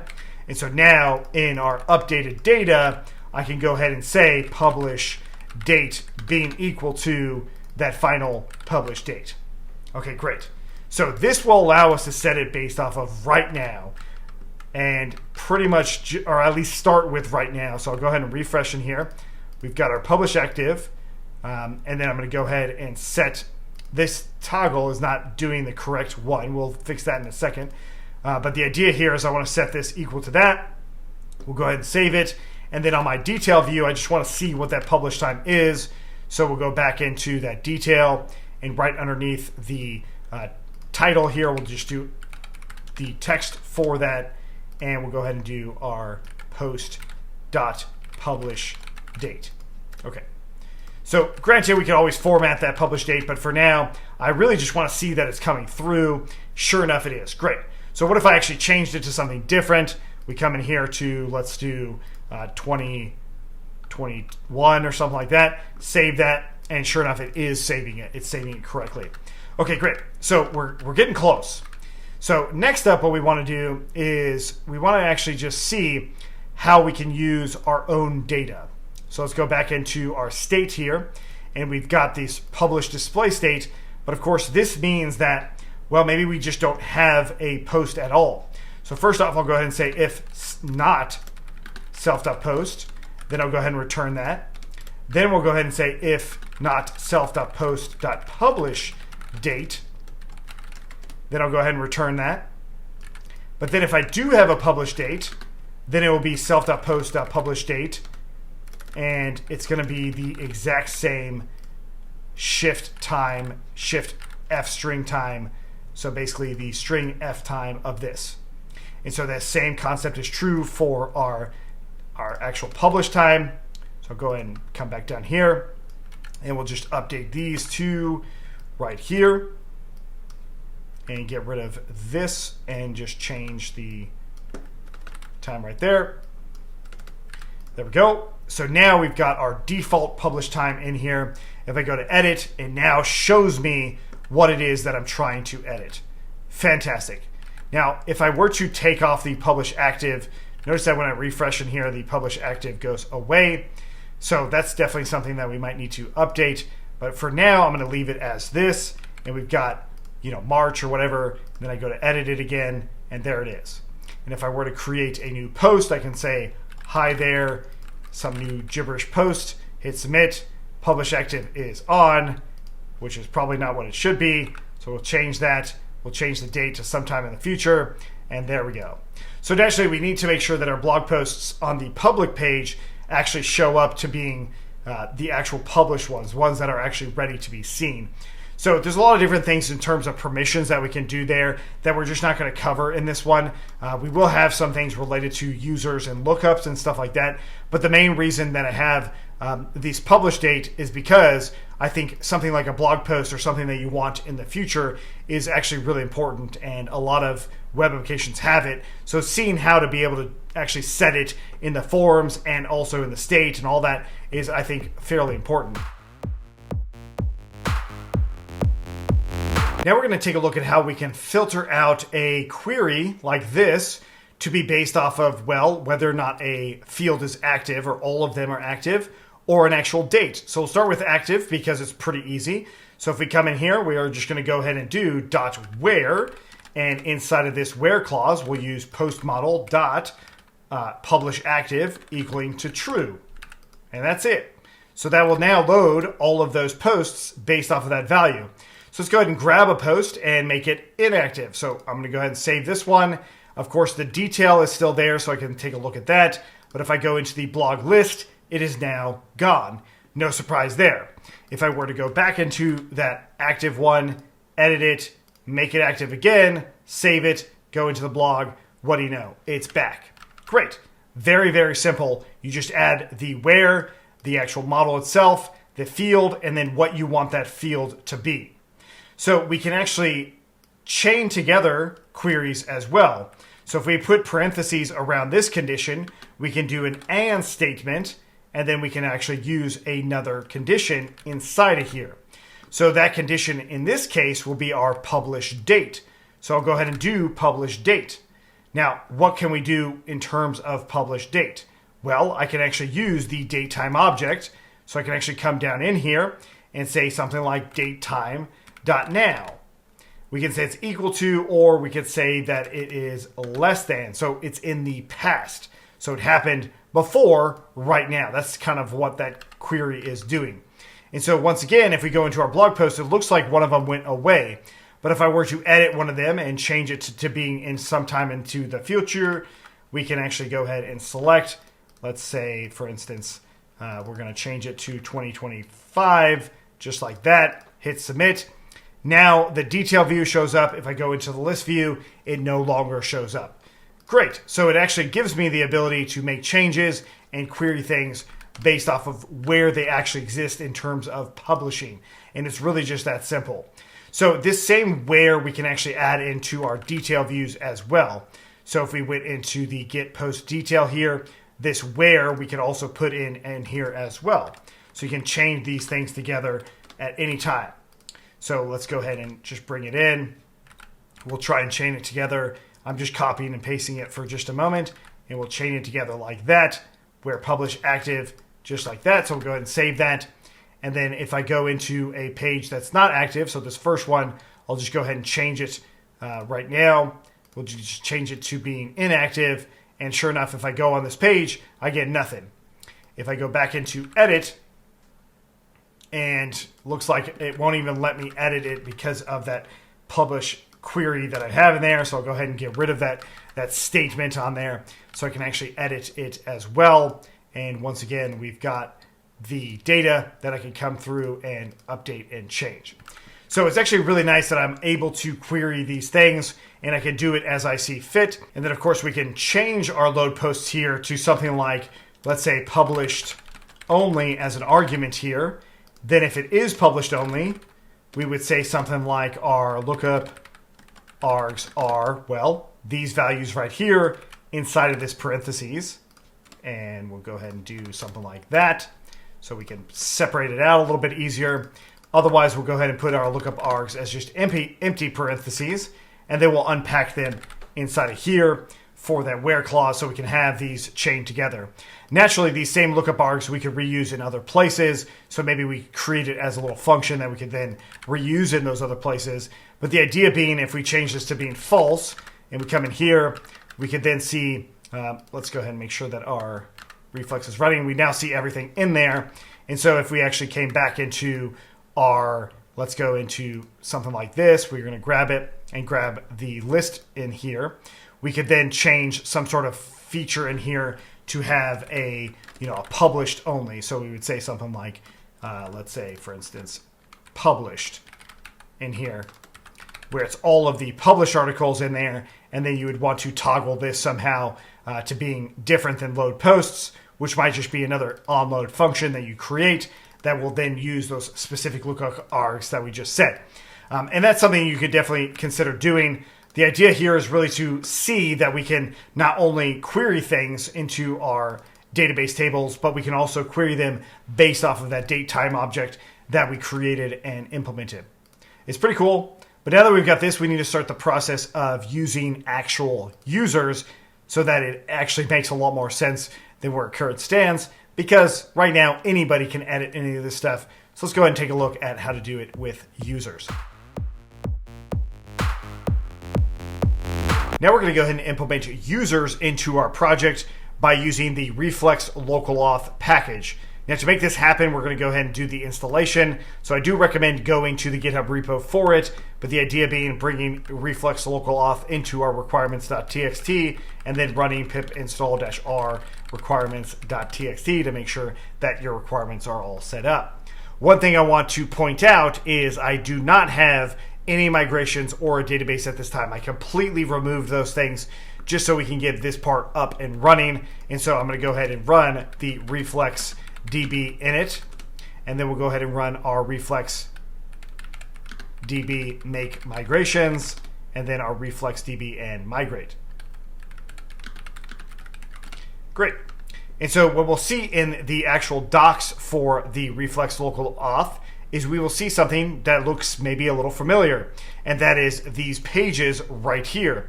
So what we can do is we can actually use their default pages for logging in and registering. So let's go ahead and grab these, and I'm going to go ahead and bring them into the root of my project right above my about page. I'll bring them in here. And of course, these are now the Reflex local auth pages. Okay, and these are my pages. Great, so we want to import this package in as well. So right under Reflex, I'll go ahead and import this one in. And now if we scroll down, we can see the various routes are in there. Now, of course, we need to know where this login route is, so I'll just go to the definition, and we see login and register. Yes, you can change these routes if you want to, and you can change them into the package itself, and it actually handles everything else. So reading through their code might be something you might want to do for your routes, or the routes that we created in our project earlier. But at this time, I'm going to go ahead and use these routes in my project itself. So even if we didn't look at the routes or we didn't see where they were, I'm going to go ahead and come into my UI, into my Navbar. I'm going to go ahead and import the package again. So once again, it's the local auth package, so we'll import it. This, of course, is now our login route. And let's go ahead and make sure we import it like that. Into our actual login page, we've got our button here for login and sign up. So I'll go ahead and do rx.link around this button. And of course, it's going to be href of that login itself. So I'll go ahead and put it right around that button like that. And there we go. I'll tab in that button now and tab in the href. There we go. So this is obviously not the sign up route, but that's the login route. So we're going to go ahead and copy that one as well. I'll just copy the entire thing and paste it here. And this will be login. And this one will stay as sign up, and we'll just change it to the register route. Or we could just call it register to kind of fit along with what's going on here. And so with this in mind, if I were to run my project now, so let's go ahead and do that with reflex run, we can now navigate to that area. So the login page that comes in from Reflex local auth by default. So it looks like we might need to run our migrations again because of Reflex. So let's go ahead and do that. The Reflex local auth, we need to make those migrations and run them as well. The reason they weren't there in the first place is because they didn't import the package yet. But now that the package is imported, we should be able to run it and have access to register and log in. So before I actually do that process, I will click on register and take a look. This looks fine to me. If I look in login, this also looks fine to me, but the problem is it's not actually using my base navbar, so I probably want to change it a little bit, which we will. But before I do, there is one other element that I want to make sure that I'm doing, and that is our menu item in here. We've got login and sign up. So once again, we need to update our nav state. So let's go into navigation, and we are going to go ahead and import our Reflex local auth in there. We'll go ahead and do that, and we'll call this, something like to register, and then something like maybe to log in. And now we'll go ahead and do our reflex local auth dot routes dot register route, and then dot login route. Okay, and here we go. Now we can go back into our nav and go into where those items were. So they are in the menu items like this, and I'll just go ahead and add in some click events to both of these, and we'll go ahead and do login and sign up. Sign up I'll change to register just to fit along with everything else that we were doing, and then this is going to be to register and then to log in. Great, so now we've got a lot of the paths to be able to log in and register. Now all we need to do is modify the login and register page so that our navbar actually does show up there. Let's take a look. Now we're going to go ahead and update our login and register routes so that they actually have our navbar on them. You may or may not want this. I definitely want this. So the way I'm going to do it is by actually just grabbing this login page and taking a look at the definition. So the definition itself is just rx.center. So there's a really good chance that I could probably just put a wrapper around this because it is a component. So that's what we'll go ahead and try out. Inside of our project here, we're going to go ahead and create auth, and then we'll do our init file, and then I'll go ahead and create pages.py. So all I want to do is import the login page. We'll start off with that one. I'll grab this, and in our pages here, we're going to import reflex as rx, and then I'll go ahead and bring in from localauth.pages, we'll go ahead and import our login page. And now I'm going to define my login page, and it's going to be returning back an rx.component. And then we want to return the login page, the original login page.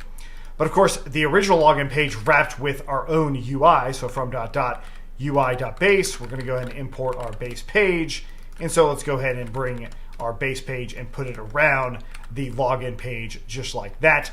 So now what we should be able to see is this base page being rendered. Let's go ahead and go into full stack Python here. Actually go into our init first and do from, we'll go ahead and just import from dot, we'll import our pages, and then we'll go ahead and do our all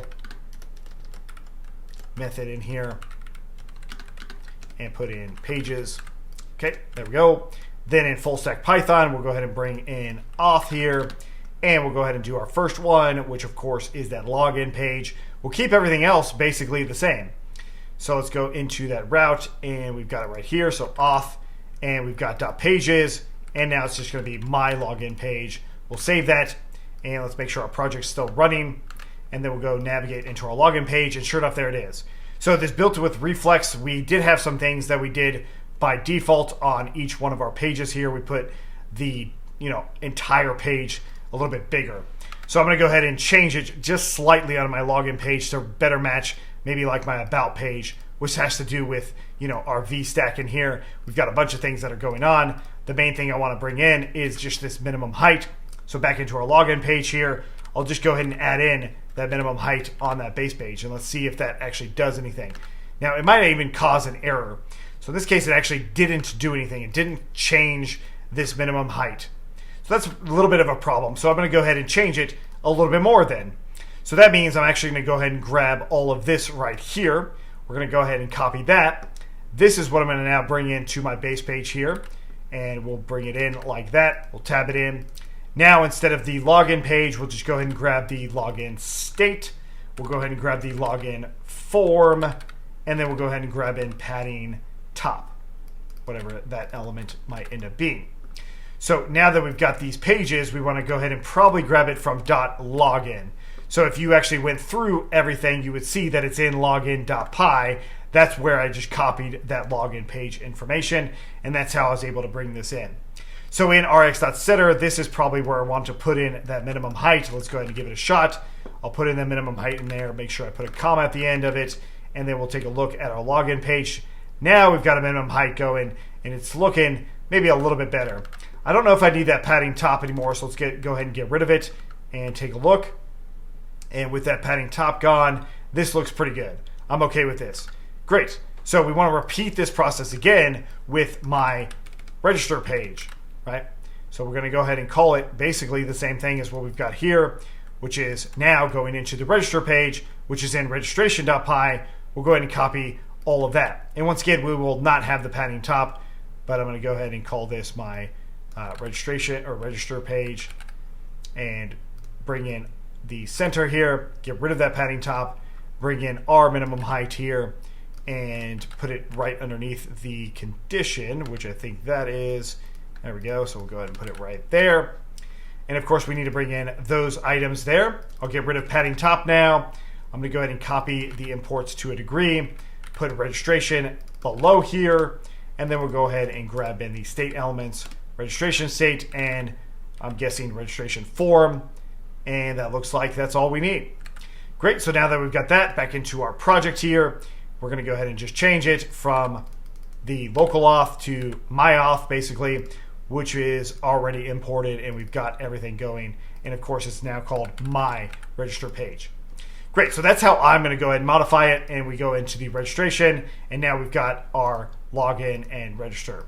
Fantastic. So it's just going to be a username registration, but the idea is if we go back into the documentation for this, what we can see is other kinds of things that you might want to put in, like an email form or something like that. If you want to actually register with email, then this would be a way that you could go about doing it and just go through their documentation on how that's done.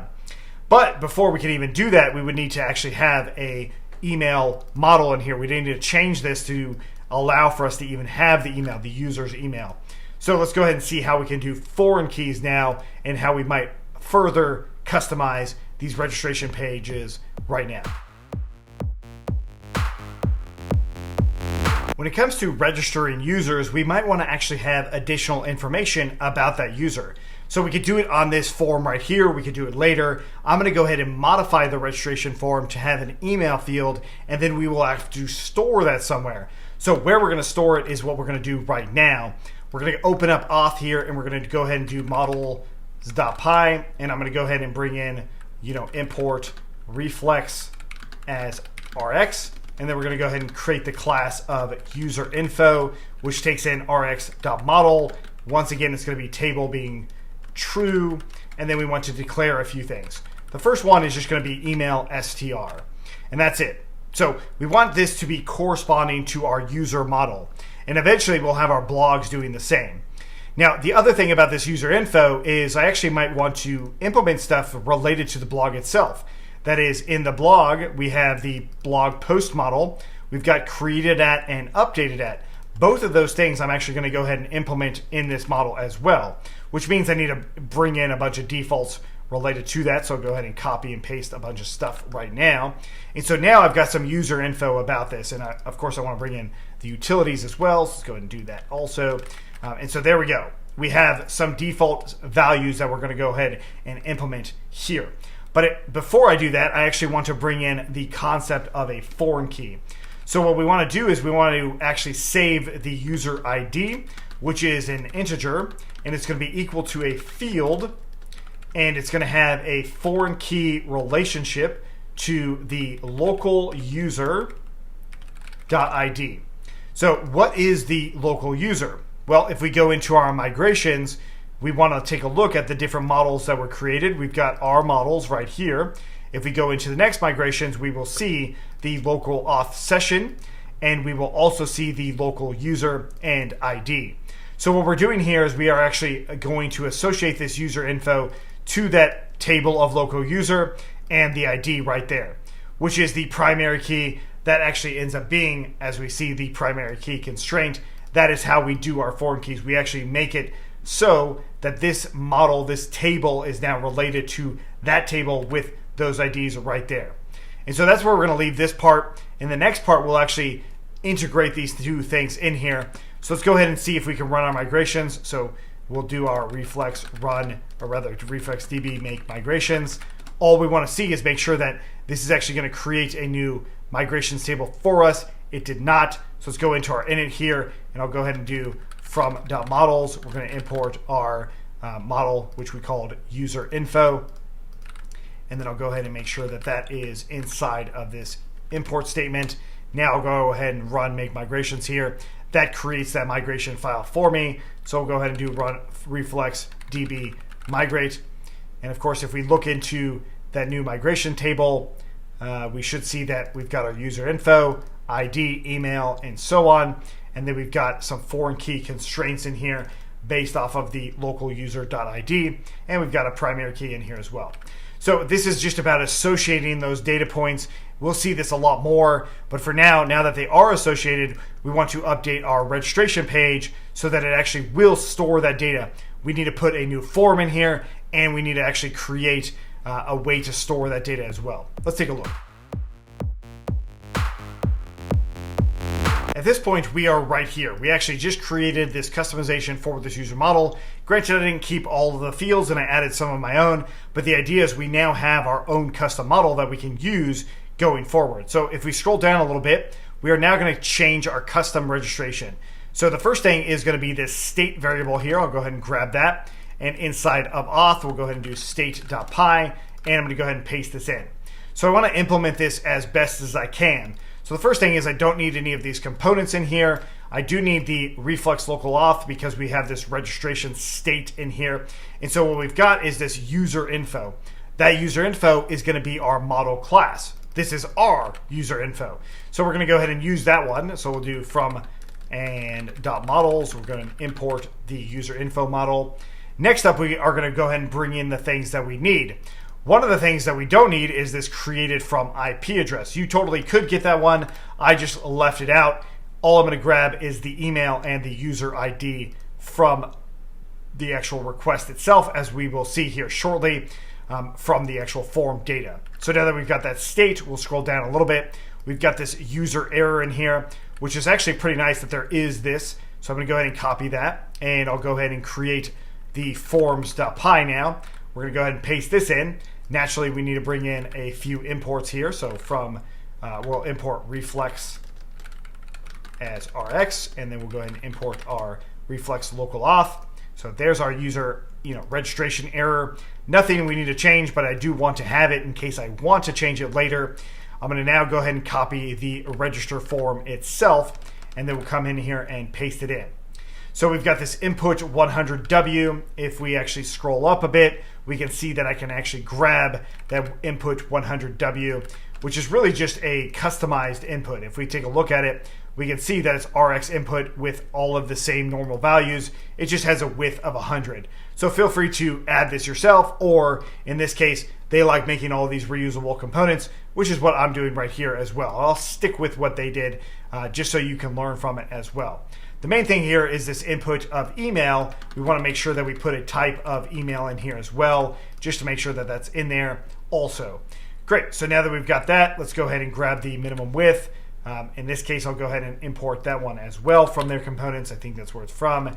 And then we've got my register state in here. But everything else about this form is just about what we need. So I'm going to change this to being called my register form. Then I'm going to go ahead and import my state value. So from .state, we'll go ahead and import the state value that we just created, which was my register state. And so this is the one we will now use, and that's what's going to handle the submit and all of the registration for us, as we'll see in just a moment, ideally. Okay, so the next part is we've got this register form into our pages here. I've got our page, and hey, what do you know? We've got the register form right here. So I'm going to go ahead and bring that one in. So from .forms, we will go ahead and bring it in like that. And I will go ahead and put this right below this one. And we'll go ahead and now use my register form, save it, and let's go ahead and make sure our project is still running. And we'll go into our registration form, and there it is. So the question, of course, is can I actually register? So I'm going to go ahead and give myself a user. I'll go ahead and do my email here. This is a real email. And then I'll go ahead and do a whatever password at this point, and I'll go ahead and sign up. Registration successful. You can save it if you want. In my case, I will, just so I can see if I can even log in. And sure enough, it logs me in. Or at least it seems like it logs me in. Obviously, there's still things that I need to do, but I didn't get a bunch of errors. So at this point, of course, we now need to implement things related to that login process. But the point is, when I go to log in with maybe a different name, I should see an error here. Or if I use the same name and I give some gibberish for the password, I should see an error here. So that's a really good sign. Next up, if we want to actually try and log in with the same user, I'll go ahead and do that with that same user name in here and with whatever password. I'm going to go ahead and try and sign up, and it says that this person's already registered as a username, which is really nice. So great. So now we have user logged in, and we can just go ahead and refresh on a login here, log in again, and there we go. So now all we need to do is start implementing things related to this user based off of this authentication. It is actually really that simple. If it feels too simple, it really is. Granted, we talked about a lot of things to get here, which is why I kind of sped through the registration form and go through all of the things that you would need to do in here. But overall, this should look very familiar to you at this point. Now that we've got that, let's actually start using the user session itself. Now we're going to go ahead and create our session state variable that we can reuse on any page that we need to see whether or not the user is authenticated. So it actually is building based off of Reflex's local auth, the auth state that it has. So it's going to be just like this, but it's going to allow us to just modify it a little bit more than what we got here. So the way we're going to do this is inside of auth, inside of the state variable, we're going to go ahead and bring this one in. And so of course, there's going to be a few things that we probably don't need to re-import. But like Reflex local auth, we don't need to re-import or Reflex. But the SQL model, we will go ahead and bring that in because it's going to be related to grabbing data from our UserInfo model, right? And so what we have here is, I'm going to call this my session state because I'm going to use it for other things related to my session. What we see here is we've got the local auth state, which is actually going to be set based off of a number of things. So just like we've seen before, where it comes to inheriting from another state, that's exactly what we're doing. We're inheriting from this state, which gives us the auth token, which is being stored in the local storage, which this is being created when we actually create a brand new session. And so we've got a bunch of things related to the session itself, including logging out in here. And that's something else we will definitely need to implement at some point. But for right now, what I want to do is I just want to grab this authenticated user info. So I'm going to go ahead and create another method in here, and we're going to call this onLoad. And no surprise, we are going to use this when we need to. So basically, we'll say if not self.is authenticated. When it comes to self, it's going to be based off of this session, the actual state itself. We're going to go ahead and return reflex localauth dot login state and then dot redirect, as in redirect. And so if we take a look at that, we can see that this will actually want us to be redirected to the login page as it needs to. So it's just a quick way to make sure that that is happening when we go to a page that needs this information and needs a user logged in. It will require them to log in. Otherwise, what I'm going to do is just print out my self.authenticated user info. Now again, this authenticated user info is coming from our model, where it's coming from the actual user ID, which is the actual field that we have as our foreign key that's going based off of our local user ID, which is what this is doing right here. So really, we just want to test out this methodology. We want to test that this session actually works when our user is logged in. So how do we go about doing this, of course? Well, we can go ahead and create a page specifically for it. So I'm going to go into this about, and I'm just going to go ahead and call it protected in here. And in this protected page, I'll just go ahead and say protected, page, something along those lines, just like that. And we'll rename it as protected page.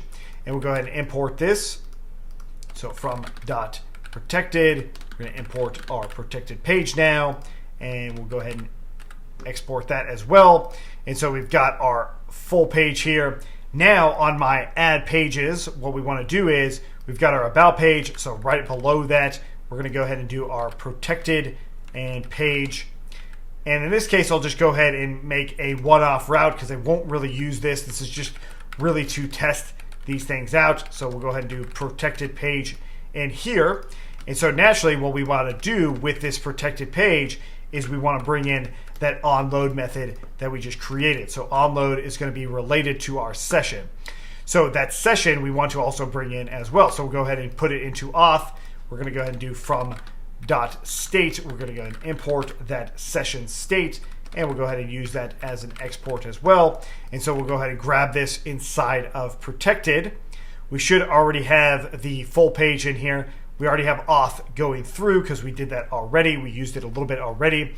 So we'll go ahead and do onload auth.sessionstate.onload. What do you know? There is our onload method. And so now when we go to that protected page, we should be able to actually see the print statement. I don't actually have to do anything on this protected page, not yet at least.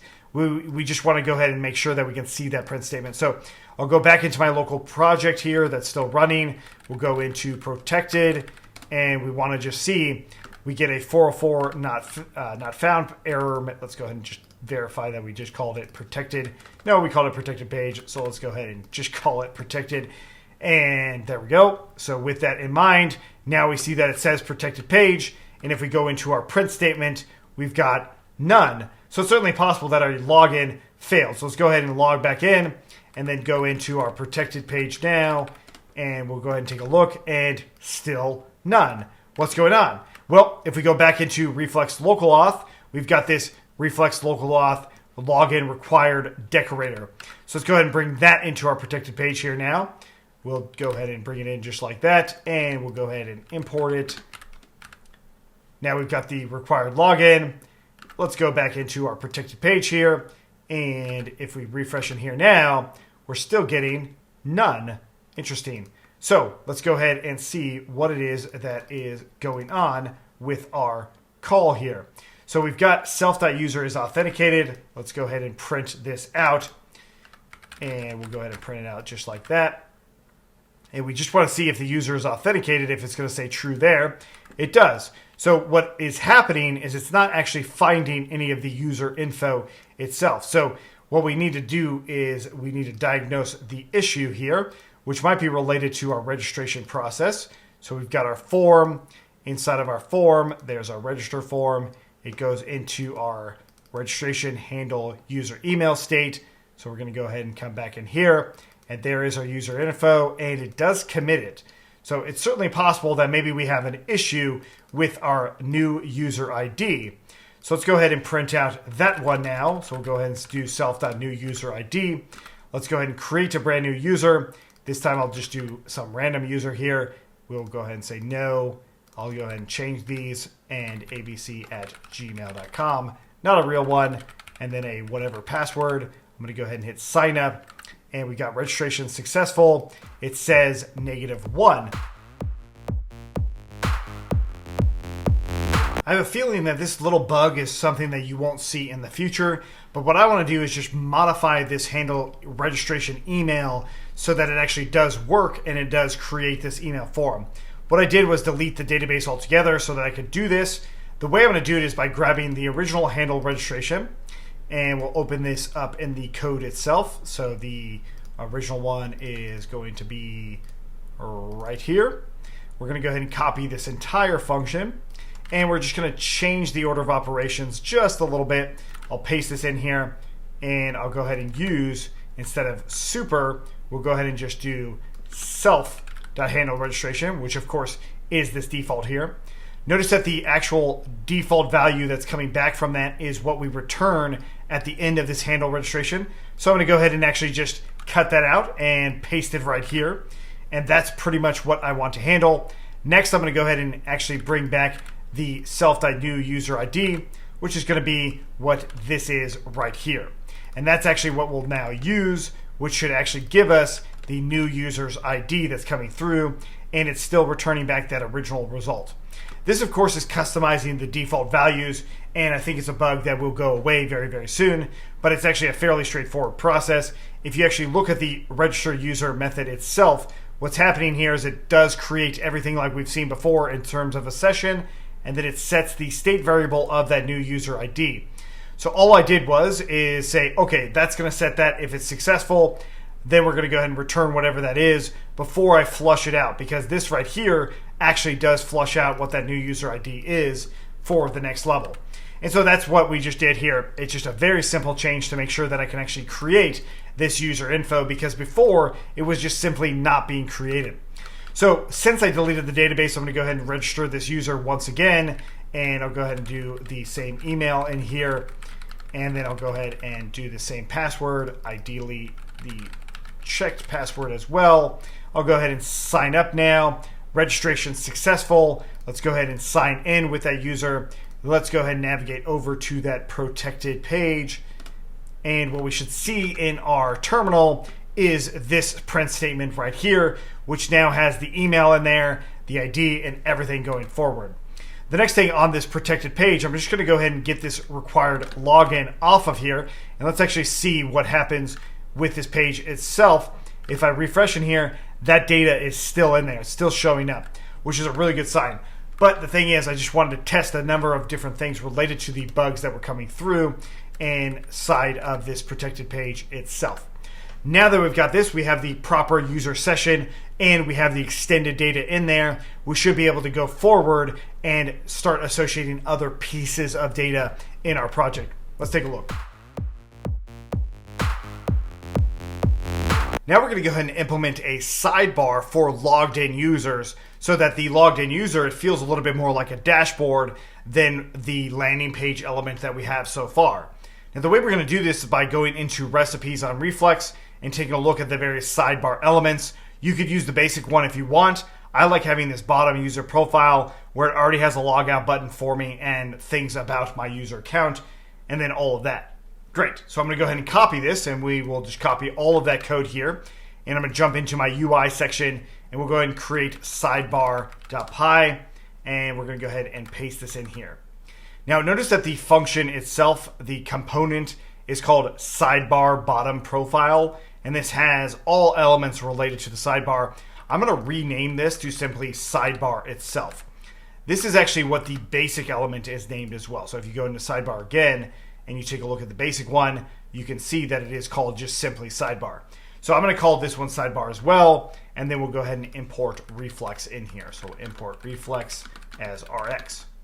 Now, a couple of different ways on how we could think about doing this sidebar item. In base.py, we could have a condition in here that's basically saying, do we want the navbar or the sidebar?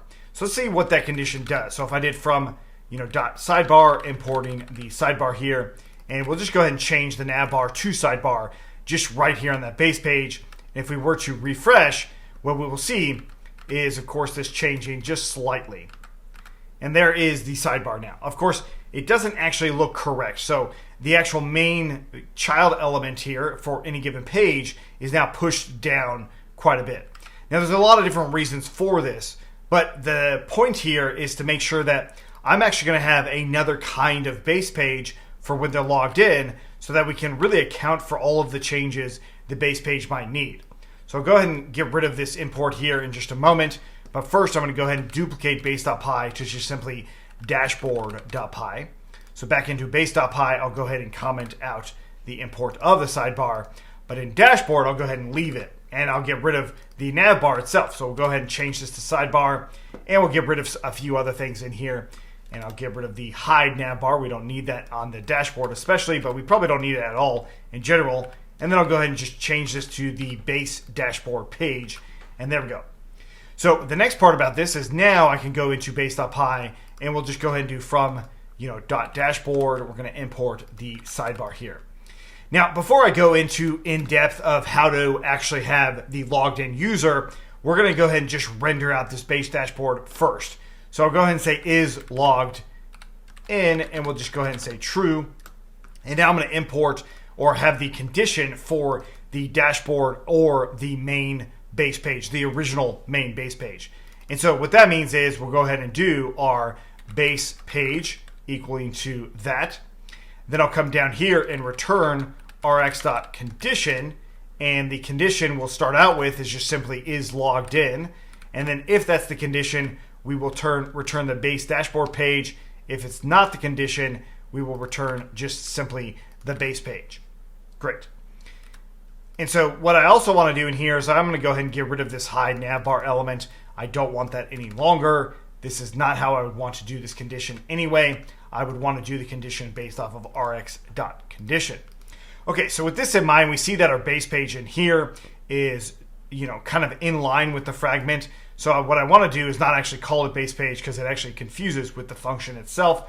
So I'm going to define this as base, layout component or something like that. And then we'll go ahead and return back that fragment itself. So I'll go ahead and cut this out, and we're going to go ahead and return back that. And we'll also put in, rx.component as the returning element, which will take in child args and keyword args. Great. So now we've got our base layout component, and that is now what we will go ahead and pass in here, just like that. Now, no surprise, we need to make sure that we're passing in the child element on each one of these things. So child and child, along with any args and keyword args, if for some reason we need to modify those in the future. Great, so now we've got a base page that's going to really confine to whether or not a user is logged in. So what this is going to allow us to do is now to start to just focus on the dashboard to make it work as we want to. So the first thing is, of course, is to move the content or the child element to be off to the side here. So jumping into the dashboard, what we have right now is we've got a child element that is alongside of the sidebar, but we actually want it to be in line with it. So the way we do this is by using rx.hstack. We want a horizontal stack here for these two items. And once we do that, we will see the child element come over here. And also we see now that it's working a little bit better, but we've also got this built with Reflex here. So what you might be considering doing is like, oh, well, I want to bring that logo in. So I'm going to go ahead and grab the logo. Let's go ahead and tab this over here. This logo, of course, is kind of a stand-in for what the footer could be. But if we do rx.logo here, I can see that as soon as I bring that in, and if it is inside of this h stack, it gets moved over here. So we don't want it inside of that H stack. Instead, we want it inside of this box right here with our child element itself, which I'm going to go ahead and put right under here. And we'll go ahead and save that. And now we can see that it is going, or it should render up right below the child element itself. But for some reason, it is not wanting to show up in here just yet. So let's go ahead and make sure that everything's running. And there it is. Okay, great. So the next thing is we've got this button here. We might need to change where that's located. But before I do, I want to make sure my sidebar actually goes to the bottom of the page. Now the way we do this is by jumping into sidebar.py. It's not going to be in the sidebar item. As we see, it's rx.link here. It's not going to be in sidebar items at all because as we see, they're all those links. So it's going to be in the sidebar itself. Now my intuition is going to be inside of rx.box. But what we notice is there's rx.desktop only and then rx.mobile and tablet. So I want to actually see what it looks like with just the tablet. So if I break it down, I can see that this already has a full page. That actually looks really good. So I probably don't need to change that. Eventually I'll need to change the links, of course, but I just need to change the dashboard only one. So I'm going to go ahead and open that. Inside of here, we've got our VStack in here. And so really what I'm looking for is simply the height of this thing. And so if I scroll down a bit, I see that there is a height in here. And I also see that there is one that's commented out for 100%. So go ahead and take a look at that. As soon as I change it to 100%, what ends up happening is, well, it actually gets smaller. So of course, I don't actually want to use 100%. I want to use 100% of the viewport height, or VH. As soon as we do that, what we should see is it taking up the entire page. But of course, now I've got this icon in here that's still showing up, right? That's not great. We want to get rid of that too. So back into my dashboard here, this RX button color mode here, we're going to have to adjust. I'm going to go ahead and comment it out for now, save it as is, and now we're getting a lot closer to what our actual final sidebar is going to look like. So dashboard, of course, is going to go where it should, which is basically to the home page. Let's go ahead and fix some of these links now. So I'll go ahead and do from, .UI, or rather .navigation. We'll just go ahead and actually import navigation. And so we'll come down in here and just verify our navigation routes. See, we've got routes imported right there. So back into our sidebar here, we'll go ahead and do our navigation routes. We'll start out with just our first sidebar items here. So go ahead and do navigation.routes and then this is going to be our home route, of course. That's going to be the dashboard. The next one is going to be our blog, right? So we'll go ahead and grab that blog here. And blog post route. And with this in mind, I'll go ahead and get rid of these right here. And I'll go ahead and grab the sidebar item. And we'll go ahead and do, create post and blog post add route. We save that. And now we've got some things in here related to our navigation. Looking pretty good. The settings here I'm probably going to get rid of. But what I want to see here is if I break it down, are those navbar elements still in there? And sure enough, they are. Great. So we have a sidebar in place with basically what a dashboard would end up being. Now, naturally, we still need a logout method. We are not going to do settings here because a lot of things you're learning, you'll be able to build your own settings if you like. One of the things you might want to change is maybe the icons in here. We'll take a look at that as well. But I also want to have that toggle between dark mode and light mode. But what we got here is a pretty solid start for a dashboard. Now, naturally, this is based off of the fact that we are just saying is logged in being true. If we change it to being false, we should see that original page, and that should still look basically identical to the way it did. So naturally, we need to implement that as well. Let's take a look at how we might do that. So let's go ahead and make sure that our base dashboard page is showing up with logged in being true. Just turn that condition on so you've got this right here. And so one of the important parts about this sidebar is the fact that each button element in here is actually a link. So they all navigate to a different page. That's what they do by default. But how it's being rendered is what we want to emulate by using a button, because that's what we want now. It's not a link, but rather a button.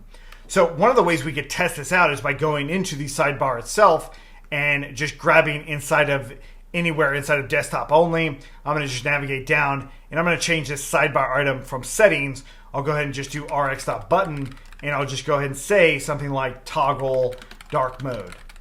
just to start out.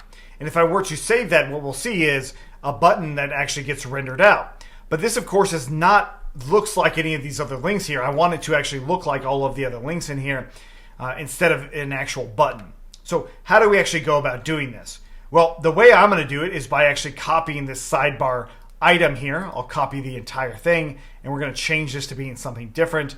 And I'll just call this my sidebar like dark mode toggle item. Just sticking with the same naming convention in terms of item instead of saying button. And so I'm going to go ahead and copy this. And now, of course, if I were to change that button that I did with this dark mode here to basically say dark mode toggle, I could do that. Or I could just leave a default of dark mode toggle in there and get rid of a lot of these arguments in here that I just simply don't need anymore. So the text is now just going to be dark mode toggle. The icon, we'll go ahead and just set it as moon for the moment. And then I'll go ahead and get rid of this href in here just like that. So now if we were to save it, the styling should look closer to what we had with all these buttons. But of course, I can now select this text here, which is not what I want. The other ones, if you try to select it, it doesn't quite work because it's a link. So what we want to use instead of rx.link, we'll go ahead and do rx.button now with a lot of these same exact elements in here. So if we were to change it now, at the very least, it's going to start looking correct-ish, but not quite. So button's not the right one. Instead, what I want to do is rx.box, and I want to treat this box as a button. So we'll go ahead and do as_button. Now, what this is doing then is it's basically saying, hey, this box, make it a button element, but do not use the default styling for buttons across the board. That's all it's saying. That's all I'm doing here is using a new button basically instead of the default buttons that come in with Reflex. And so now our toggle is looking a lot better. But one of the things that's missing, of course, is this sort of like standard state. Do I want it to be black like that when I'm not hovered over it? And so this is why recipes are really good to review, is because you've got this style element in here that has _hover. This is actually what's responsible for that background and that color. And so if I were to comment out that background, save it, let it actually refresh a little bit, what we'll see is when we go over this dark mode button here, the background goes away.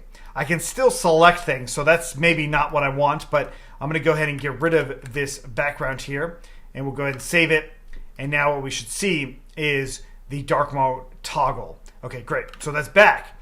So this is actually showing me how I can do hover classes in here. There's all kinds of things you might consider doing, but the main thing is I can see that there's this color element that I can now use on the default style, which is not necessary for the link, but it is necessary for what we've got here. So now I've got a toggle dark mode button here that is almost there.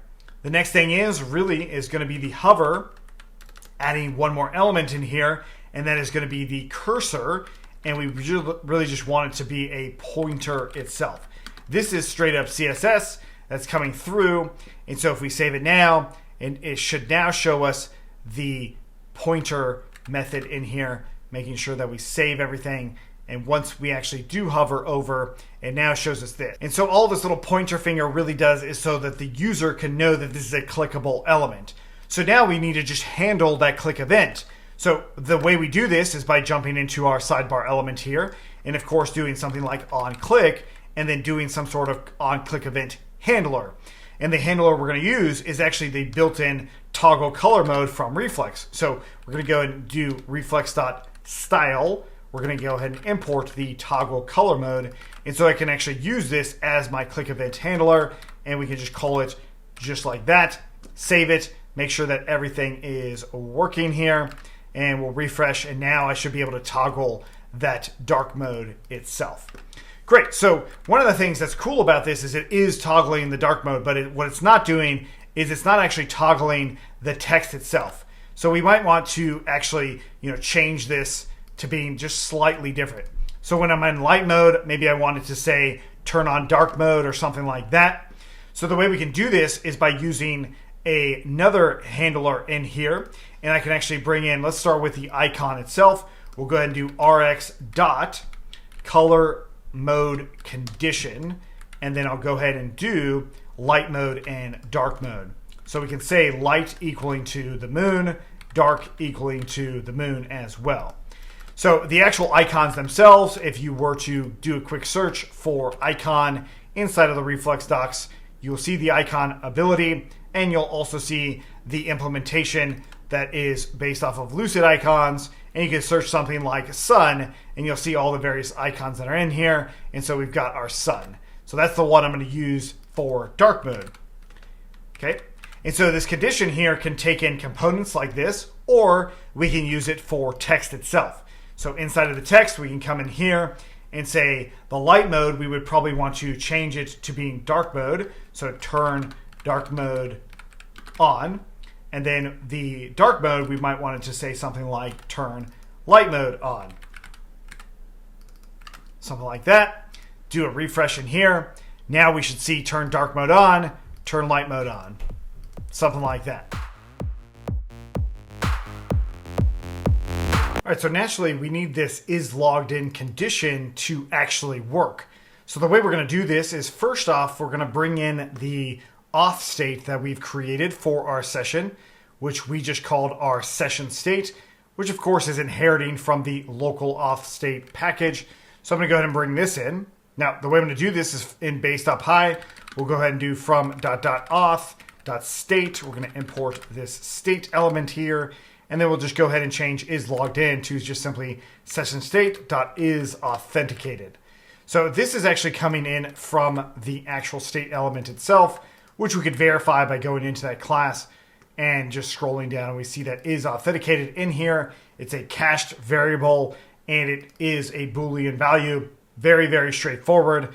Another thing you can notice is if you scroll down, you see there's a do logout method. Now, this is going to come into play here in just a moment. But for now that I've got this session state here, I try to save it, and I get this circular import part thing. Or basically, you can't import this and stuff like that. So there's actually a little bit of an issue with the importing directly to the session state. Now, you could try to import directly from auth, and what this might do is a circular import, but basically we've got an issue with the importing. This importing really comes down to the pages themselves. So when it comes to these different pages here, we have the base page right here for our login page and our register page. So in other words, this is actually importing a lot of the same stuff. So we need to change our auth package a little bit. The way we're going to do this is by getting rid of the import from the auth package for pages. And I'm also probably going to get rid of the session state import as well. That is part of the reason I actually did the absolute import here. So naturally, if I get rid of these imports here, this actually presents a new problem that we need to solve as well. And that is coming back into our main module here. This import for auth no longer works. So the first thing I'm going to do is from .auth.pages, we're now going to go ahead and import our various pages, our login page and our register page. I'm also going to go ahead and do from .auth.state import our session state. At this point, these things haven't been used a whole lot yet, especially the pages for login and register. So I'm going to go ahead and get rid of that import there and just do that. And then the actual session variable, the session state variable, if we do a search on the entire application itself, we see it's only really used 3 times. So the import statement, which if I get rid of, it's no longer in there. It's inside of full stack auth, which we just got that import going in. And then in base, where we just imported it, it is now working just fine. So that should actually solve that circular import error right there. Okay, so with this in mind, I now want to go ahead and take a look at my project, of course. Now, what's going to happen here is, depending on if you're actually logged in or not, you will see this dashboard here. And so we, of course, need a way to actually log out this user. And so the way we're going to do that is by creating a new argument on our state here. This one is going to say, I'm going to call this perform logout. Now, in my case, what I will first try is the superclass, or rather, instead of the superclass, we'll just do self.do logout, which is going to be from our local state auth. And then we're going to do our rx.redirect, and I'll just go ahead and do a slash for now. We'll fix that in just a second. But the idea is we want a button for performing redirect. So what I'll go ahead and do is I'll grab my session state here, we will now go into our sidebar. And what we want is the logout page or the logout component here. So go ahead and find it, which is this right here. It's a sidebar item, which is not what we want. Instead, I'm going to go ahead and copy the dark mode toggle and now make this sidebar logout item. So very similar to what we saw before, but not quite the same. We only need one icon now, so I'm going to go ahead and get rid of the color mode version. The text, we only need one text, and that's going to be simply log out. Now, it's important to note we actually don't need a condition for login. We don't need it to toggle between login or log out depending on their session because they're only going to see the sidebar if they're logged in. So that's another part of this that I think is important. Everything else is almost the same except for this onClick method here. Now I'm going to go ahead and import that. So from .auth.state, we're going to import the session state, and then I'll go ahead and do my session state dot and perform logout. Okay, so that's going to be our onClick event. It will call this method of perform logout. So let's go ahead and give this a shot. We'll save it out, and now I'm going to go ahead and click logout. And so I got to implement the button itself. Let's go ahead and grab this and bring it down into our actual sidebar. There we go. Notice the icon is log-out. We'll take a look at that in just a second. But with this in mind, I'm going to go ahead and make sure that these are also in my mobile version, if they weren't already, in which case they are not, as I see there. So bringing in those in. And changing the icon to just simply log-out, which once again, we could go into Lucid and find that one as well. But now, if I refresh in here, I've got my sidebars in here. It's looking good. If I click log out, it actually logs me out. It takes me there. And so one of the things we could think about when it comes to log out is maybe we don't want to just automatically log it out, right? So if I click on this, yeah, it's great that it logs the user out. But what's not great is the fact that what if you accidentally click on it? For that reason, I want to go ahead and create one more page. So going back into Auth, into Pages, I'm going to go ahead and essentially copy, well, let's actually copy our index page because it already has a button for us. So I'll go ahead and go back into my index page. I'll go ahead and copy this out. And now let's bring that up into our Auth pages here. And this one is going to be my logout page, or like a logout confirmation page. The label says, are you sure you want to log out, or something along those lines. I'll change the size to 7. The text is, well, we'll go ahead and remove those things. I'll just now do rx.button and say, yes, please log out. And then maybe above that, I'll go ahead and do rx.button as well. I'll say no, something like that. And then we'll go ahead and do our color scheme for no to being something like gray. There's a lot of different color schemes. We'll talk about more colors in just a little bit. But for now, I'll have this RX button here. So the first thing is we want to actually just change this to being a link. So RX button link and the href going where I need it to go, which in this case, we'll go ahead and grab that state element itself for our navigation. So from ... import navigation, and we'll grab our home page, for example, or maybe our login page. So in this case, it's going to be going to our home page. So navigation, routes, homepage. So basically going back. Now, of course, there's other things that we could potentially do for going backwards, but I'm just going to go ahead and say no like that. Next, of course, our button here is going to be an onClick method, and you probably already know what that onClick will be based off of what we just did with our sidebar. So inside of the sidebar, or actually inside of Auth here, we're going to go ahead and do our from .state, import our session state, and we'll go ahead and use that element now. So onClick is going to be session states perform logout, just like we just did. Now that we've got that, we've got my login page here. We'll go back into our navigation. I'm going to go ahead and copy something in here, and we'll put it right after the contact route. And I'm going to call this my logout route, and it's going to be /logout. And since we've got this logout route, we'll go into our navigation, and we'll put it in here as well. So I'm going to go ahead and copy this to login right underneath that to being to log out. And naturally, it's going to come from our routes dot logout route, just like some of our other ones. Great, so now that we've got that, let's go back into our sidebar and bring in our nav state now. So we've got navigation already imported on here. So all I'm going to do is change my on-click state to just being simply navigation.navState and then to logout. There we go. Now I can get rid of that session state variable once again. And let's take a look at now. If I click on to logout, it should take me to the logout route. Sure enough, it does. The route's not implemented yet, which we will do right now. Just changing the text a little bit. So back into our main configuration, or our main module, our main full stack module here in my auth page, we're going to go ahead and do my logout page now. And so going back into our different routes here, underneath our logout and login route, we'll go ahead and do our routes dot, and this should be our navigation route. So we'll do this one right here. So routes dot routes, and this should be dot logout. Oops, we got this right here. So let's go ahead and change this now to logout route and simply logout.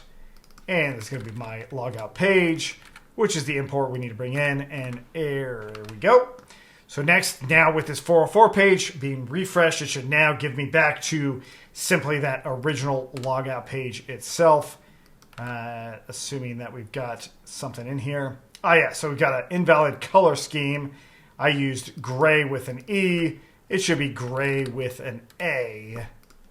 And we'll try that again. There we go. Solved. And now if we go into our logout page, we should see, are you sure you want to log out? We hit no, it takes us home. Great.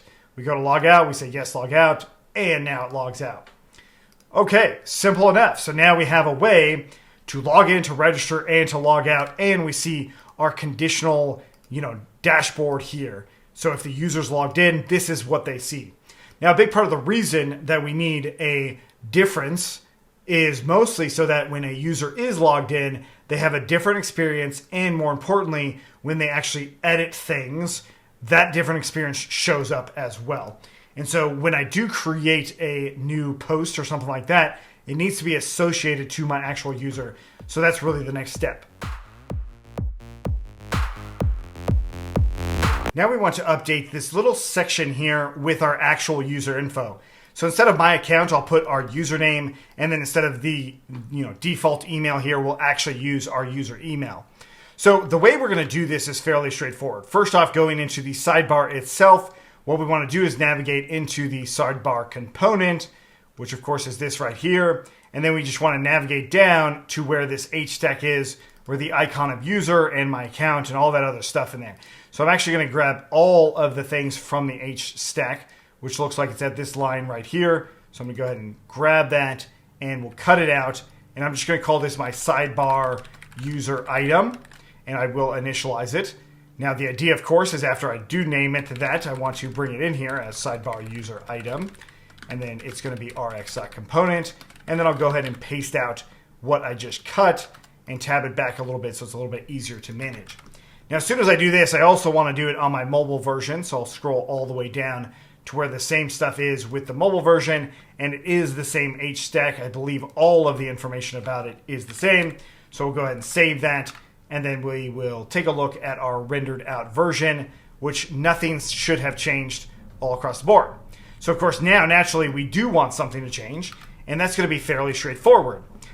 If you want to get anything related to the user, we use the SessionState variable, and specifically the authenticated user info.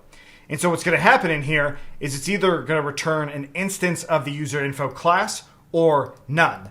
Reminding you what the user info class is that model in the database, which only has these fields right here for now. And so what we got is back in the state here, this is going to return none. This right here is going to have either a result, which will either be the actual instance of the user info, or it's going to return none as well. And so realistically, I just want to see if result is none, then we'll go ahead and return none. Otherwise, we're going to go ahead and print out that result.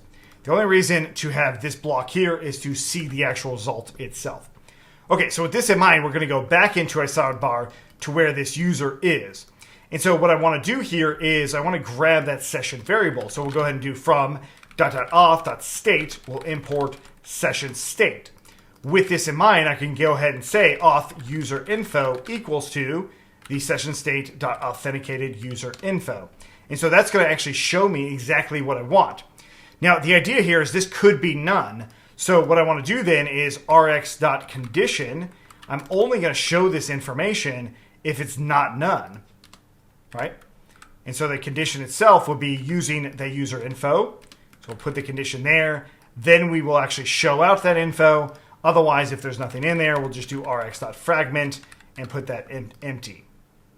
Great, so with this in mind, that means that it's not none, and then we can do something like this where we go into the user's email and we can just bring in something related to the auth user info, and we can do something like .email. Now, keep in mind, this auth user info is quite literally a user info instance. So the way you could think of it is actually something more like user info object, and then we could use that instead, just to keep in mind that it is an instance of the class itself. Or at least it would be if it's actually available, and that lookup, when it's authenticated, actually does yield some sort of result, which should happen based off of everything we've done so far. Okay, so with this in mind now, we can actually take a look, and my page has already reloaded with that user info in there, and it's all cached. So this lookup right here is not going to continuously happen. It's going to happen based off of the default cache setup itself or the session itself. So when we log out, that cache gets cleared out. When we log in, it gets updated. Okay, so now that we've got that, we can actually even see the print statement here, and there is all of that user's fields.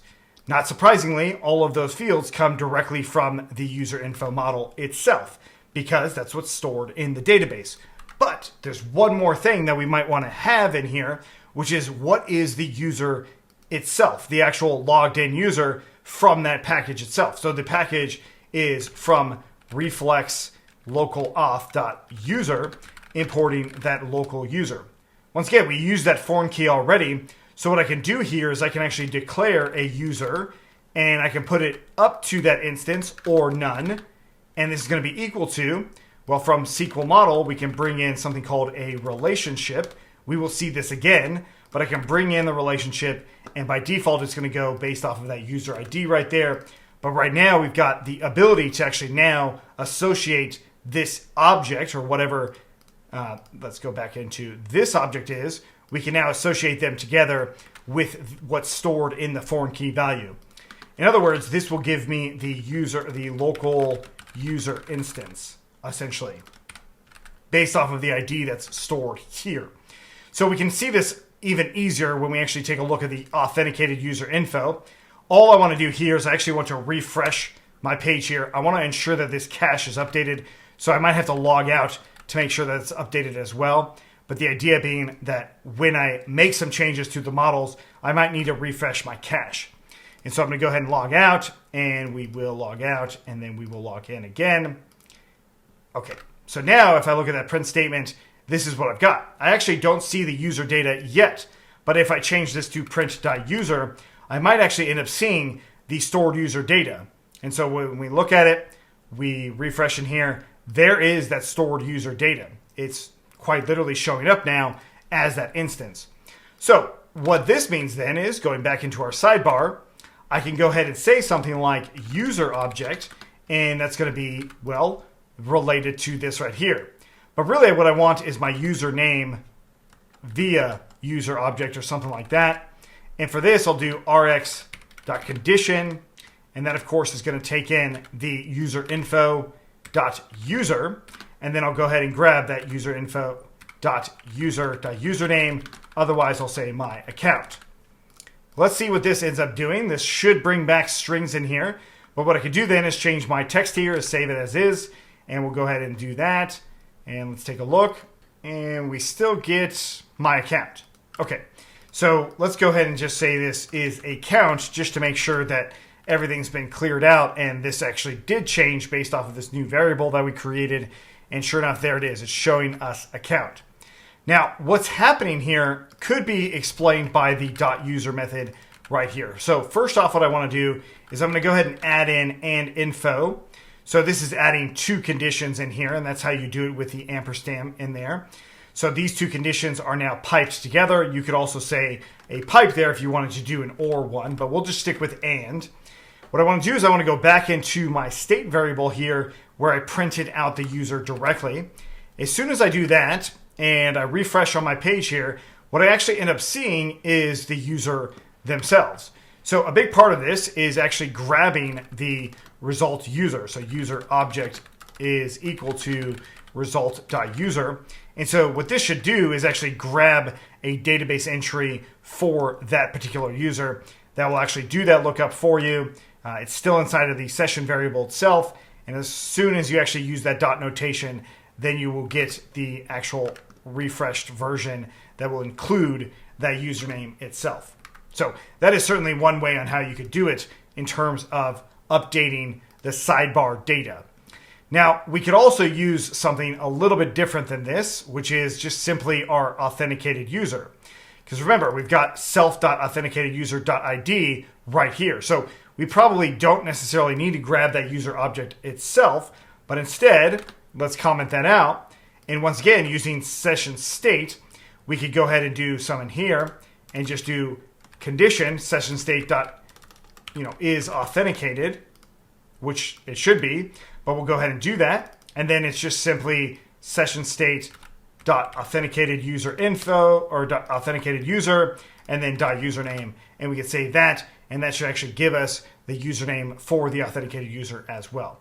So there's a few different ways on how you could approach getting that user data. This one right here is much more about the relationship, which at this point we probably don't necessarily need to have it on here, but I wanted to show you both ways on how you can go about doing it because this will become important later. And so what we see here is really just a query that gets related data for this particular user, which we'll use more of. And then in here, we actually get that same information from the authenticated user itself. The only difference is this right here is actually cached, where this right here is not. So what we want to do then is I'm going to go ahead and cache that in my state as well.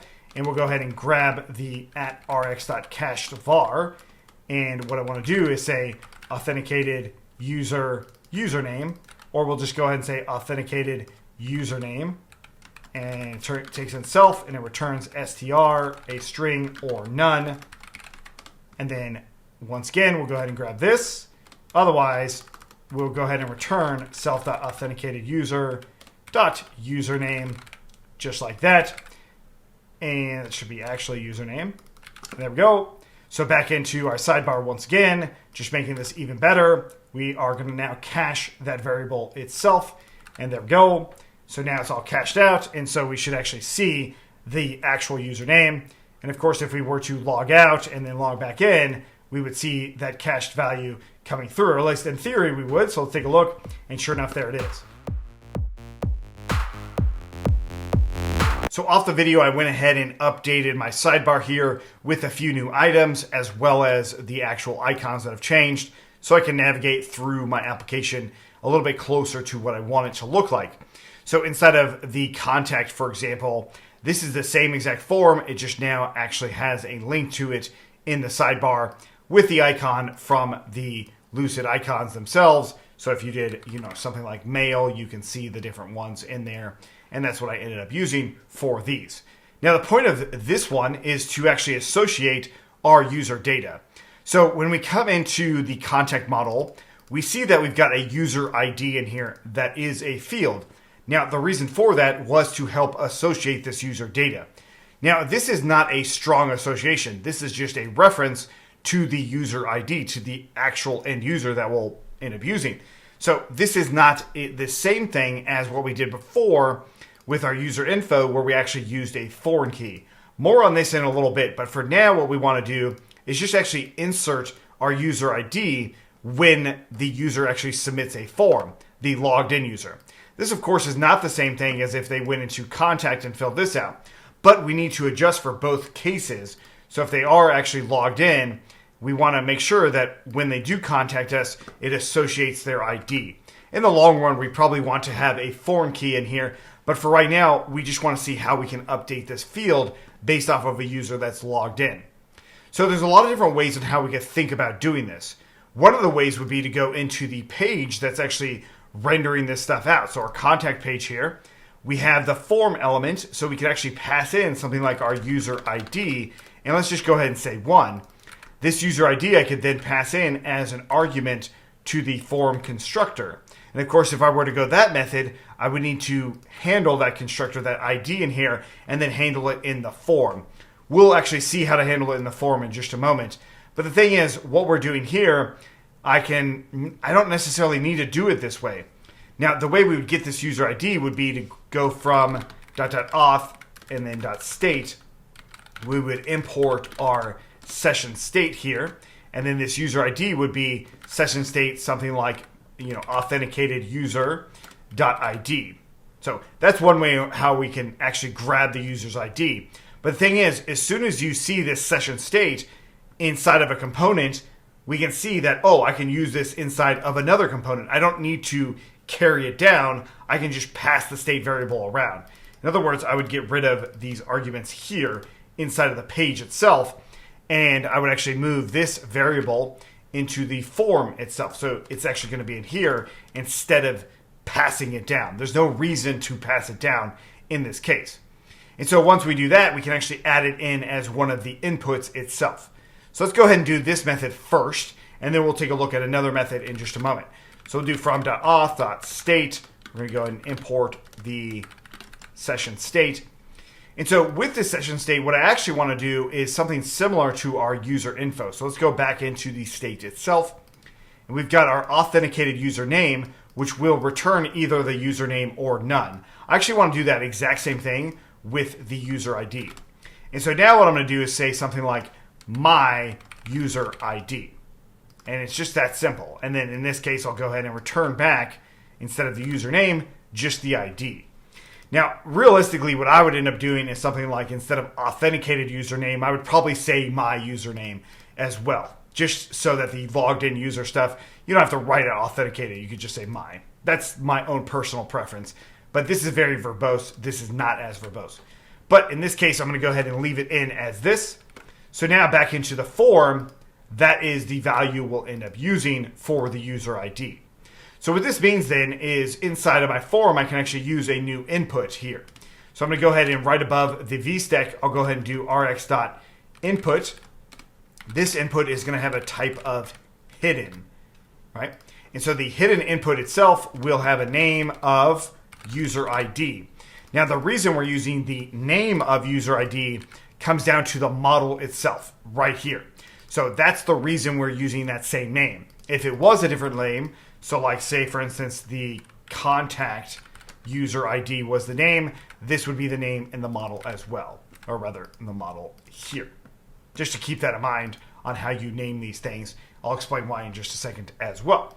Next up, we'll go ahead and put our value being equal to, well, our session user ID, just like that. So I don't need it up here necessarily, but there we go. So there's my hidden input. Now, this will work when the user's logged in, but it won't necessarily work when they're not logged in. So let's go ahead and see what it looks like when they are logged in. Now, if I go into my application, I see that there is a field here. This is the hidden input field. If we inspect the element here, we can actually see the form, and then the value itself is showing me my contact user ID. So I need to update that, but it gives me a value of 1. So it's literally going off of my user ID that I am passing in there, which is great. And if I were to log out and take a look at this same thing, it's going to look very similar, but of course it's going to be without a value inside of there.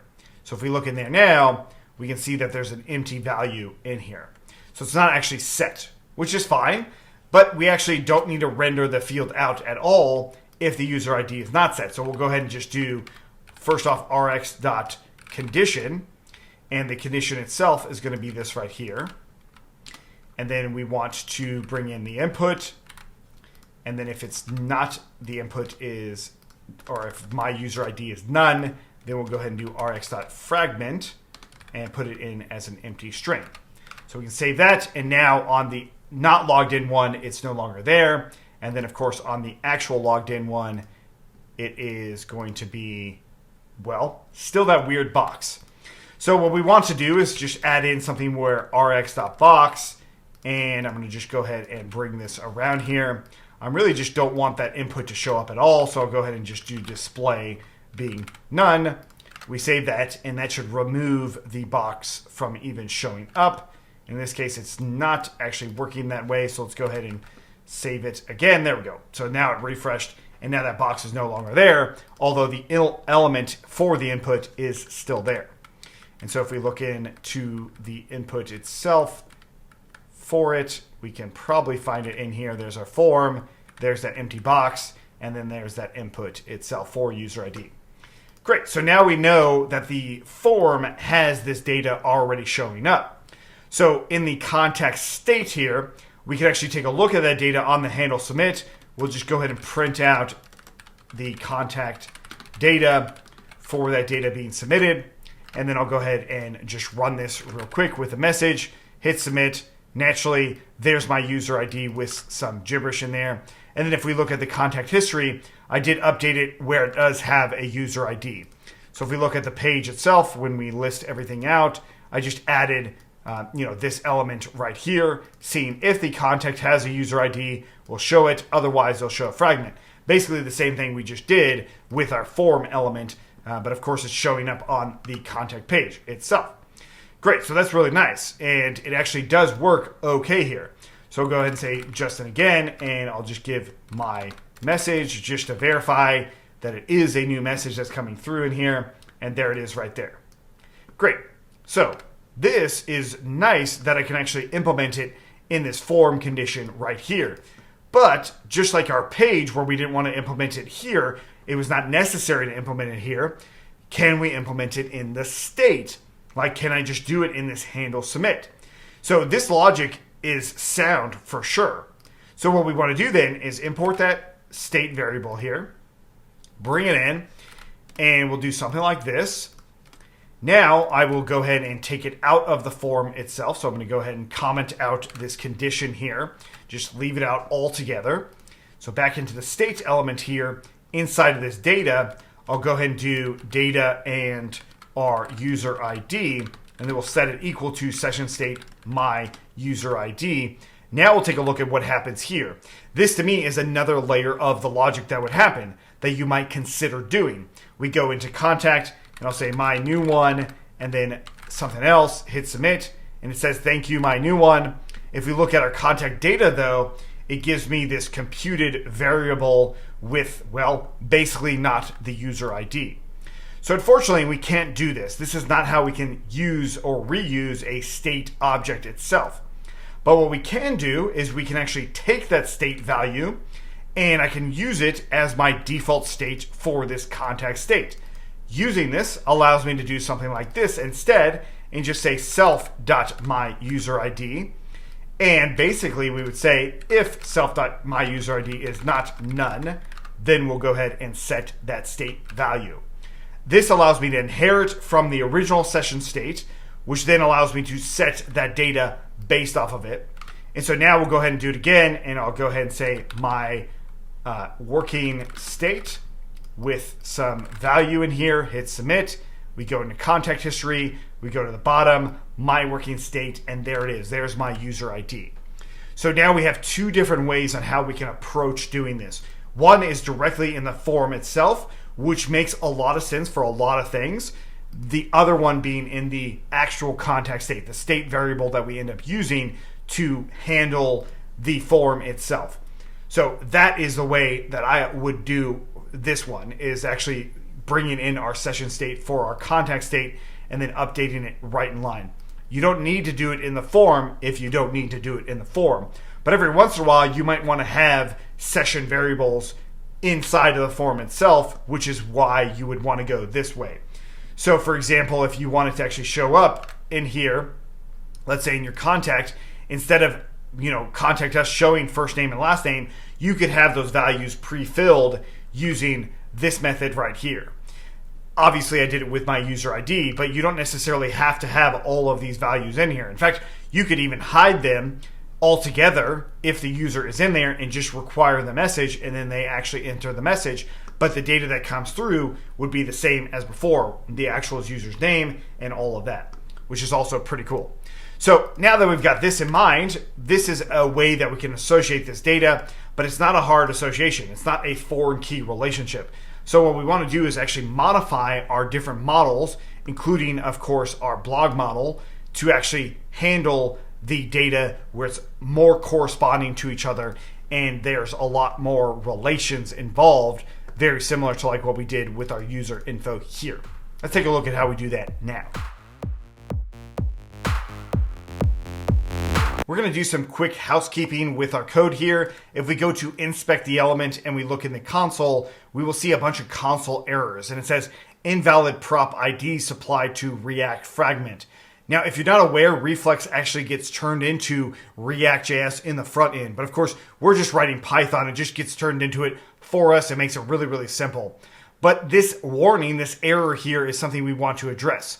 So React.fragment is the same thing as rx.fragment. So if we look for rx.fragment inside of here, we will see a bunch of different places we use the fragment.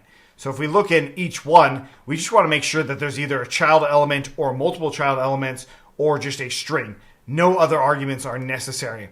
So on each fragment, so far they look pretty good. Then eventually what I get to is the base layout component, which has a fragment, but also a couple arguments here. So we don't need those arguments. All of the other ones are components. These arguments we do not need, so we'll get rid of them. Those are called properties inside of React.js, but the idea is we've got these Rx fragments we will go ahead and comment out just like that. Once we do that, the console log should clear of the most things in here. And so, of course, you could always look at the border radius one as well. And if we do look for border, we can see that there's a bunch of different border radius settings in here. So in the nav, we see it as a image that's directly on there. But then in the sidebar, we see it that it's a style that you assign to it. So I think using the style is probably the way to go. I'll let you do that. In this case, I'm going to go ahead and go back to what it is that we're trying to work on, which is going into full stack Python and seeing why we actually need relations with users, why we need our models to be related. Now, on one hand, we have a model that's not actually related in the sense that it's not database related. There's no foreign key available, but it is related in the sense that we have a reference, we have a field that actually exists for our user IDs. So what we want to see now is how we can really leverage the relation itself. And really what it comes down to is state.py. We have this lookup for the user info, the actually related user info. We actually already saw the related user info come through when we did stuff like this, right? So this actually did something that's interesting that we'll take a look at right now. Now, for this to work, what I want to do is actually want to go into full stack Python, into my index page here, and I just want to show you how that info ends up working. So we're going to go ahead and do from .auth, .state, we're going to go ahead and import. Oh, we already have our session state in here, so we don't need to import it again. So go ahead and use this session state now in our index here. Once again, we want to remember that it's like my user object is session state dot, well, what is it? It's the authenticated user info. That is one object. The other one is just simply the authenticated user. So that's what we'll start out with is our authenticated user. And I want to just render out that value. So I'll go ahead and do rx.text, and I'll grab that user object and put it into this text element here, let it refresh, and what we'll end up seeing is, well, something interesting. This is now saying objects are not valid as a React child. Once again, this is showing us that Reflex gets turned into React on the front end. But what we also see is that it says objects with keys. What does this actually mean? Well, what it means is that the actual object itself, the actual my user object, cannot be rendered out. It can't actually be rendered out in this way. Now, if we wanted to see the entire dictionary itself, we could do something like toString, and that will actually turn it into a string value. So it's no longer a dictionary, and then it'll actually render out so we can actually see that same value. But of course, as soon as it is a string value, we can no longer do dot notation like dot username in here like this. Instead, what we would do is we would get rid of this toString and just use dot username directly. And that allows us to do this sort of field data in here that we might want to show up just like that. So this is nice. This is, again, our authenticated user itself. But the thing is, I want to get my authenticated user's info, as in I want to get this data right here. They are related, kind of, but what I want is just simply user info here. So the way we go about doing this, of course, was back to our state value, where when we did authenticate with this user, we actually grabbed that result and set it into the cache. We grabbed the user info directly. So the way we do it everywhere else is we actually just use the user info. We use authenticated user info. And then we are going to go ahead and do toString here, and we will be able to see that user info. And of course, what it's going to render out is the email, all of that other stuff. I even have the user ID in there because it is associated through a foreign key, but we have only some of the user data. So the next question would be, oh, well, I want to take this same data and use my UserInfo.user toString. The reason I'm saying .user is because if we look at the model itself, we can see that there is this relationship here for the user. In fact, in our state value, we also saw that with result.user. So I'm going to go ahead and save this. I'm not going to change anything other than this right here. We'll go ahead and take a look. And if I look at the data now, what I will see is absolutely nothing. But if I make a small change to the state, that is, if I actually do call result.user right in line before I actually return back the result, what I will end up seeing is, well, the actual data itself. The reason for this is because it's doing a database lookup. Right here, we're actually using our session. We're doing a database lookup for the main user data, the user info data. That's all we're doing. That's the only lookup we're doing.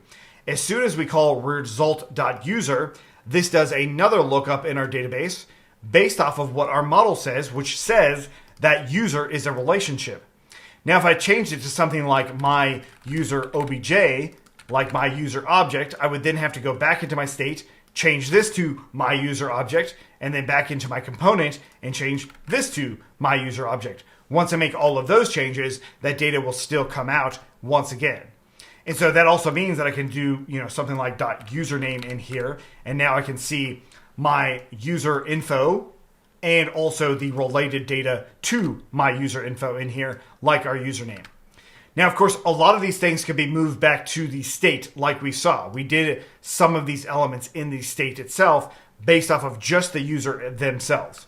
But what we want to do is we want to do something very similar where we can actually query the user's blog information or their contact information, but we want to do it in either direction. That means we want reverse relationships as well. So what do I mean by reverse relationships? Well, inside of our user info, we did a .myUserObject. This gave me the reverse relationship to that local user, to that related user. So it actually gave me the reverse relationship. The forward relationship, as it stands right now, is coming back to our session. This is going, hey, my logged in user, my actual authenticated user, which is an instance of the local user object. This is actually how I get that forward relationship. This is how I get the reverse relationship. Now, I realize this might be a little complicated. So what we want to do is we want to actually see how to do this with other models as well. Other models that have that two-way relationship. This one does not have a two-way relationship exactly because there's no back populates argument in here because I can't actually change this local user itself. So I want to change this back to being a user, and I want to use that everywhere I had before just to make sure that it's working. But I just want to remind you that this is a database lookup. It's an additional one as a result of this. And so, yes, it's actually getting the exact same user that is doing the original where clause in here. But the idea being if we don't have that database lookup, that data is not readily available inside of this authenticated user state information. But it's also that data is now associated to the entry itself. This is not possible with our contact. So if we go into contact here, there's no foreign key relationship. So no matter what, if I put a user in here and did the exact same things as I did with this, it would not actually find that user because there's no foreign key available to it. There is a way to actually still find it though. It's just not going to be as clean or as easy as this. So what we want to do is we want to make this cleaner and easier. And once again, if this is complicated at all, it starts to get a lot more clear when you actually do these reverse relationships based off of how you look things up. And of course, we could talk for hours and hours and hours on how to design this stuff inside of databases. So we don't want to get too deep in the rabbit hole itself. We just want to understand the foreign key relationship and how these things are actually tied together, because it actually adds a lot of robust capabilities on the database side. Once again, that's not going to be discussed in too much detail here, other than the fact that we'll be able to leverage what the database does really well when it comes to finding related data. And so let's take a look at how to update all of our different models so we can have more robust relationships and foreign keys with them. Now we're going to go ahead and build out a new models module that will have all of our different models that we need to have foreign key relationships with. So basically, we're going to be building off of UserInfo instead of the local user, mostly because of this relationship field right here, which we'll look at in just a moment as well. But the idea being that everything's going to funnel through UserInfo instead of the local user. So now what I'm going to do is I'm going to go ahead and copy this models.py, and I'm going to paste it into the root here, right next to full stack Python, and then just change the import just like that. Okay, so once I do that, I'm going to go ahead and get rid of my old UserInfo altogether. This old models altogether. It's completely gone now because it's going to be used a little bit different. So state.py now is no longer from just .models. It's going to be .models, and it's going to go based off of that. And wherever else I might need it, I will do that. I think it's probably just the state info itself. Next up, just the same with our blog. I'm going to go ahead and grab our blog model. I probably don't need to re-import everything, but I'll go ahead and grab the blog post model here. We'll cut it out, and we'll bring it into right below our new model. We'll save it in here. Looks like I've got everything necessary in there. So I'll go ahead and get rid of that as well. There we go. Next up, we're going to go ahead and bring in our contact model in there as well. Same thing. I don't think I'll need extra stuff in here, but of course, if I do, I will import them. Okay, great. So there we go. So now I've got all these imports, and these models changed quite a bit. So naturally, what I'll need to do is I'll need to update where these imports are. And I think it's probably mostly just in the state itself. And that's pretty much it. So from .model, .models, .models, and so on. Naturally, once you do something like this, you are going to have some big changes that need to happen on the database side, right? So we've got can't find auth.models. So here's this auth one. I'll go ahead and get rid of that. We'll save that as well. Contact probably he might have it as well. Looks like it doesn't. And then we've got full stack python.blog. So let's go ahead and take a look at that. There's our model import there as well. Also don't need that anymore. So we'll go ahead and save it. And hopefully that solves everything for us. Let's go ahead and try to reflex run again. And there we go. So can't import model from the init file on blog, which might have something to do with my cache here. So I'll get rid of that in a couple of places, because this is definitely a major change. And I realize it's sort of late in the game. It feels late in the game that we're doing this. But the reason we're doing this has everything to do with the relationships that we need to bring in. And so we've got our blog model here. I'm going to go ahead and import it now. So from .models, import the blog post model. Okay, so we need that model type there. It's probably on the detail as well. Let's take a look if it's in here. Looks like it's not. Okay, great. Just in the list itself because of the detail link and the detail list item. That makes sense. Okay, let's see if it's running now. And now we've got on contact, something with the init model as well. It looks like it's trying to do it. We've got contact state. Looks like maybe the cache here, so I'll get rid of that cache as well. Let's run that again. And it's still showing us that. Circular import. So perhaps we have something in here on one of these pages that's causing that. I'll get rid of the imports that we no longer need. This one right here is causing that. So I'll do our from .models, import our contact entry model. There we go. And do we need it anywhere else? Looks like we're okay. Let's go ahead and run that again. And there we go. So now it's actually compiling And so one of the first things I would want to try here is I didn't actually change anything about the database models themselves. So let's go ahead and try, our reflex run, or rather db make migrations.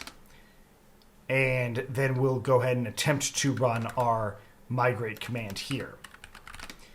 And so far, it actually didn't make any changes to the database itself. My next test would then be to jump into my actual project and see if everything's still working correctly. And so if we log in here, we've got our username and password. Sure enough, everything seems to be working okay.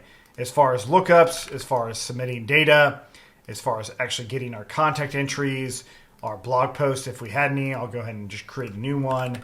Hello world. I did delete a database at some point, so that's probably why that's not showing up. There that is, and we see hello world in there, and just like that. Okay, great. So now we have a new location for our models. The reason for this has to do with how we do and define these different relationships. So our user info model is just simply user. This one does not have a reverse relationship. In other words, the local user instance cannot grab user info like the user info instance can grab that local user.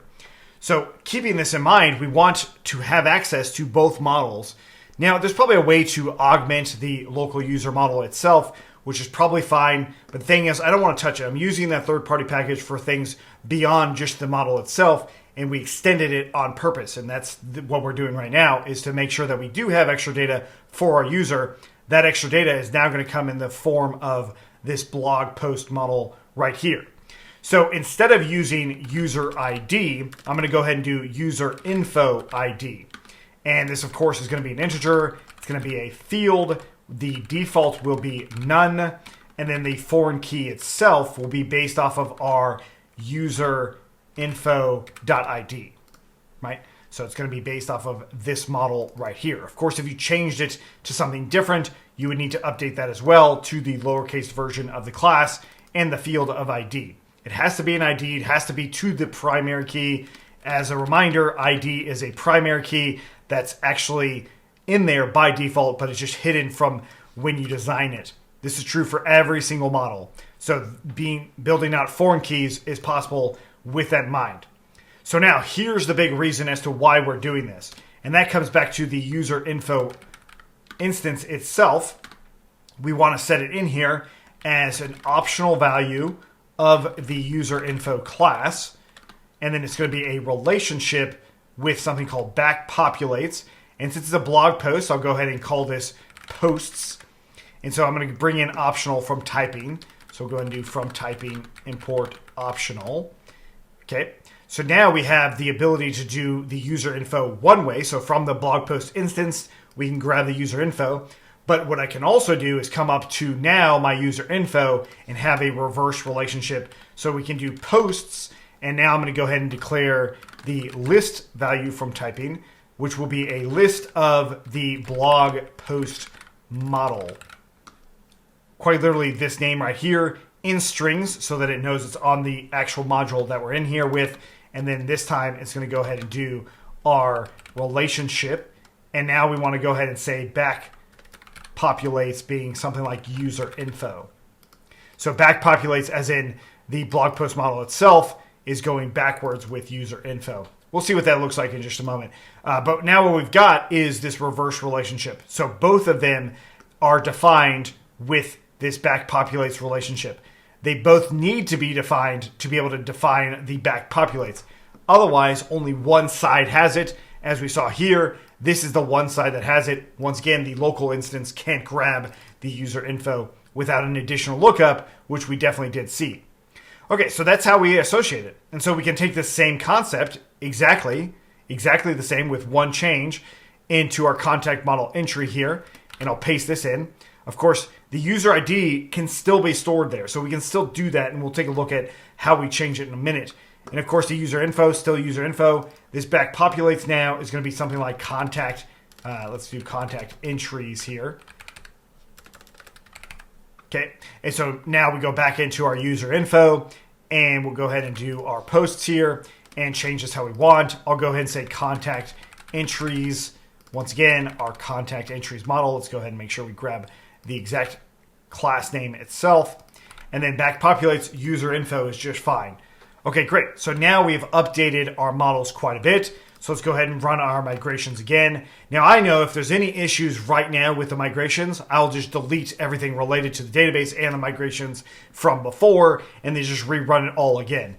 Part of the learning process is getting really comfortable with migrations and your database tables and making changes of them. And so the local environment is really, really useful for this. And so I do have an issue with here. We've got constraint must be a name. So what I'm going to do then is I will quite literally delete all of those old migrations, and then we'll go ahead and delete everything related to our database in here. And then we'll go ahead and run this once again. So now that I've deleted everything related to this database, I'll just do reflexdb and init. I should not have to do migrations after doing init. It will do all of the migrations for us. It will make those migrations. So right now, it shouldn't have to make those migrations. And then it'll even run the migrate command as well. And so now we should have no errors anymore. And of course, this means that all of our data is gone that we had before. But now we're in the place where we can start really using the user info model quite a bit. Now, again, if you try to do this with the models all separated in separate locations, what you'll probably see a lot is circular imports. This models.py module removes the need for all of those circular imports. But each component, like the auth component itself, all of these things are still valid as they are. We won't need to change these at all. Just the user models themselves. We needed a way to be able to import the blog post model into the user info model. And we needed to be able to import the user info model into the blog post model. And the other way wouldn't have allowed for that to happen. So now that we've got this, let's actually take a look at what we can do with some of these related fields as we start to build out more aspects of it. But first, of course, I need to actually create this user info. I need to tie these things together in our blog post when we create new blog posts. All right, so with a fresh database with no blog posts yet and a fresh user, we're going to go ahead and actually create blog posts and assign the user info ID. Before we can start doing that, we need to go back into our session state here and actually get my user info ID. So very similar to what we did right here, I'm going to go ahead and copy this, paste above it, and we'll call this my user info ID.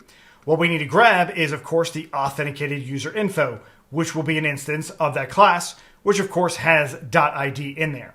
I'm going to go ahead and get rid of this result.user. We don't want that to show up anymore. It's not necessary at this point. I'm going to go ahead and grab this authenticated user info here, and we'll go ahead and say if self.userinfo is none, then we'll return none. Otherwise, we'll just return the authenticated user info.id. Still very, very similar to the local user, but now it's just the user info itself. And so with this in mind, we're going to go ahead and jump into the blog state. And as you recall, the blog state had this blog add post form state that handled the submit in here. We also have one for edit to do all of the things related to edit. But then we also have sort of a master one that does the lookup otherwise. This master one, we're going to change from the default reflex state to being our session state. So we'll do from .auth.state, import our session state here, and we'll bring that in. And of course, the reason for this has to do with the fact that we can now come into our other ones and we can actually quite literally print out the self.myUserInfoID, that exact value. Because again, we can't use SessionState.that value. We have to use self dot because it's inheriting. So this one still inherits from that, even though it's coming from the blog post state. So it inherits like a couple levels up. But the idea is now we can use this data. So really we want to say if self.myUserInfoID is not none, then we'll go ahead and set our form data in here. So we'll go ahead and say form data. Actually, let's go ahead and make it a slight variation of this. And we'll call it data equals to form data.copy. And now I'll go ahead and do data and user info ID equals to self.myUserInfoID. Then I'll go ahead and say self.form data equals to data. And then we'll go ahead and pass in the data to the add post itself. Great. So at this point, I could also print out this data if I needed to, just to make sure that that's actually coming through. So let's go ahead and do that. I'm going to go into my blog here. Notice that I have no blog entries. I'll go ahead and create a new one with just saying hello world and hello world again. We'll go ahead and submit this. And there it is now editing this. And of course, if I go into the blog itself, click on the blog itself, we, well, don't see anything just yet. But what we do see in the print statement is the user info is the correct user info instance ID. Keep in mind, in this case, our actual user ID and our user info ID just so happen to be the same ID. That's not always going to be true. It might be true, but it won't always be true. So what we've got here is our user info ID on this dashboard is the same thing as our user ID. Okay, that's just an important point to point out, because if you accidentally use a user ID, it might still associate the data close to being right. So it's really important that you make sure that this is the correct version versus this. Okay, cool. So with that in mind, let's actually go ahead and jump into the detail page for this. What I want to see is I want to see that user info ID on the post itself. So once again, we'll go ahead and actually let's use the text value here, and I'll just go into the post. And of course, there's going to be user info ID. And I'll just go ahead and say user info ID with that data. And of course, on the post itself, once everything is working out, we'll go ahead and take a look at our blog. Hello world, there's a user info ID that's showing up. So the logic, of course, would be, okay, well, now that I can get the user info ID, can I get the related data, as in the user info itself, which we'll do to string here. And this is going to be now the user info itself with that string data. So in theory, it would then be a dictionary value that would end up showing up here. But of course, it does not do that. It does not automatically bring that data in because we never did that proper lookup in our state. So going back into the blog post state, we'll get rid of this data here. I'm going to scroll up a bit to where we actually get the post. We've got load posts here, get post data. In here, there's nothing in here that's getting that relative data at all. So all I need to do is say result.userinfo here, and that will then do the database lookup. So DB lookup, right? And maybe we want to do that in other places. We did have it in here at one point with the result user. So this is basically that same idea. And now, of course, if I were to refresh on that page, I now have that user info. So we go one step further and we're like, oh, do we also have not just that user info, but also the actual user itself. So userinfo.user, right? So the real user data, does that come through now inside of that lookup? And of course, it does not, right? So this is going to be just simply user. So once again, if we wanted that data as it stands right now, we would need to do a .user lookup then as well. And then we would come in here and we would probably have to do something more like if results user info, then do the next result user info like that. And then in which case you can now have the three lookups that are going on, the actual database entry itself. Let's go ahead and make sure that we didn't have any errors in here. Give it a second as the cache refreshes, but we have the blog post database entry. Then we have the user info relative entry that's going through in there. For some reason the cache isn't clearing, so I'm going to go into disable cache on my network and just refresh in here. Let's try that again on all across the board. It might have something to do with that related database entry lookup, this right here. So let's go ahead and refresh in here and see if it does it. Okay, there we go. So now we've got those multiple entries that are coming through. So the first one is that database blog post. The second lookup is the user info. The third lookup is the relative user directly. So this is where, we actually do see the related user info in here, right? So let's go ahead and go back, and I'm going to go ahead and just use if user info. I'm going to comment this one out right now, and we'll print out working or something like that. So again, we had the user info right there. It's right in line. So once again, with that in mind, we will see if it actually does print this data out. So if I were to refresh in here, it does not do that. So the actual additional lookup just doesn't happen if we don't make it happen. So of course, that's something we're going to continue to need to improve. Before I go any further though, I want to do the same stuff with contact. And it's actually going to be very, very straightforward. It has everything to do with this handle submit and literally just this 2 lines here that will now associate that user data. So instead of our state for our contact, we already have the session state associated to it in this handle submit here. We already have that my user ID, which we could use basically the exact same thing all over again. And this is how we can now associate two foreign keys in here as well. And now it's also going to be on that context state. And of course, if we wanted to do a lookup, we totally could. But the point here is now we can actually just put in our data, some message, and now it should actually give us some relative data in there, which I don't actually have the data yet. I'm not going to do that lookup on that page. You can do it now. But the point is, this is how easy it is to then start associating this data. Of course, we still want to have the reverse lookup. We want to be able to do some of these relationships in here, but that's something we'll do in a little bit. Now we want to implement a more efficient way to do related field lookups, related through a foreign key lookups. So this right here works, but it gives us 3 database lookups, which is not what we want. We want just one because we totally can, and it's actually not really that complicated to do. So the first thing that I want to bring in here is we're going to import the sqlalchemy package.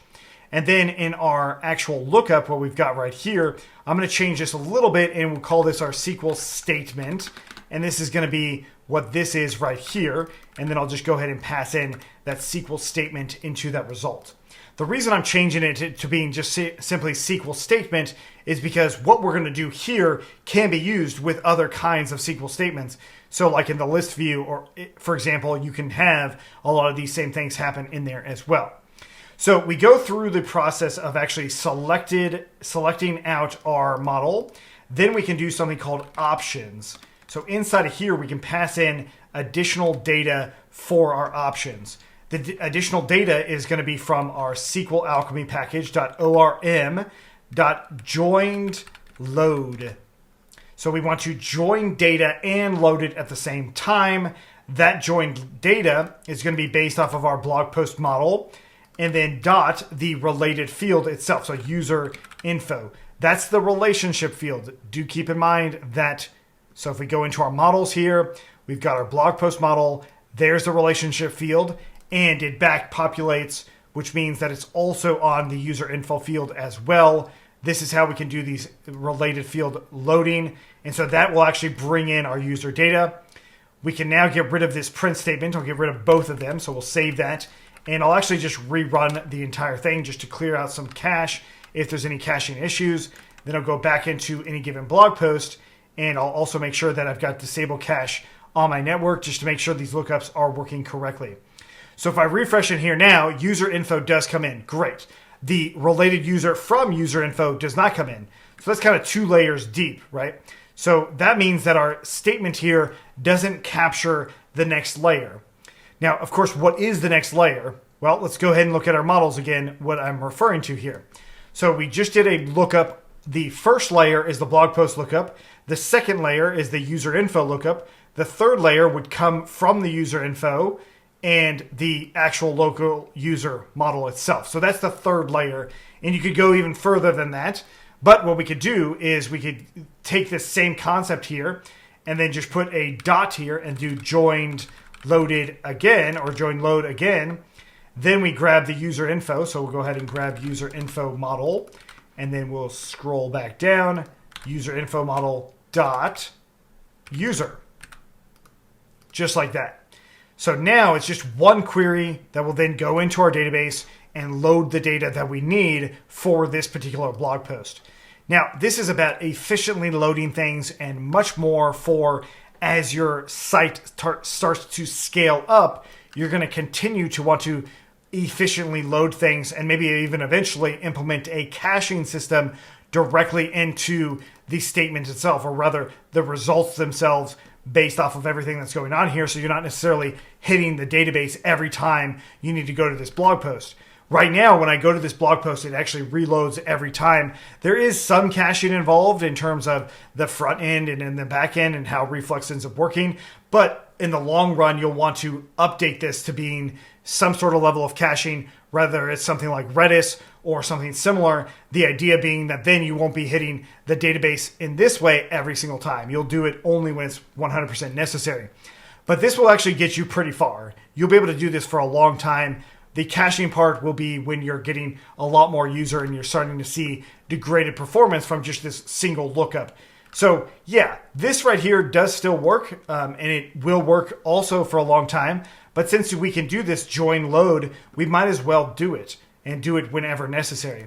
Now, of course, not everywhere will you need both of these things, right? So like if we think about our load posts down here, we've got our blog post model with those lookup args, but we can add in the options as here as well, like the blog post user info. So if we come down here a little bit and add those options in, I'm going to go ahead and tab it over, and I'll get rid of where the actual user itself and just leave in that one single option for the blog post user info, so that now in my actual list view here, I can just go ahead and say something related to it, which is going to be our blog post detail link. We've got our heading and maybe something related to the post itself, which I'll just go ahead and grab this and just do our post.userinfo and then let's say user ID, just so we can see what that ends up looking like on our blog post list. And let's go ahead and make sure that we actually have posts in here. Looks like we've got 3 items that were given. Did a little mistake on that information here. So I'll go ahead and update that just slightly on here, which is giving us our child and our post. So let's go ahead and just move this over here so that we have that coming from that. And we'll go ahead and refresh this a little bit. And so there's our user ID, right? So it's actually doing the lookup in both places. And of course, I could just change it to being something more like by, and then post user, and let's just say email, because we have the email. And so it actually show up the blog post title and then who it's by. And we probably want to put some space in there. And there we go. So now we can actually see that we can associate more data to it. We can do it in an efficient manner. And then we can render out that data however we see fit whenever we need to. Now, of course, this also assumes that you might need that data. Do keep in mind, if we did not have this options here, let's go ahead and get rid of it and save that. We probably won't have any of that related data actually come through. So then it will just give us something more like that, which does create a little bit of an issue. So really knowing how to do the query lookup is something that you're going to want to continue to experiment with as well. So that is pretty nice, and it makes it really easy on us to be able to get that related data. I have a simple problem that we're going to solve right now, and that has to do with these blog posts. So I created a user off the video, and I logged in as that user, and I actually have access to the other user's blog posts, and I have access to edit them as well. Now, we don't want that. Instead, what we're going to do is our blog and our create posts and edit them, all of that is going to be related to our single account. Then we'll create a new asset somewhere where when we do want to publish any given blog post, those things will be published and you'll be able to see them there. That's where it'll actually combine all of the blog posts that are published. So at this point, what I want to do is narrow down the current blog as is. So the way we're going to do this to start is, of course, inside of load posts. Now, we've already seen how to narrow it down based off of whether or not it's been published. We're going to do this same idea, but based off of whether or not it is the current user. So inside of our lookup args here for our load posts, I'm just going to go ahead and do our blog post model.userinfo ID equaling to self.myuserinfo ID. Those are now going to be my lookup args for any given blog post. So if I save this as is, what I will see on this particular user, assuming that the cache all gets cleared out and all that, it will eventually just show me my single blog post user ID in here, just like this. And so the load posts, I actually don't need it based off of all this publish anymore. I'll just go ahead and have it as the single where clause that's in here, and that's all we'll end up doing. We will come back to the if published only later when we actually implement that feature on the site. And I'll just go ahead and put these load blog posts in here as args and keyword args, just like that. We save it, and we'll just go ahead and make sure that this is all working as intended in terms of the blog post. So now our ABC user should only see theirs. So my new post, exclamation mark, some gibberish here. We save it. We see that that's in there. Now we see the post is by that one single user. And of course, if we were to log out, we would end up seeing that one single user. But this didn't solve everything, because if I actually change in the URL the ID there and hit enter, it actually shows me this other user's data still. We don't want that. So we're going to go ahead and change that really simply with a same sort of query in here, but of course in the get post detail view here. So the idea then is we're going to go ahead and update our lookups here. So we'll go ahead and say lookups equals to this empty dictionary here, or empty tuple, and we'll go ahead and bring the blog posts, and we'll go ahead and do something similar, of course, that we just did.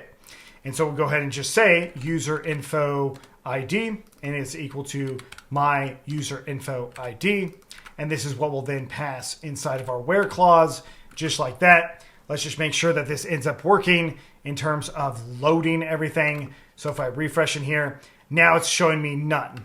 Okay, great. So that's a good sign.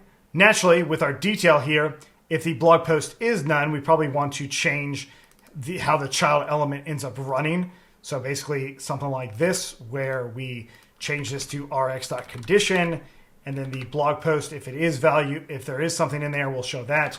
Otherwise, we'll do rx.heading, something like blog post not found, or something like that as the fallback. And so hopefully this will actually refresh to being blog post not found. Great. So definitely a good start. Maybe we want to add in this information in here as well. So rx dot, what do we call it? hstack, and then put that heading in there with those arguments in there as well, so that it's a little bit closer to what we might want for that particular blog post. And so once it refreshes, we will end up seeing that same thing. Now the idea, of course, is in the edit page, we also want that to show up the same way, basically. So I will go ahead and do a blog, and we'll just call this notfound.py, and we'll go back into our detail, and I'll go ahead and copy this hstack right here.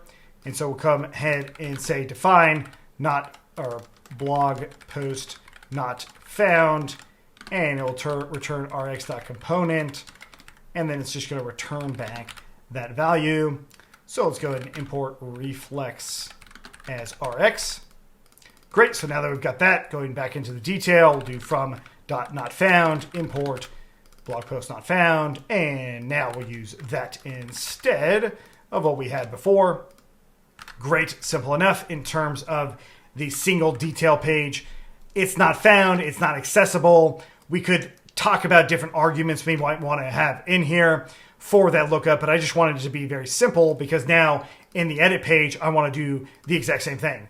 So we'll go ahead and come in here and do from .not found, import blog post not found, the child element rx.condition of all of that stuff, and then, blog post not found, and there we go.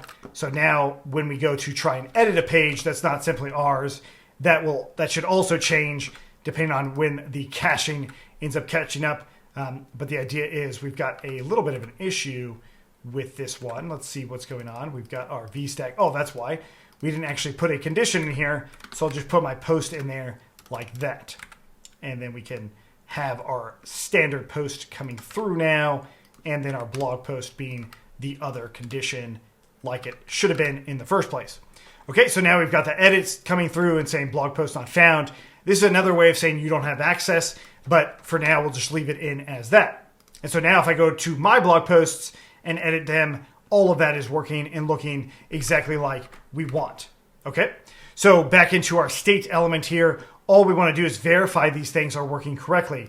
The lookup is based off of my user info. This post detail, well, of course, if the user is not actually logged in, we want to handle that as well. So if my self.userinfo is none, then we'll do self.post equals to none, and then we'll just do return, which is essentially what's happening in here, but not quite. So I'll go ahead and grab a few of these other ones, and we'll change the content to being this. Publish post active, I think, is a true false value. In this case, it is a false that we would put in there. And we just want to set basically the detail items in here like that, so that if I do go to a blog post and I go in here and copy and open it up into another page, we see blog post not found. Now, this should probably be a login required route as well. I'll leave that to you if you want to do that. But as it stands right now, we at least have something that's saying, hey, it's not found directly on there.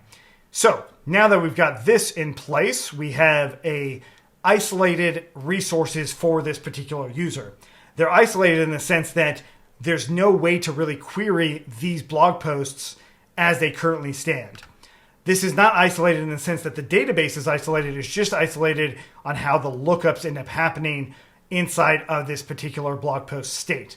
So naturally, we're going to expand this and then actually have a published version of this so that anyone would be able to see it.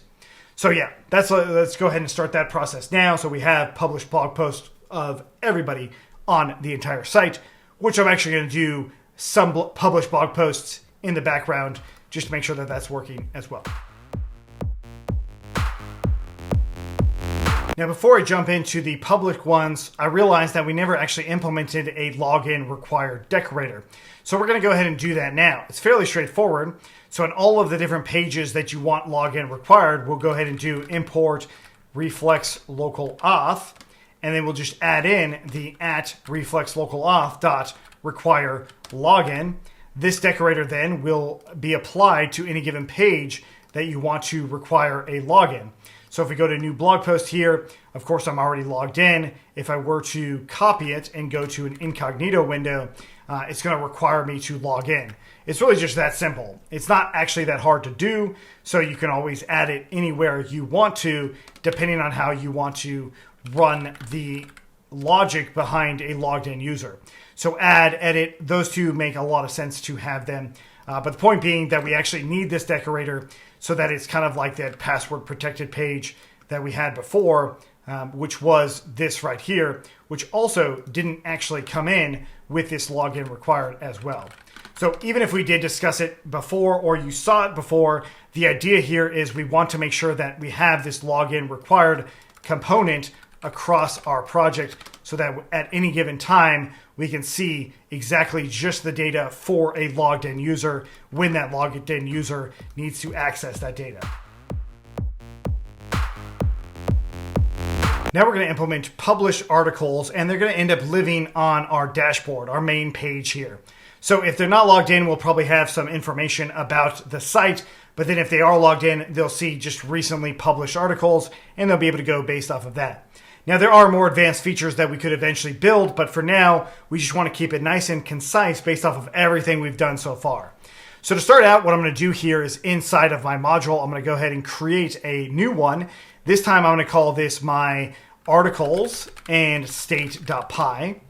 Inside of articles, we will be doing a lot of the things we've already done. I'll go ahead and use init.py in here as well. I'm going to go into my blog, and I'm going to grab the blog state, copy everything from here, paste it in, and now we're going to call this simply our article state. And we would use the article route or articles route, article, let's call it article list route. And we'll do a lot of the same things we did before. So inside of navigation, we'll go into our routes here, and we will now put in our articles list route, and of course it's /articles, just like that. Okay, so the first thing's done. Next is going to be post content. All of those things are probably fine. The post ID is now just going to be simply, instead of blog post ID, we'll just go ahead and call it the post ID, which will take in the arguments for post ID itself. The blog post URL, this is now going to be our post URL. So let's change it a little bit. The only reason I'm modifying these things is so that it actually makes sense in the context of what we're trying to build out here. Now, we actually do not need an edit URL at all anymore because that's completely gone. It's not necessary anymore. Next up, the actual detail view itself. I'll go ahead and get rid of everything related to the user now.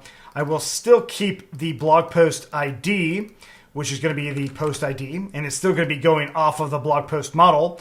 But the next thing is not going to be my user info, but rather the thing that we commented out before and whether or not these things are active. So I'll come in and just bring that in like this. We will uncomment them out and then tab back a little bit. And so now we see the 3 different queries or 3 different conditions that are coming in to our SQL statement that will then end up looking up this user. We still probably want the related user information so we can put stuff related to the actual end user. Next up, we're going to go ahead and say the post is not there. Then we'll go ahead and set the things as necessary. And I'll also go ahead and put in here post content just like we may have seen before, but I'll go ahead and do it once again. There we go.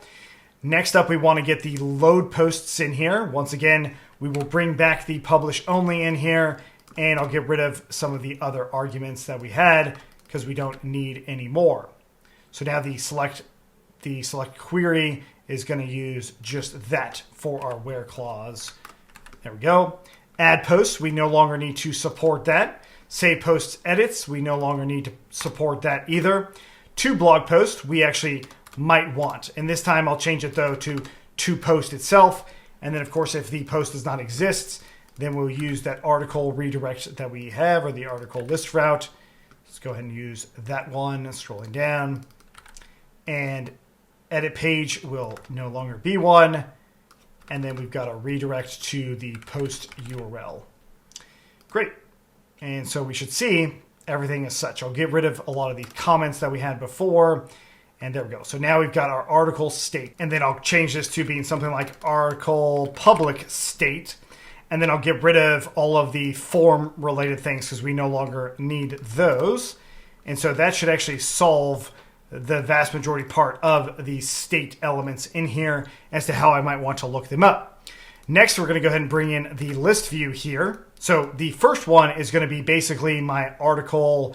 We'll go ahead and say article public list view, something along those lines.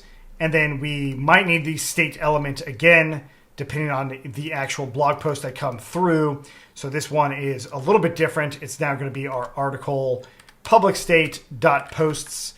And then we have our blog post list item, which this is generally okay, but I actually want to improve it a little bit. So going back into the docs, we've got this card element here. This is actually what I'm going to go ahead and use instead of what I have for this list. So I'm going to go ahead and go back into the detail link, and I'll just go ahead and paste this in just a second. Let's go ahead and comment out the original return, and then we'll return back the card element itself with that link. I don't have an avatar for this, so I'll go ahead and get rid of that. But I do have stuff related to the blog post, so I'll just go ahead and use the blog post itself. So post.title, and then maybe we have some content insert in the text area here. I'm just going to go ahead and leave those out. And then, of course, the link itself, we want to make sure that this is linked, so I'll go ahead and use that original href. And so I'll get rid of some of these other things in here, including we probably don't need that child element anymore either. So I'll go ahead and get rid of those things in there like this, and post ID should be in there as well. Otherwise, we'll return back basically like not found or something. But it should have an ID, so we shouldn't really be worried too much about that. And I'll change this to really just the post link or article link. There we go. And so I'll put this as article link, and we'll go ahead and call this article list item. There we go. And so down in here, there's our article list item showing up a little bit better. Okay, so now I want to show these. Let's take a look into our full stack Python. I'll go ahead and import this directly. So we'll go ahead and do from .articles.list, import the list page itself. And then now I'll go ahead and come down next to my blog list page right above it. We'll go ahead and do our different things related to this blog list page, or rather the blog list, the article list page, and then the article list route. And then now the state element we also need. So going into that, we will go ahead and bring that one in as well. So from .articles.state, import the article public state. Okay, and then we'll bring that in down here, article public state, load posts. Great. So now going into our full stack Python, let's go ahead and make sure that everything is running. And it gives me this positional argument error here. Let's go ahead and change that to just being simply the post that's coming through along with the padding. We probably don't need a bunch of these things. We'll take a look at if we do in the future, but let's go ahead and refresh this here. In fact, I think we could probably just augment it altogether and just use the article link based off of how those cards are. But the thing is, this box here, we might want it to show up with a box. So now I'm going to go ahead and use that same idea inside of my navigation routes. I still have this. Let's go ahead and add in our two articles here. And here we go. So 2 articles and article list route. And then in our utilities, into our sidebar, we're going to go ahead and grab our different items in here as well. Let's just find them. There we go. And so we've got our blog. Now I'll go ahead and say articles, and we'll leave that in as articles for now. Article list route. Let's go ahead and grab something like global or globe. There we go. So grab globe as the item. There we go. And so now let's go ahead and take a look. We've got our articles in here now. Everything should refresh in just a second. And so let's go ahead and do that. We've got blog and articles. So no articles are in here. So going back into our article list, we want to change a number of things. These are going to be published articles. We no longer need the link in here, so we'll get rid of that as well. So we save that, and now it should give me just simply published articles, which there are none currently. So let's go ahead and publish one of our own. I'll go ahead and publish this one right here. We're going to go ahead and say publish active, and I'll just put it to a few days ago. We'll save that, go into articles now. There is the post itself. Articles, but unfortunately it's going to my original blog post. It doesn't go to the correct detail page. So naturally we need to change that. So we'll do it, and we'll do it in a few easy steps. So going into our blog here, we'll grab our detail element. We will paste it in here. And so not found will still be there, and I'll just go ahead and use blog not found, as in blog post not found. That's probably fine. Next up, we're going to go ahead and use our state. We don't need an edit link anymore. We don't need it at all as far as can edit. We'll get rid of that altogether. And there we go. So what we want in here is, of course, the blog post itself. So there's going to be article public state.post now, and then just changing the state value basically all throughout, and maybe changing the content in a moment. But for now, I just want to make sure I can render out this page, which is, of course, is going to be my article detail page. So let's go ahead and bring that in to our main project here. And so we'll do that in from.articles.detail, import our article detail page. And I'll go ahead and grab our article detail based off of our original blog post detail. So I'll go ahead and copy this, and we'll bring it right underneath our article route here. And so this one is going to be based off of that article route. And this time I'll go ahead and bring that in just like that. This is not our post ID or our blog ID anymore. It's now our post ID. And we'll just actually use navigation dot. And there we go. That should be post ID. This should now be our article state dot get the post detail. I believe it's the same name. Let's go ahead and just double check that.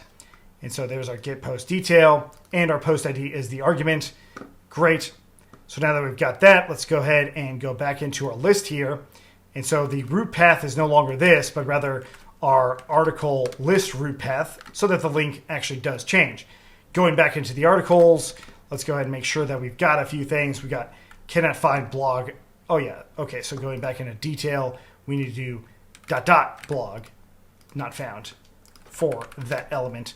This might be one that's useful in other places, so maybe we put it into our UI. But for now, this is probably fine. We've got our published articles in here, new blog post, and we see that it's still going to the wrong place. So let's go ahead and see why. In our list element here, we've got our root path, and that's it. So maybe I just didn't save it, which was probably the issue. So let's go ahead and do that again. And there we go. Now it's showing that article. Of course, it's got a few things that are wrong about it, like the edit button itself. We don't need the edit button wherever it ended up being. So we'll get rid of the UserInfo stuff in here as well. So there's that. Then we've got our publish date, our content. Those things look fine. The edit button should go away, but perhaps we're just not using the correct function for the page or the correct component.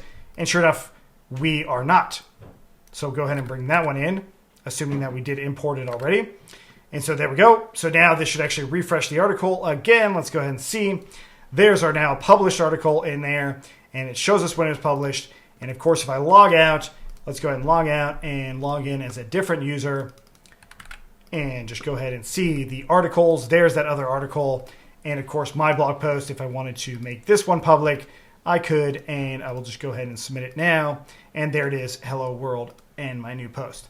Naturally, the article themselves, we should probably have maybe the username or something along those lines. So inside of the detail, let's go ahead and grab the username. And the way we're going to do this is by grabbing the post, the userinfo.user.username. Let's just make sure that that stuff's being added. So we'll go ahead and say by, and we'll add a space there, add a little element there, and we'll go ahead and see if that ends up solving everything related to the public ID. Sure enough, it does. And there we go. So that's exactly what we want. We want a public version as well as a private version. Both of these things we can change at a moment's notice. We can take them off from being published. We can see that it just happens just like that.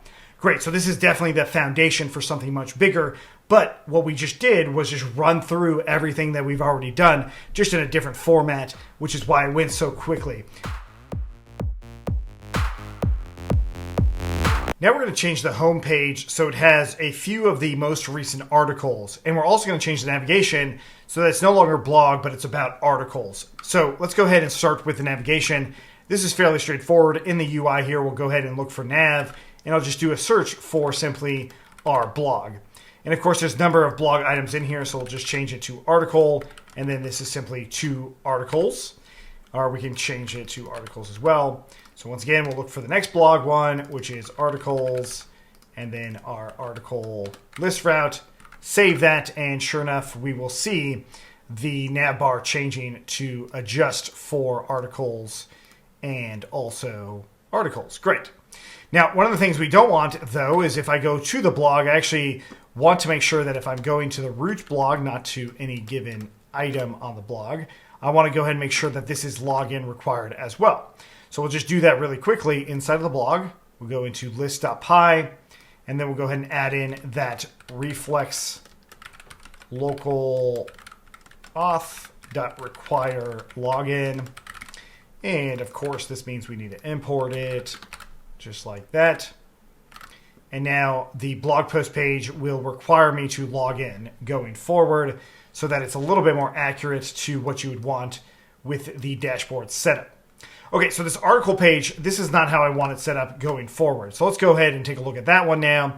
Inside of articles, we'll go into the list here. And I want to change a number of things. The first thing is this list item. We actually don't need this. This is kind of redundant. So I'm going to go ahead and just use the article link. And that's it. For the post, we don't actually need to call it. We'll just call article link itself. The argument by default will be the post. So now I'm going to go ahead and get rid of this article list item in here. Now, a thing that would be better termed here would be the article card link. And so that's what I'll call it here. We'll go ahead and save that, and we'll take a look. And what ends up happening, of course, is the pages, the actual spacing here might change a little bit or might stay the same in terms of, well, we've got spacing right here as well. So that's actually kind of nice. I've got this article card link, but now I want to actually implement something new that will do all of the iteration for me. This is so I can reuse it. And this I'll call my article, instead of public list page, my public list component. And this will then be responsible as rx.component. And this will be responsible for really just doing this portion right here. So I'll go ahead and return that. And there we go. Okay. So this is almost quite there, but it's not quite. It's getting closer. So the next thing is, instead of having VStack here, I'm going to change it into just simply box. I'm going to get rid of spacing, and I'm going to get rid of alignment. Once I do that, the article's homepage will change quite a bit, or at least it should, in terms of the way it's being rendered out. Now, before I actually take a look at the rendering, what I want to see in here is I actually want to use something different, which is RX Grid. So RX Grid is going to be nice because then it will actually be able to render out each one of my posts into columns. So let's say, for instance, we put it into 3 columns here, save it. What will end up happening on the article list is it will actually start having 3 different columns here. Let's make sure that our Reflex project is running. And I didn't forget a comma. Looks like I did forget a comma. Let's go ahead and add various commas in there. And let's see if that ended up compiling then. And it should change the layout of this page a good amount. So with the columns in there, and now with it refreshing, Let's go ahead and just do a quick refresh here. And it's running again. And here we go with the articles. There we go. So now it's a little bit different, or quite a bit different actually. So the whole width is here, and it's got, quite a different type of columns going on. So if we wanted to keep those columns and then add in some spacing here, we totally can. We can say 5 as far as the spacing is concerned, and then I can refresh in here, and now it'll be a little bit more spaced out in terms of the recently published articles. Okay, so now obviously if I add a lot more, it's going to start looking like a grid. So if you look inside of the Reflex docs for grid, you can see where it's going. It's going to look sort of like this in the long run, which is kind of nice for articles because then you can get a quick glance as to all the different articles that are there. And granted, you could always change things, maybe add images and stuff like that. A little bit more advanced features that we're not going to cover right now. But with this in mind, I want this same idea to show up on my homepage, maybe like right underneath here. And so as it stands right now, we could actually import this and use it on our homepage. So let's go ahead and do that. Back into our full stack Python here, we've got this list element. I'm going to go ahead and bring this in, the public list component for my index page here. I'm going to go ahead and get rid of the user stuff. We actually don't need that anymore. I'll change the label to being something like, welcome, and we'll call it to SaaS or something like that. Great. So now that we've got that, we can also get rid of this, get start editing. You can add things in as you see fit. Right below this stack here, I'll go ahead and bring in my public list component here. We'll take a look at what that ends up doing. I'll get rid of the session state stuff, or actually comment it out for the moment. And then we'll go ahead and take a look at what happens with this welcome to SaaS page. It should now render out those different components, but it's not. Now, of course, the reason it's not rendering out those components is because they're never loaded. So there's a bunch of different ways in how we can think about loading them. One of the ways was what we did with all of our other pages. We've got this onload method here, which is actually probably pretty good for our home page if we're going to go about this route, where we actually have some of our items showing up on the home page itself. Right, so if I come in here and do onload, load those articles there, then we will actually be able to see some of those articles come in on this homepage, because now they're being loaded in, and they're being loaded in a similar format as before, but they're just narrowed down a bit. So something that I might want to do then is right underneath here, maybe I put a rx.divider, and then I do rx.heading. Again, this time the size is going to be a lot smaller, and I'll go ahead and say something like recent articles, and have that come through with those recent articles. And so this will show me something slightly different here, right? So now we're getting a little bit closer to maybe what you'd want for a homepage. But the idea being that we have these recent articles in here, and we should be able to use them. So for some reason, they're not actually being loaded just yet, but we'll come back to that in a moment. But for now, they're loaded right here. But of course, this recent articles, the way it currently works, if we look at the state element for loading these posts, it's going to load everything. That may or may not be what you want it to do. The other part is the actual component itself. Well, we have some default columns and spacing. So I'm actually going to allow for this to be different. So we'll go ahead and set an integer here, and we'll start it off with just simply 3, and then spacing being the same, also an integer starting off at 5. Then when we actually use the grid, we will convert them into strings themselves, just so that they do come in as a string, but then they start as an integer. The nice thing about this then is on my main page, I can change how I want the columns in here. And let's go ahead and say columns equals to 1. I believe that's what this should be called, is columns. And so now we've got it as 1. And so once we go into our home page, we should see a stack of, well, 1 column, 1 article. Great. So it's a little bit closer to even more so what we might want for our recent articles, where our original page is still there.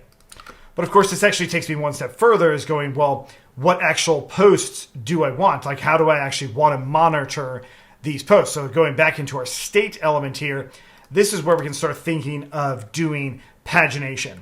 So if we come in here and add something called a limit, and add in the default limit, the default number you might want to bring in on your query, what you do then is inside of your posts, you've got this load posts here.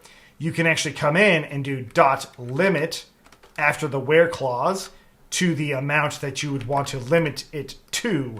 In this case, it's going to be whatever number I put up here, the default. That's the default limit. We could also do something like define set limit and reload, which is going to be taking in self, and then maybe the new limit, which of course is an integer. And the default, I'll go ahead and set it equal to, let's say, 5. And now we'll do self.limit equals to the new limit, and then self.load posts, which will then re-trigger those loading of those posts, and then just simply yield. So change the limit, whatever that default is, and then it's going to go ahead and reload. So the nice thing about this then is inside of my public list component here, I could go ahead and bring in a limit and set the number that I want in here. Let's go ahead and say 1, just so we can see that as being a result. Now, what you might think is like, oh, well, then I can just run the state.article public state.set limit and reload of that limit, right? The one that's coming through. You might think that that would be how we go about doing it, but of course it is not. So what we're going to do instead is we are going to go ahead and add in something like on mount, and now we'll go ahead and do that same idea, but the idea then would be taking in the lambda and then going ahead and running in that set and reload limit, which should then update this as we see fit. So I'll leave the default in as, let's say, for instance, 100. 100 items is way too many, but we'll go ahead and put that in there. And then on my actual home page, when I do initialize this component, I'll use those arguments so that I can set the limit to 1. And now we'll go ahead and save that, and then our home page should actually update based off of that new limit, assuming that I have commas everywhere, and sure enough it is. If I go into my main articles, it's back to the standard limit. Homepage, articles. Great. So now it's showing me exactly what I might want to do when it comes to narrowing down what gets displayed and where. So naturally what I want to do though is I also want to have a different look at my dashboard, as in getting rid of this welcome to SaaS portion on my dashboard. So once again, there's many different ways on how we can think about doing this. In my case, I'm going to go ahead and do dashboard as a page, and mostly realistically a component, just a component. So I'm going to call this my dashboard component, and it's not going to take in the base page. It's just going to return back what I want for my dashboard, which will be rx.box. And then I'll give the same sort of minimum height in here. I want to get rid of that breakpoint. We don't need that. So there's going to be my dashboard now with that minimum height, maybe a heading like rx.heading, and we'll go ahead and say welcome back, and size being, 2. Small heading, not very big. Put a comma here. Great. So now with this in mind, I can go ahead and then from our actual articles, we'll go and do .articles.list, import our article public list component. Right underneath that, I'll go ahead and do rx.divider, and then the component itself, columns being 3, limit being 20. There we go. And let's make sure we've got all of our commas in there. Now that we've got this component here, I'm going to go ahead and bring it into full stack Python. So back into, we got auth.pages. Now we want to go ahead and grab our pages. I'll go ahead and import it just like the other ones. So we'll go ahead and do from.dashboard, import the dashboard component. And there we go. Back into full stack Python here. We will go ahead into the index and just change this child element based off of the state itself. So once again, we will go ahead and do rx.condition, and this is going to be whether or not the user is logged in, which is why we've got this authenticated user info here. We'll go ahead and bring that in as our primary condition, and if it's not, we'll go ahead and do pages.dashboard component, just like that. And let's see, for instance, we need to close off the parentheses there. There we go. And so now our home page, let's go ahead and make sure that everything is working now. It's all compiled up. We refresh into our dashboard here. This is not giving us the correct values. So let's go ahead and see is authenticated. So go ahead and change this to the opposite of that. So if they are authenticated, then we'll show that dashboard. Otherwise, we will not. Get rid of that. There we go. And we'll refresh this and we'll see what's going on. In a moment, I will change this back to being the landing page. There we go. We've got our welcome back in here. And so going back into maybe our dashboard element here, perhaps we want to add in some spacing here. Let's go into the box. We notice that it doesn't look like there's a whole lot for simply spacing on the box. So all I'm going to go ahead and do is I'll add in the margin in here as margin top being 1em, and then margin and bottom being 1em. And there we go. So that should actually update that dashboard component. So with this same thing in mind, we'll go ahead and do our landing.py, and this will now be our landing component. Same sort of idea that we already were doing with this child element here. So I'll actually copy basically that whole child element in here, and that's what we'll use instead. So instead of the child element here, we'll go ahead and do that. Same about us, we still might want that, so we'll go ahead and do from dot navigation, or rather from dot import navigation. There we go. So now we've got those routes there. Landing components. Let's go ahead and do the same thing. So from .landing, import the landing component. And there we go. So bring this in here. Back into full stack Python. Now it's just pages dashboard component and pages landing component. No need for that child element any longer, so we can get rid of that altogether. There we go. And we can also get rid of this state. I don't think I use it anywhere because it's just not necessary any longer. And now that index page is a lot cleaner in terms of how we might want this to look for both our landing page and our dashboard page. There's our dashboard page there. Granted, we could always improve what this looks like over time. I do recommend going through various things on the documentation, inside of the components, inside of layout. Just play around with it as you see fit. But what we've got here is now this welcome hello world here. Our dashboard is now closer to what a dashboard might be. Granted, it's just the articles at this point, so we can always improve it and add different elements, and we can move around components as we see fit. The landing page now looks like this. And once again, we could improve that as well by adding different components as we see fit as well. As a final step, we want to take a look at colors and theming. Colors can be applied to individual elements. Theming is more global, as we'll see in just a moment. So the idea is jumping into the Reflex docs under Learn, you can go into Styling and Theming. This is a quick way to do the theming that you might want on your entire project. We'll come back to that in just a moment. But we can also look at the Radix themes. So Radix itself, we can actually take a look at Radix UI, jumping into the different colors. And here's all of the different colors you can use out of the box. So that's actually what we want to take a look at. What I'm going to start with is this tomato color. We'll do tomato 10. This tomato 10 is going to take place of this blue button that's here.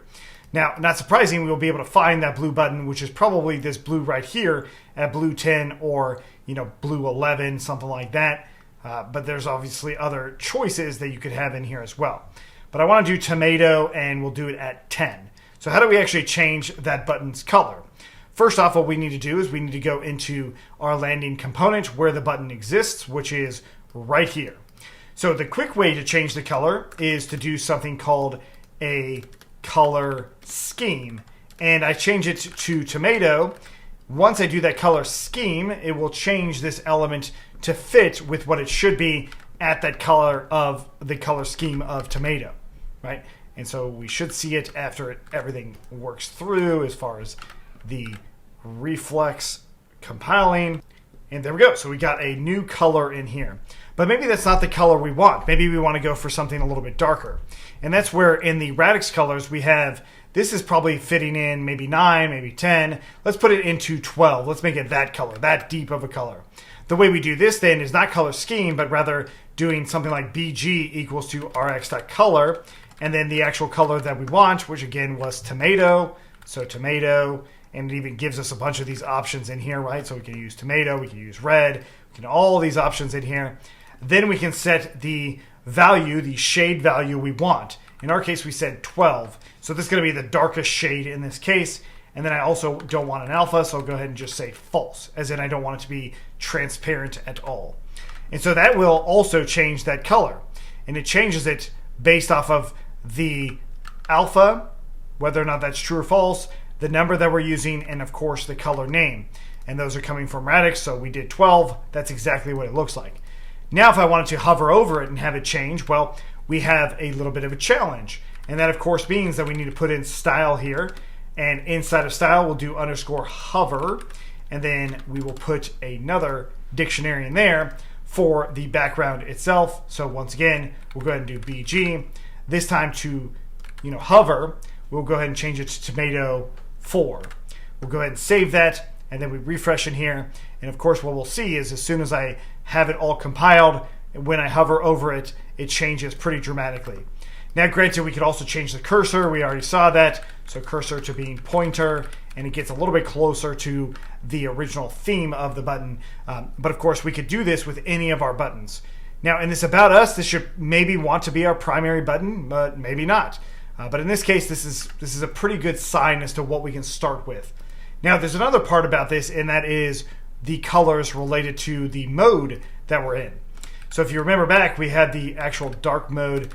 So if we do a quick search for our dark mode here, look at that sidebar, and then we see this color mode condition here for the different colors. So this is another thing that we could bring in to the color itself.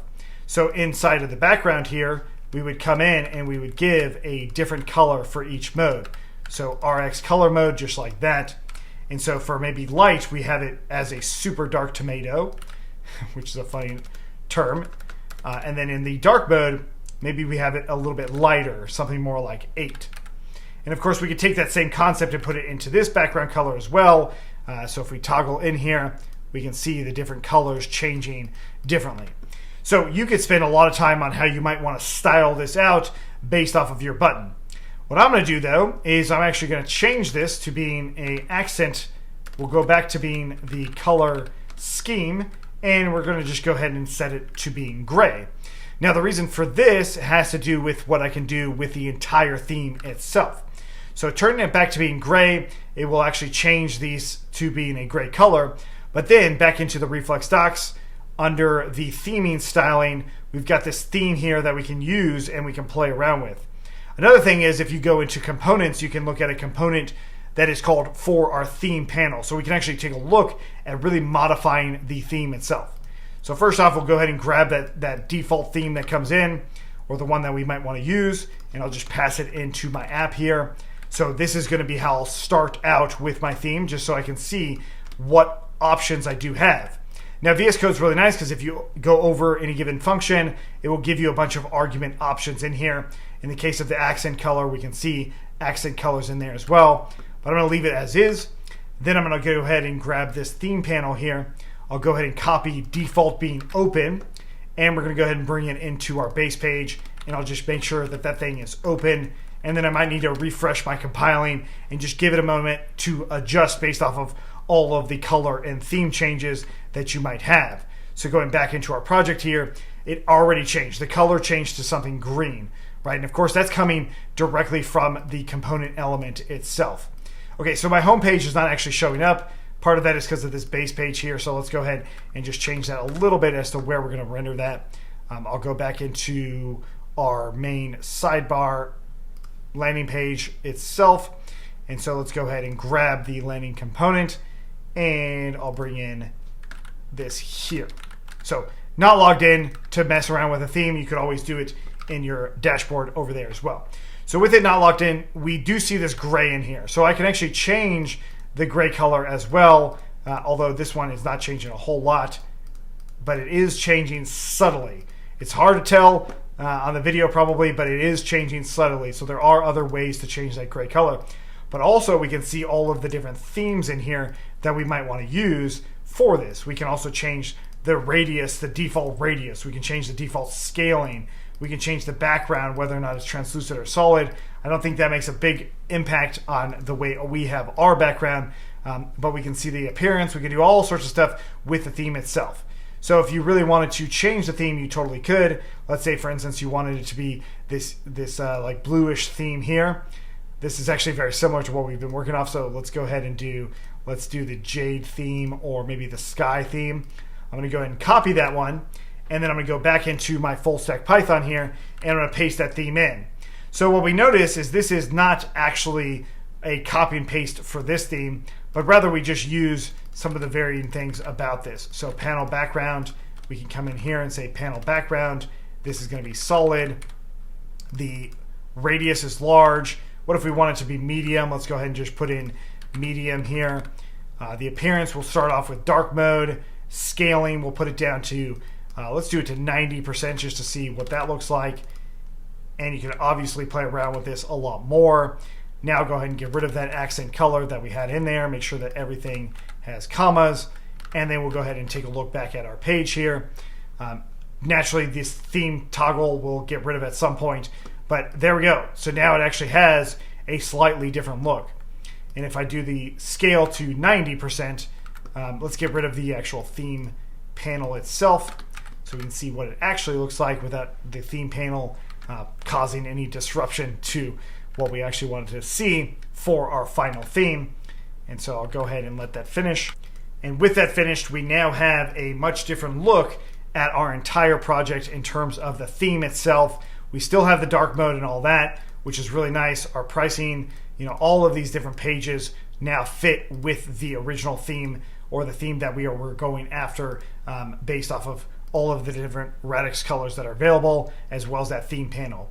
So this would also have effect on other things, other components in here as well. So like if you looked at something like this, you can use different colors in here that would fall along with those different colors that we have that are available to us. All the different radix colors we can definitely use with other components, and we can use it in ways that are like pretty intuitive. So in terms of the color itself, so like when we took a look at that button, we can actually use the colors on any button, any element, in the same way that we did before, where it was using something like, this, whereas like BGRX color, we can use these style elements in here throughout any given element or component that we might want, if we need to have different colors for any given reason, and also for light mode and dark mode. So that would also work on these different charts and all these things that you can just copy and paste and really play around with if you were interested on how this would end up looking on your own page, if you were going into graphing, if you're doing all sorts of other robust components for your application. Hey, thanks so much for watching. Hopefully you got a lot out of this. Now, of course, there's still things that we would want to build into this application to make it a lot more functional for our users. But the idea here is now we have a foundation for you to be able to do that. Now, I also recommend that you definitely check out the Reflex docs in the gallery, in the recipes. There's going to be a lot more things that are added to this. Like, look at, here's a pricing card one. This is something you can implement now. And if you look at the code itself, it's very straightforward. It's straightforward, just like of what we've been doing so far. And a lot of this is just copy and paste and just trying to figure out what exactly is going on in here. So, of course, for example, if I were to grab this right now, this actual pricing card, go into my pricing page that's in here, and maybe change some of the elements in here for it. Let's go ahead and just bring it in. I'm going to paste it in right above here, and I've got my pricing cards right above my pricing page. I'm going to go ahead and leave the heading in there, save that pricing card, make sure that the Reflex updates itself, and then if I go into pricing now, after it actually does compile, we will see something just like this. And this is a great start in terms of our pricing page, of course. Now, in this case, what we want to think about is really how do we use the documentation and just do copy and pasting based off of everything we've built. Now that we have Auth, now that we have all of the fundamentals with a database, how we can go about using that, how we can log in and have very user-specific data, which is, of course, all of these things that we ended up doing, which I think is really, really important for a full-stack Python application. Now, of course, there's still more things to be learned inside of Reflex, and something else that's really cool is, yes, you can absolutely use this with other kinds of backends, because realistically, on any given state element, the state elements like our state here, we can actually do different backend requests. We don't have to actually only use our database. We don't have to do these sessions. We can do a request to any given API, whether that's something like OpenAI, like to do it, ChatGPT type thing, or that's something like your own third-party API that you're building with a different kind of backend altogether. But at the end of the day, the actual front end itself, we have a lot of different components to pick from and ones that we can really use in a really robust way.